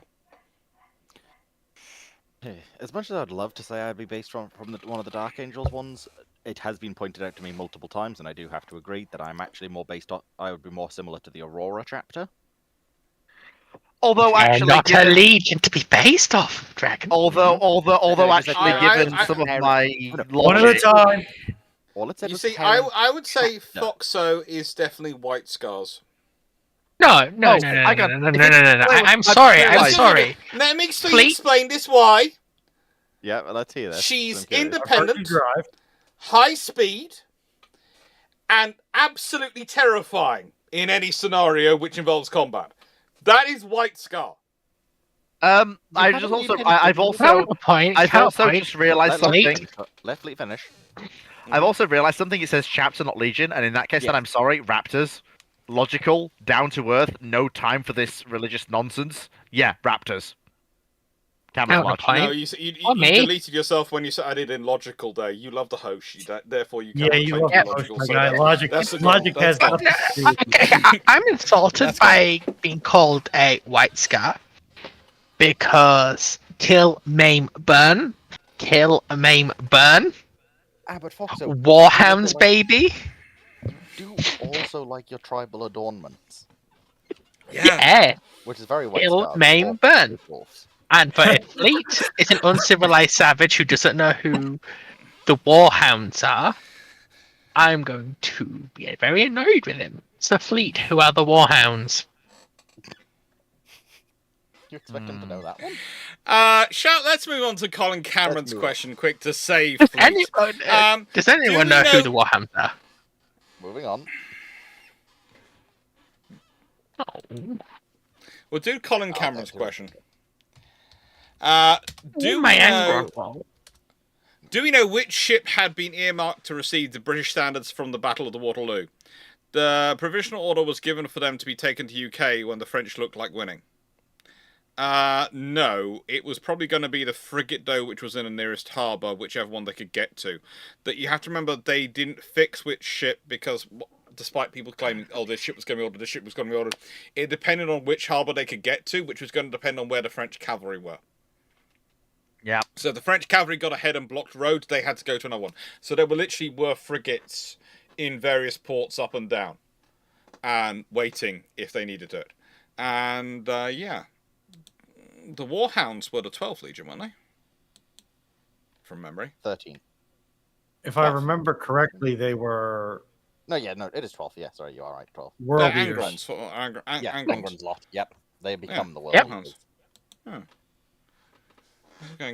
I'm sure I knew like, what. I'm asking sure they weren't a people chapter. remember I'm sure original they were a legion. No, Mauer.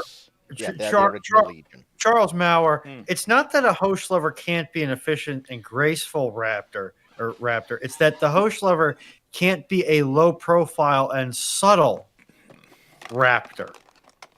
No, actually, for fleet, he's not a raptor, he's a lamenter. Never. Because Yeah. he's Let's raptor move on. fighting Yeah. a losing battle. Yeah. Okay, let's move on to questions before we get to the point at which Fleet feels starts being upset. But like, they're Okay, good. Moving on. Stafford Thompson. What's the ideal size and displacement for a modern multi-purpose frigate today? Is the Arrowhead about right, or could something smaller fulfill the role? OPV's not allowed. Arrowhead's about right for the minimal, the smallest level. I would say you're going up to things Constellation, Type 26 size, etc. That's sort of the bracket you're looking for. Frigate, as in ASW cruiser, which is the modern things we're sort of using. Because they're all to an extent a certain size. But yeah, Arrowhead's a good size to look at. Shivra.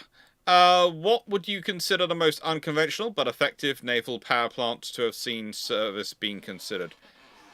Ooh. Unconventional but effective. There were, in a nice way, in the early areas of gas turbines, jet engines, they tried to fit some basically jet engines from aircraft, and they were the early jet engine types, not what we're talking about Marine Trent or anything like that. We're talking actual jet engines to motor torpedo boats, and they worked. They made them go very, very fast, but goodness gracious me, were they fuel hungry. They would go very, very fast, but oh my lord, did they eat through fuel. Anyone else think of something? Yes, actually, I can. When I was You're going to my bring up youth- the Chinese man-powered paddle warships, No. aren't you? No, I'm not. Okay. When I was younger, I used to watch a series called Supermodels, and there was this gentleman who created models that could move against the wind by wind power only, and they worked. And he also had looked up certain designs that had been considered. For one was a Napoleonic landing craft that had windmills that were that transferred their power to paddle wheels, vessels that could use the wind to move against the wind. Mm-hmm. Now that's unconventional. It was also never implemented because at the time the efficiency levels didn't work enough to provide enough power, but it was a good idea. I've seen Alex models Kane. that work. There are models that work, but try scaling up to a full-size vessel. That's the problem. It was the efficiency at the time. Alex Kane, is there a reasonable alternative timeline where UK shipbuilding is in better shape post-Second World War? Geeds coming out. There is if you can keep a consistent throughput going through of naval shipbuilding. So if you can keep a consistent number of hulls and keep it going to provide a baseline of shipbuilding so that the waters, which is what the Royal Navy traditionally done, provide a baseline of shipbuilding which allowed the companies to improve and enhance and win merchant ships, you can do that. It's not going to keep it to the same level as it was, but if you can keep a basic line going through and a constant throughput, you can do a lot better. And one of the things we noticed recently when the Royal Navy has been able to relatively over the last 15 or so, 20 years, basically since the Queen Elizabeth class project, keep a constant flow of something going through the shipyards, we have noticed there has been a pickup in shipyards in picking up merchant contracts as well, because they've been able to invest in the technologies. It hasn't been that massive. No one's writing home about how the great British shipbuilding renaissance, but they are starting to build slightly more vessels. What I will say is that basically Dr. Clarke's correct. The UK shipbuilding wasn't in a bad state at the end of World War II. It's basically what you do post-World War II that's going to basically save or doom it. One of the really big problems they had post-World War II is they didn't want to have a battle with the unions, so they put off having an argument over the unions and the shipyard owners, because the unions were worried about it from jobs. The shipyard owners didn't want to invest the money about modernising the yards. And honestly, the government needed to have that battle.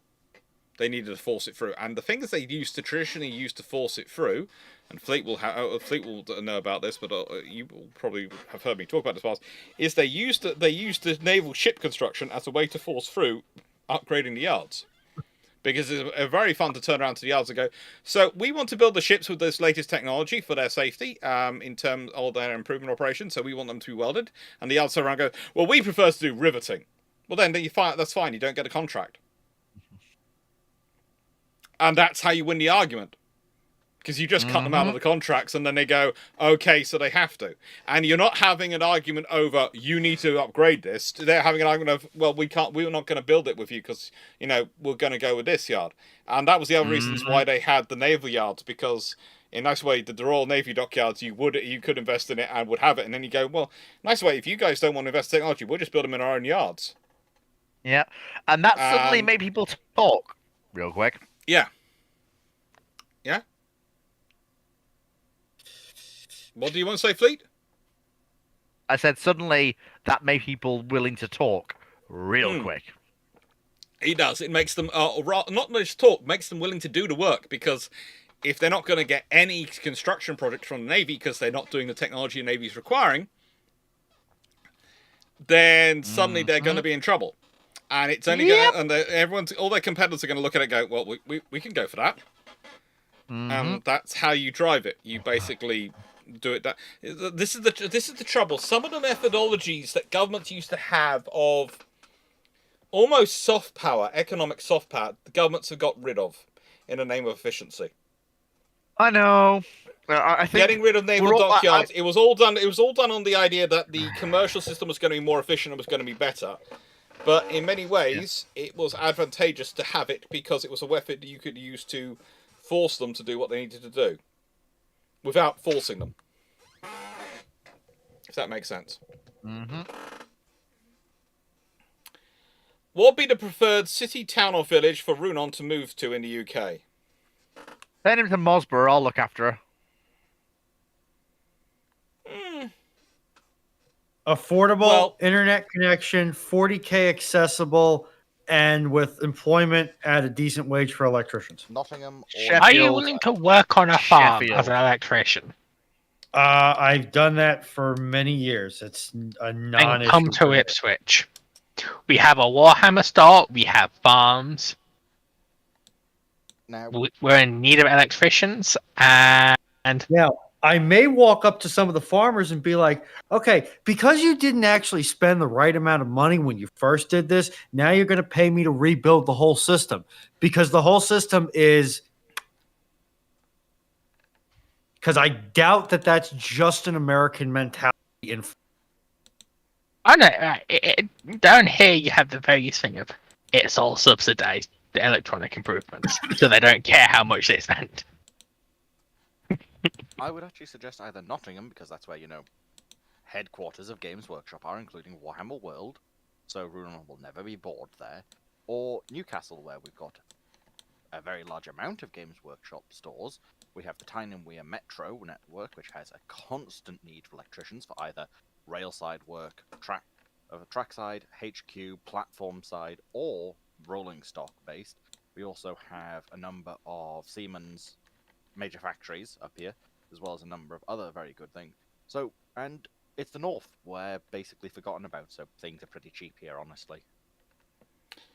Yes, well, the funny thing is, the company I'm working for has been contracted by Siemens. And if Brilliant. things don't improve with leadership, I'm half tempted to ask the field tech, are you guys hiring? Oh, If you can't get well, to the Siemens, UK, Yeah. there's always a lot. Siemens, There's always Siemens UK is. There are lots of locations in the UK, and that will quite happily accommodate you. But the fact is, in fact, they're all over the UK. Just come to Suffolk so I can hide on your walls and spy on you. You don't Cool. do that already? I suggest the North Runon. It's simple and away from Foxhome. We could send it to Cambridge, and then we could Do put you- her and note together. Dragon. Cambridge is Do you expensive. think that there's any place on your eternally rainy island that I will be safe from Foxo? Yes, the North. Yeah, it's called Scotland. Yeah, Why would I ever go to Scotland? I feel like you could be Um, motivated. we could hide you I- in Anik. I would say probably if you were asking for Siemens, you were going to sort of work with them. Depends which section you were looking at, about what they do, and which points they're organised with. But Mobility Limited is the one which is spread out all over the country most, and they got a good centre in Poole, which is not that far away from me, and is between 4 different Warhammer 40k shops. We could send it to the Falkland Islands. Do they have a Games Workshop there? Why would you be that cruel to Runon? Also, Falkland Islands, while technically speaking, is an overseas I territory. love the Falkland Islands, but in the nicest way. Poor Runon, no. I was on Indeed looking for a new job because I don't like my current boss. But Yeah. there was an electrician job going for 90k a year. Yeah. You get But that's paid a lot living for in the going to the Falkland Islands, but there's a reason you're paid a lot. Poor Yeah, Runon and it's for doesn't have 6 months a year. Poor Runon doesn't go out enough enough as it is and have enough of a It's- social life. it's- She needs it's more. what- And the Falklands, as much as I love it, is not a place I would pick to go for a social life. In terms of, it's far easier to move and have one, because I've had friends who've moved down to Falklands who've gone with family. A family moving down, you will be inundated with social life. A single person moving down, there are going to be limited opportunities for yeah. It's like taking a job up in Fairbanks at the oil fields. You will make a year's salary in 3 months, a very good year's salary in 3 months. Yeah. But you will be, for lack of any better phrasing, embracing the suck for those 3 months.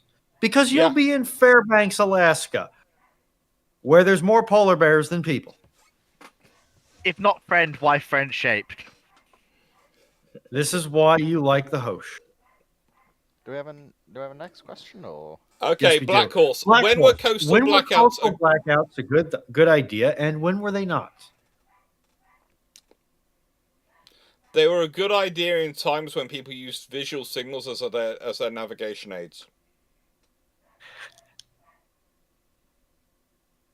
When you're using visual cues, lighthouses, positions of ports, etc., facilities as your navigation aids to position yourself, they are a good idea. When you are no longer using those as your aids, when you have other methodologies of navigation available, then they don't really have an impact because you don't rely on them. But you still probably would find, even in a war which took place tomorrow, let's say involving the modern world, they'd still do a coastal blackout, because part of it is just to make life more complicated, because the visual identification of the lights provides confirmation for the other systems. Mm-hmm. And if you can hear, the corgi, I'm judging by the voice, is currently telling my sister off for two things. One, she's denying him, from the sounds of things, which you probably can't hear, because I can hear her voice, but I don't think you can hear as well, his right to having a third supper, because he feels he should have a third supper. And her parking two, job?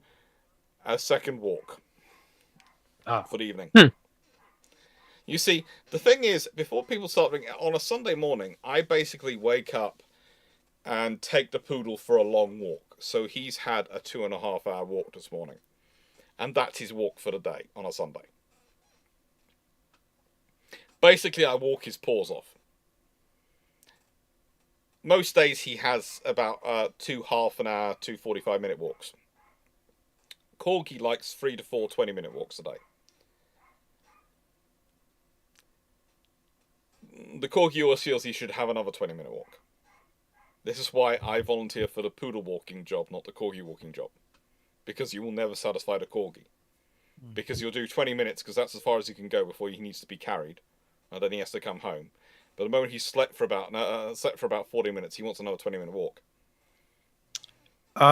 Charles Maurer, if you're talking North and South Carolina, that would be the exact opposites of what I want to do. About coastal blackouts. Yes. Did they used to put out lighthouses if they knew there wasn't any friendly ships in the area, or they're expecting enemies in shore? No, they put out lighthouses completely. Didn't bother Would us they? if there were friendly ships in the air. It didn't matter if there were friendly ships in the air or not. And sometimes they turned off lighthouses completely. Right, so was there any cases of hostile ships running aground due to lack of lighthouses? Yes.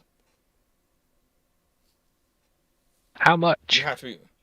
You have to have a lot of navigation going. You have to have a lot of lookouts going, doing visual lookouts, and a lot of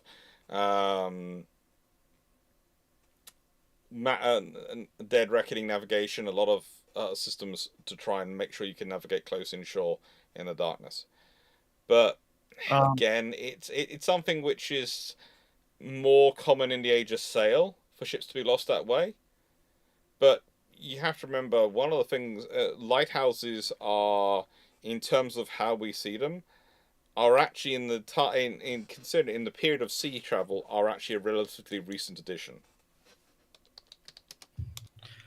Dr. Clarke, Lions over on Twitch is suggesting that you acquire a number of cows for Zebedee to herd to keep Zebedee busy and entertained. But then my sister will be disappointed because he won't be hurting her. Phrasing. Why would I be that cruel to my Emu, sister? yes. You know, herding carrot. If that's phrasing, I am concerned about the corners of the internet you live in. It's more. Not even touching it. Just move. Nope. Not even allowing this to be touched. Dragon, can I make the Family Guy quote? Nope. No. Moving on. Nope, Moving that's on. Family Guy. Definitely not. Family Guy is definitely not Please. PG-13. But yes, Black Steve, House. meaning What was just upon what time. was the best German naval design of World War II? Scharnhorst class.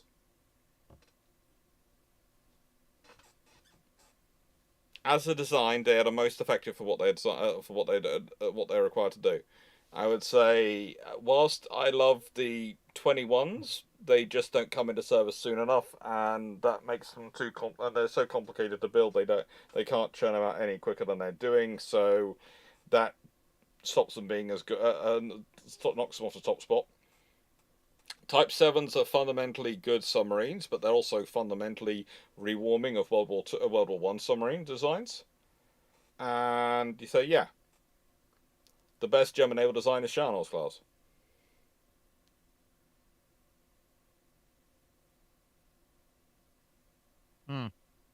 Yep. That's basically it.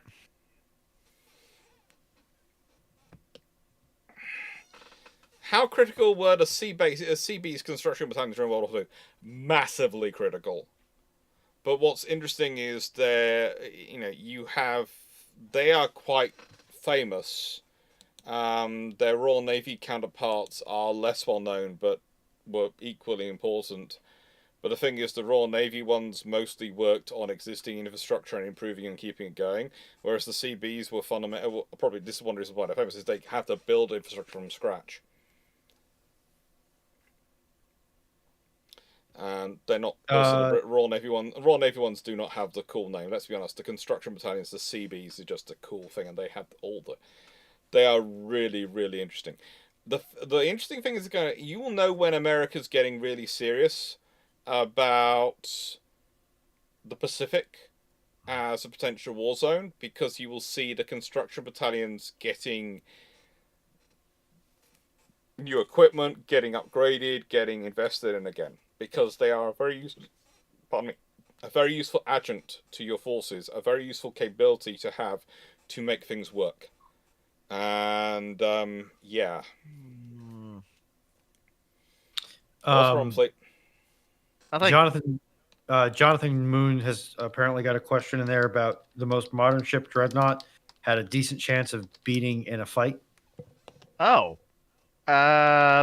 We haven't reached that one yet, but we missed that one, didn't we? Yeah. Sorry about that one. In terms of that, then, well, River Class OPV would definitely be one. Anything that doesn't have beyond line of sight firing, Dreadnought can beat. Honestly, anything that Dreadnought, if you just set Dreadnought down inside if you set the opponent inside Dreadnought's engagement range, Dreadnought could beat most anything made today. Pretty much, probably, because 13-inch armor piercing shells. There's not much we have today that's going to stand up to that, and a 5-inch deck gun is going to do diddly squat. 12-inch. At that point, deck gun, yeah, the 5-inch gun will do something, but I'd say the 12-inch guns, 8 of them, if they're at range where they're going to salvo in on you, you're going to be in trouble. You're going to be in trouble. Will I be diving on SS United States? I'd have to get all my certificates done, because I think my diving certificates are mostly out of date. I'll leave that one to you and Drac. I ain't diving nowhere. And also, for a variety of bureaucratic reasons, I don't think the U.S. United States is going to be on the deck on the seabed anytime in this year. No. Maybe at the very end of the year. Apparently, USS Kidd is getting a Dazzle 1944 paint design. Cool. I'm just checking. USS Kidd, Arleigh Burke. It's getting a Dazzle paint design. Well, that's kind of following on. Quite a few people are experimenting with these sort of things, because, again, we're getting into a scenario where visual identification is becoming more and more important, and being able to confuse visual identification is becoming a useful thing. And it's going to sound strange. For years, the standard haze grey has been the approach we've gone with. And that's fine for confusing at ranges where you're going to be on the horizon. But if you want to confuse at different ranges than that, you might want to consider Dazzle. There are lots of options out there. So yeah, they're going to try it. But also, I think at certain points, navies are trying to make their ships more distinctive for the presence mission as well. Nice to everyone. As for AS-30 Short Seaford MRO-1 were intended to be, as 30 Short Seafords were intended to be built, how many Coastal Command squadrons were intended to be equipped with a Short Seaford? 2. In the nicest way, 9681, you divide the number of 30, you divide 30 by the number of aircraft you need per squadron, and then you go for it, work it out and go, well, hang on. So there's some spare airframes in there. That's pretty much it. So 30 would, they're 2 squadrons of 24, plus, add in a training, 2 squadrons of 12, add in a training flight / maintenance flight. That's your 30 airframes accounted for.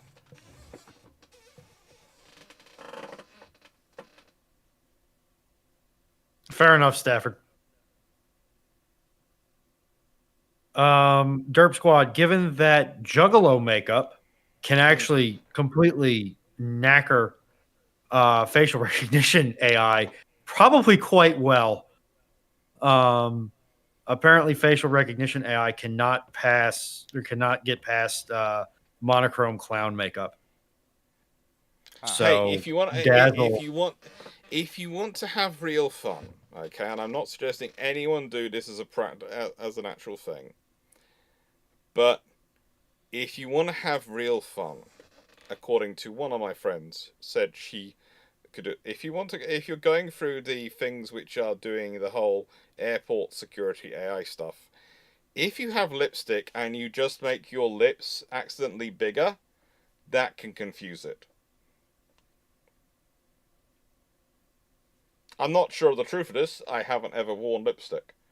I could believe it, to be fair. But apparently, according to her, if you make your lips bigger with your lipstick, it can confuse the AI software at current. yes, AI is very, very good at spotting patterns and breaks from those patterns. It's less good at telling you which ones are important. Yeah. It's an assistant tool at the moment. That's what it is. Well, I think we are. We are out of questions and almost at the 4.5 hour mark. But no, Stafford, I don't have insider information. I was just being me and assuming that you meant in the next 12 calendar months.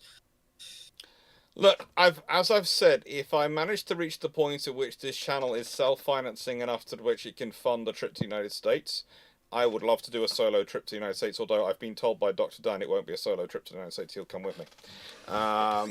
And in Nice's way, he has threatened. I have threatened that if I found myself suddenly with enough money coming in from books and the channel, that I would probably drag along Fleet as a research assistant as well, if he's free and not working. A non-fluffy research assistant? Yeah. Well, it'd be useful for him. He could put it on his CV then, and also at that point, it'd be a case of I'll pay for the tickets to hotels, and you have to supply your own food while you're out there. But we're only going for a few days, so it should be okay. At that point, you can always get Fleet a fursuit, so it would be a fluffy research assistant. Now, just a minute. Oh no! Because then, unfortunately, then Raleigh and Zebedee might consider him competing for his for their jobs, and frankly, I don't want to see what happens to Fleet in that circumstance. Him getting beaten up by a corgi is just going to be embarrassing for the corgi mainly. Because, it'd be just a case of you actually bothered to beat that up. It's just cruelty. I don't want to upset the corgi. And you killed the child. You see what the poodle does to me. Imagine that was poor Fleet. And that's the poodle playing friendly with me. Oh. No Discord this evening. Discord will be on Thursday evening, though, as usual. And as said, there will be the video which was supposed to go live on Saturday will be uploaded and be a what's it called? A patron premiere. Will be a premiere on Wednesday, and I'll do Tuesday's video as a premiere as well, and probably Friday's video as a premiere. So there'll probably be 3 premieres and 2 lives and 1 recorded video this week. Maybe 4 premieres and 2 lives this week, because at the moment, and I make no bones about this, YouTube is massively promoting massively promoting premieres. They get far more circulation, they get far more boost, And frankly, if I'm going to try and get to 20,000 subscribers by Christmas this year, so I can finally win this frigating bet for my mum, I need all the boost I can get. Oh, that. Oh, Stafford. Why? Why? Hmm. Ugh, I didn't need that imagery in my head. What's wrong, Runon? Check. Read YouTube Stafford's chat. comments! Oh, Ah. Lord, why would you put that there? God, that's in my head now. Runon, Oh, I managed to avoid Canadians, seeing why are that you too. always doing war crimes? This man, Why are you doing this, war crimes, this Canada? man, fish react him. I do not speak for the component of America that wants to make Canada the 51st state. I don't want you to be the 51st state. We've got enough problems with 50 of them. Besides, technically speaking, isn't the people who keep asking for more anyway?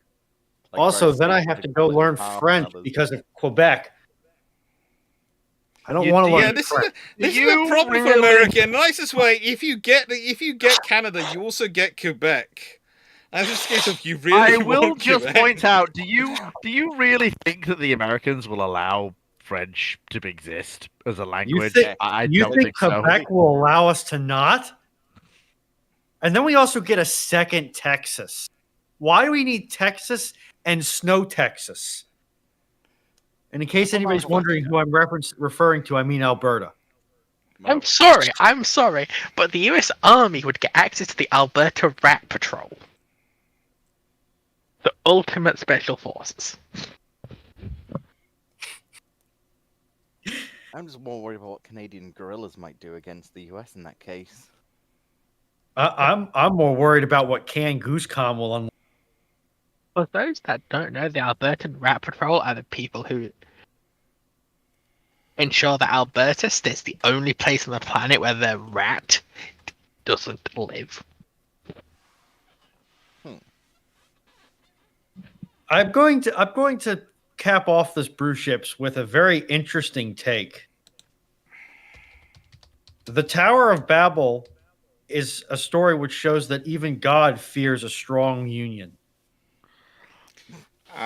Well, Please depends note, which America Tower of already Babel. has. America already has 3 Londons: Ohio, Kentucky, and Arkansas. You brought up the Tower of Babel in my Yes. presence. Yeah, and You know what I'm gonna do now, don't you? when do you have to deploy cutting gear against you? You can't. Do you Fleet, even know what Fleet. cutting gear is? Fleet, before you try to inflict war crimes on me, just know that I know a number of very talented artists who can make that message from Stafford into actual visual content. And I will send it to you. Look, Okay, you say no, that, no. Runon, but Right, let's be real, everybody. All we Runon- need to do is send that to Soul, and he Soul. might do it just as a meme. yeah. Yes, Soul would do it for free. Sol watches these videos, you realise. Sol could already be working away on it as we speak. Nah, he's asleep now. He's been working on mice commissioned from him all day. Okay. He's a good little Moroccan. Isn't he quite tall? Take care, everyone. That Moving joke. on. Thank you, everyone, for watching. Thank you, the panel. Thank you, Dragon, for coming along after you probably felt tired from going into work. Thank you, Fleet, for coming along and chatting away. Thank you, Foxo, for being here to, help restrain Fleet from being too interesting. Fleet. Thank you, Runon, for, as always, keeping the everything going. And also, Fleet, thanks for being you, because you're always a cool person to have on here. I hope everyone's enjoyed this. I hope everyone's looking forward to tomorrow evening when it's going to be the Red Fleet timeline, when we get to cross-examine Fleet about his fevered imagination, and we can try and see if we can poke enough holes in it to sink it. I'm sure that's not the entire reason me and Drac are coming along. We're coming along because we're going to enjoy it. I think Drac's going to be trying to be there. I'm definitely going to be there, and it should be a lot of fun. And I look forward to it. I look forward to having you all there, and look forward to chatting you all. And Dragon, wherever you are, take care tomorrow. If you're with us, that's great. If you're working, hope you take it all goes well. Okay. I will point out very quickly before we end. There, I have made no promises regarding Azure Lane, nor the length of the ramblings tomorrow. Anything else you may hear is a lie. Fleet, promise There verbally is no to us rambling before this in before this Marseille. begin, it will be 9 hours long, and it would include at least an hour on the Azure Lane equivalent. I'm And at sorry, least I'm 3 sorry he's hours forgotten this. replicating the designs in UAD as far as UAD Yes. is capable of doing so. Yeah, it's we're You looking know, forward to it. I would be mad were it not for the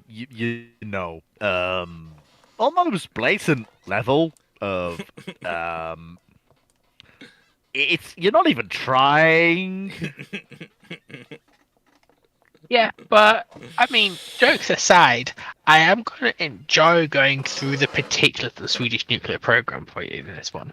Yeah. That's not something that exists, so it won't be I covered. think the It is. I think It it's- existed historically. I think it'll be really interesting to see what the Swedish nuclear carrier program looks like in this one, because I can imagine No. their nuclear-powered submarine carriers are going to be something special. You know, this is going to Okay, be yeah, right. great. Because I'm going to keep Otto on a leash. No, I'm sorry. you know- I'm sorry. Combine But the nuclear combine the nuclear-powered submarine with the Swedish Vistal program, you could have some really cool aircraft carriers. Counterpoint. The Swedes had a plan to modernize their older destroyers with quad nuclear torpedo launchers. Yeah. You know Caramba. what? I'm just gonna wait till tomorrow. I'm gonna get And like having enough been cider to on drown the myself. having been on the Småland and having seen her up close in all her beauty, I can honestly tell you one thing: that vessel was designed to take out Svaldovs, and it was designed to take them out solo against pairs. That thing is so nerfed in the World of Warships game. Seriously, if you had a Småland which was actually at full capability of its warfighting capability in World of Warships, you would be able to wipe out the entire enemy force before anyone even moved. But Smaland's already one of the most overpowered tier 10 destroyers in the game. And I would still say they have nerfed it.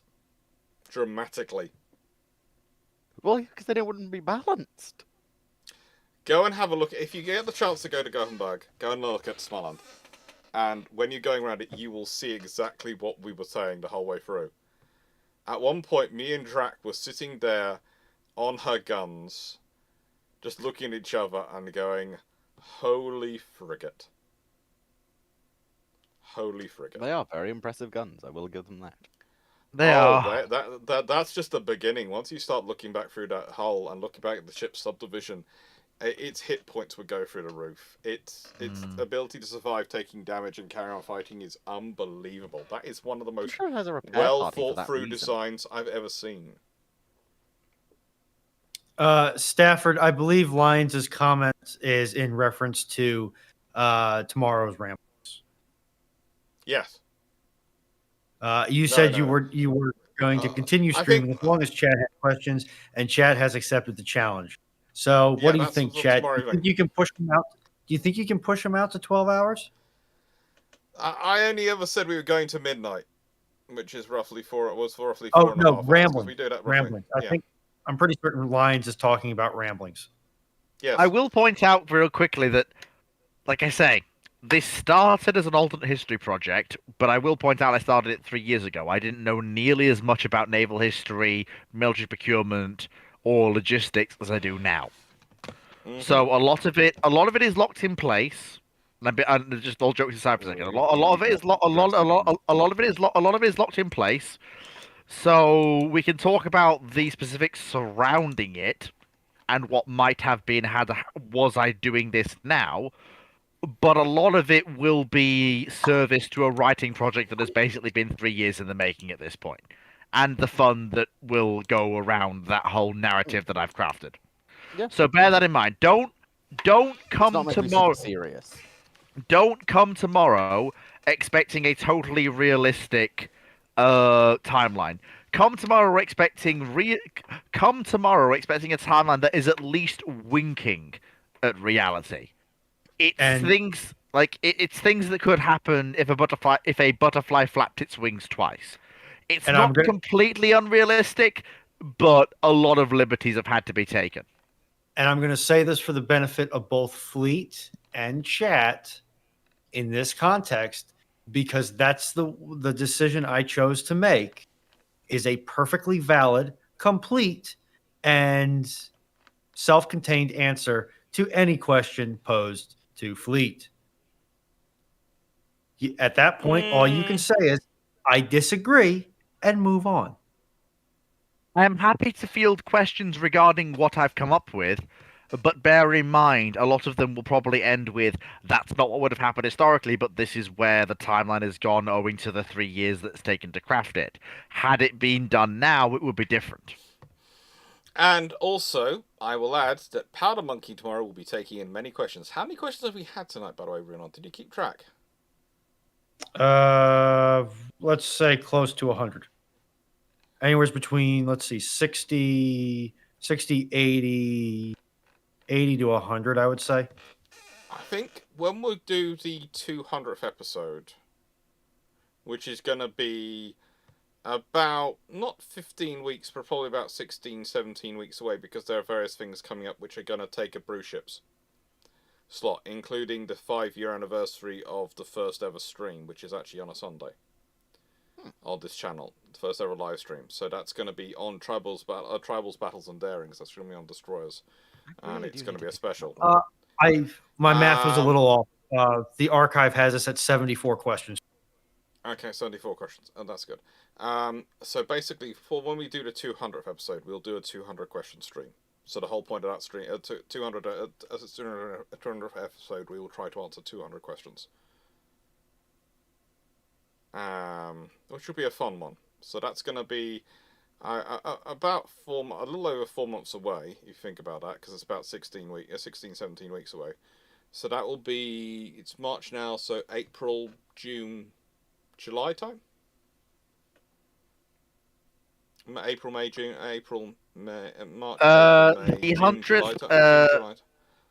it would be aggressively funny if your 200 coincided with my 4-year anniversary on May 21st. Yeah, mine's going to be a little bit later than that. I think it's literally. Sorry, May 19th, I should say. I was doing the maths of mine and working it out because I know which weeks I'm going to be away. I know I've got another. Let's see, there's going to be 5 more in March. So that's going to take me up to April. And then I miss one, but I miss one in March. Because it's so that takes it down to 4. And then I miss one in April is going to be missed as well for a similar reason, for something else. So that's something we got 3, that's 7. And then May, there are 4, so that's 11. And then June is, if I'm not mistaken, 5. And so it'll be June at some point that we will get to the the 200th episode. Probably somewhere around about the 22nd of June will be the 200th episode of Bruships. Dragon Red, I'm now wondering what the shockwave effect of a butterfly moving in excess of light speed would be. I feel like we should probably Massive. actually, let Dr. Clarke wind this down for let's actually wind it down and pack it away for a minute, and then we can discuss afterwards. Yeah, Yeah, it'll be fun. he just has to It'll be hit fun. stop streaming, which is great because ads just started on Twitch. So I'll wait till the ads are over, and when the ads are over, we'll finish it so we can say goodbye to the people on Twitch, Because that I'm seems still only fair. very sad. I that- do have. I'm I never do sure. have. With YouTube, it does it every half an hour for people watching, so it's all entirely individually Yeah. based. So YouTube doesn't really help me on that one. I would like to have a quick word with Dr. Clarke before he disappears. I have a request to make. That's fine. That will be fine. We will be. It's going to be a case of there's about 30 seconds more of ads on Twitch, and then it'll be a case of we'll sign off, and so I'll give you all opportunity to say goodbye. Then I'll say goodbye, and then we'll go finish. Thank you again, everyone, for watching. It's always nice to have you all joined us, and the fact that we are still at roughly 60 people watching across Twitch and YouTube is always fun. Right at the end, we peaked at 130 this evening. Watching not live bad. Oh, across YouTube and Twitch. I need to which feed was the a algo. fun thing. It's very fun when that happens, because the thing is, the goal number you've got to reach for YouTube to start really promoting your live streams is you've got to reach over 100 watching on YouTube, and for Twitch to be start really promoting your live streams, you've got to reach 50. So once I'm starting to reach regularly combined totals greater than 150, which I'm not that far off, then it's going to really help grow the channel and manage to say hi to more people. So it's really kind of useful to be here and chatting away and asking questions. And So, who was it? was it Animarchy rated us? Animarchy, I think Yeah. it was, rated us. Animarchy, yeah.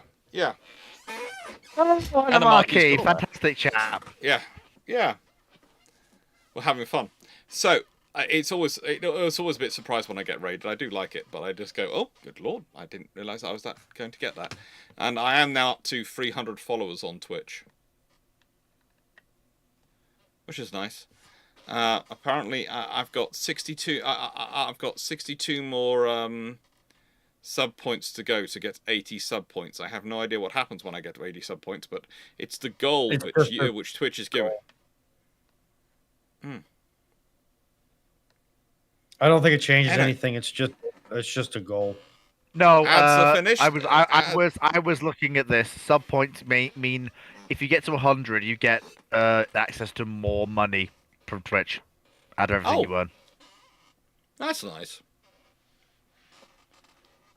Well, then I should probably at some point start considering sub points. And if you would all like to say thank you to the people who have been listening to us.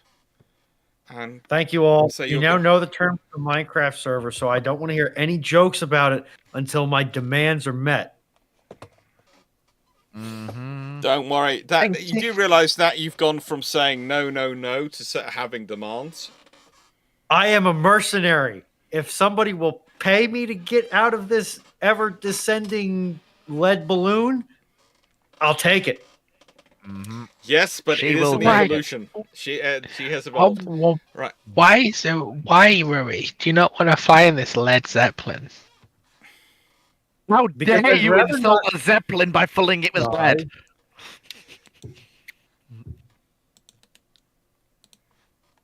Anyway, thank you all for coming. And remember to sign on to my petition to have a nuclear war with France. I am 100% sure we'll win this time. Thank you everyone for coming. I hope you'll all be here for ramblings tomorrow. It's going to be interesting. Dragon? Do you want to say anything? The man is not paying attention. No, just thank you for having me as usual. It's always a pleasure to have you. A bit early for once. Yeah, it's always a pleasure to have you. Right then. Happy to. Thank you, Voxo. So, thank you very much, everyone, again for joining us. And again, don't worry. I know I started off this morning. People have been also at the beginning saying don't worry a bit, but and I know people are getting very worried with some of the things they're seeing going on. Speaking as a historian, this is nothing really that new. It's happened before. We've survived before. There's always a chance we're wrong, but the odds are in our favour considering our past precedents, and we've gone through very, very interesting times in the past. The important thing is always look after yourself, look after your friends and family, because you can't look after anyone if you don't look after yourself first. It's the same rules of first aid. If you are bleeding your guts all over the place, you can't now help anyone else. So you have to first patch yourself up before you can patch anyone else up. And just be kind to people. Kindness goes a long way. Friendship goes a long way. And evaluate people as individuals, not as labels or groups. It really cannot always stress that any more than enough. Always evaluate people as an individual. I have to admit, I do divide people into groups in my head.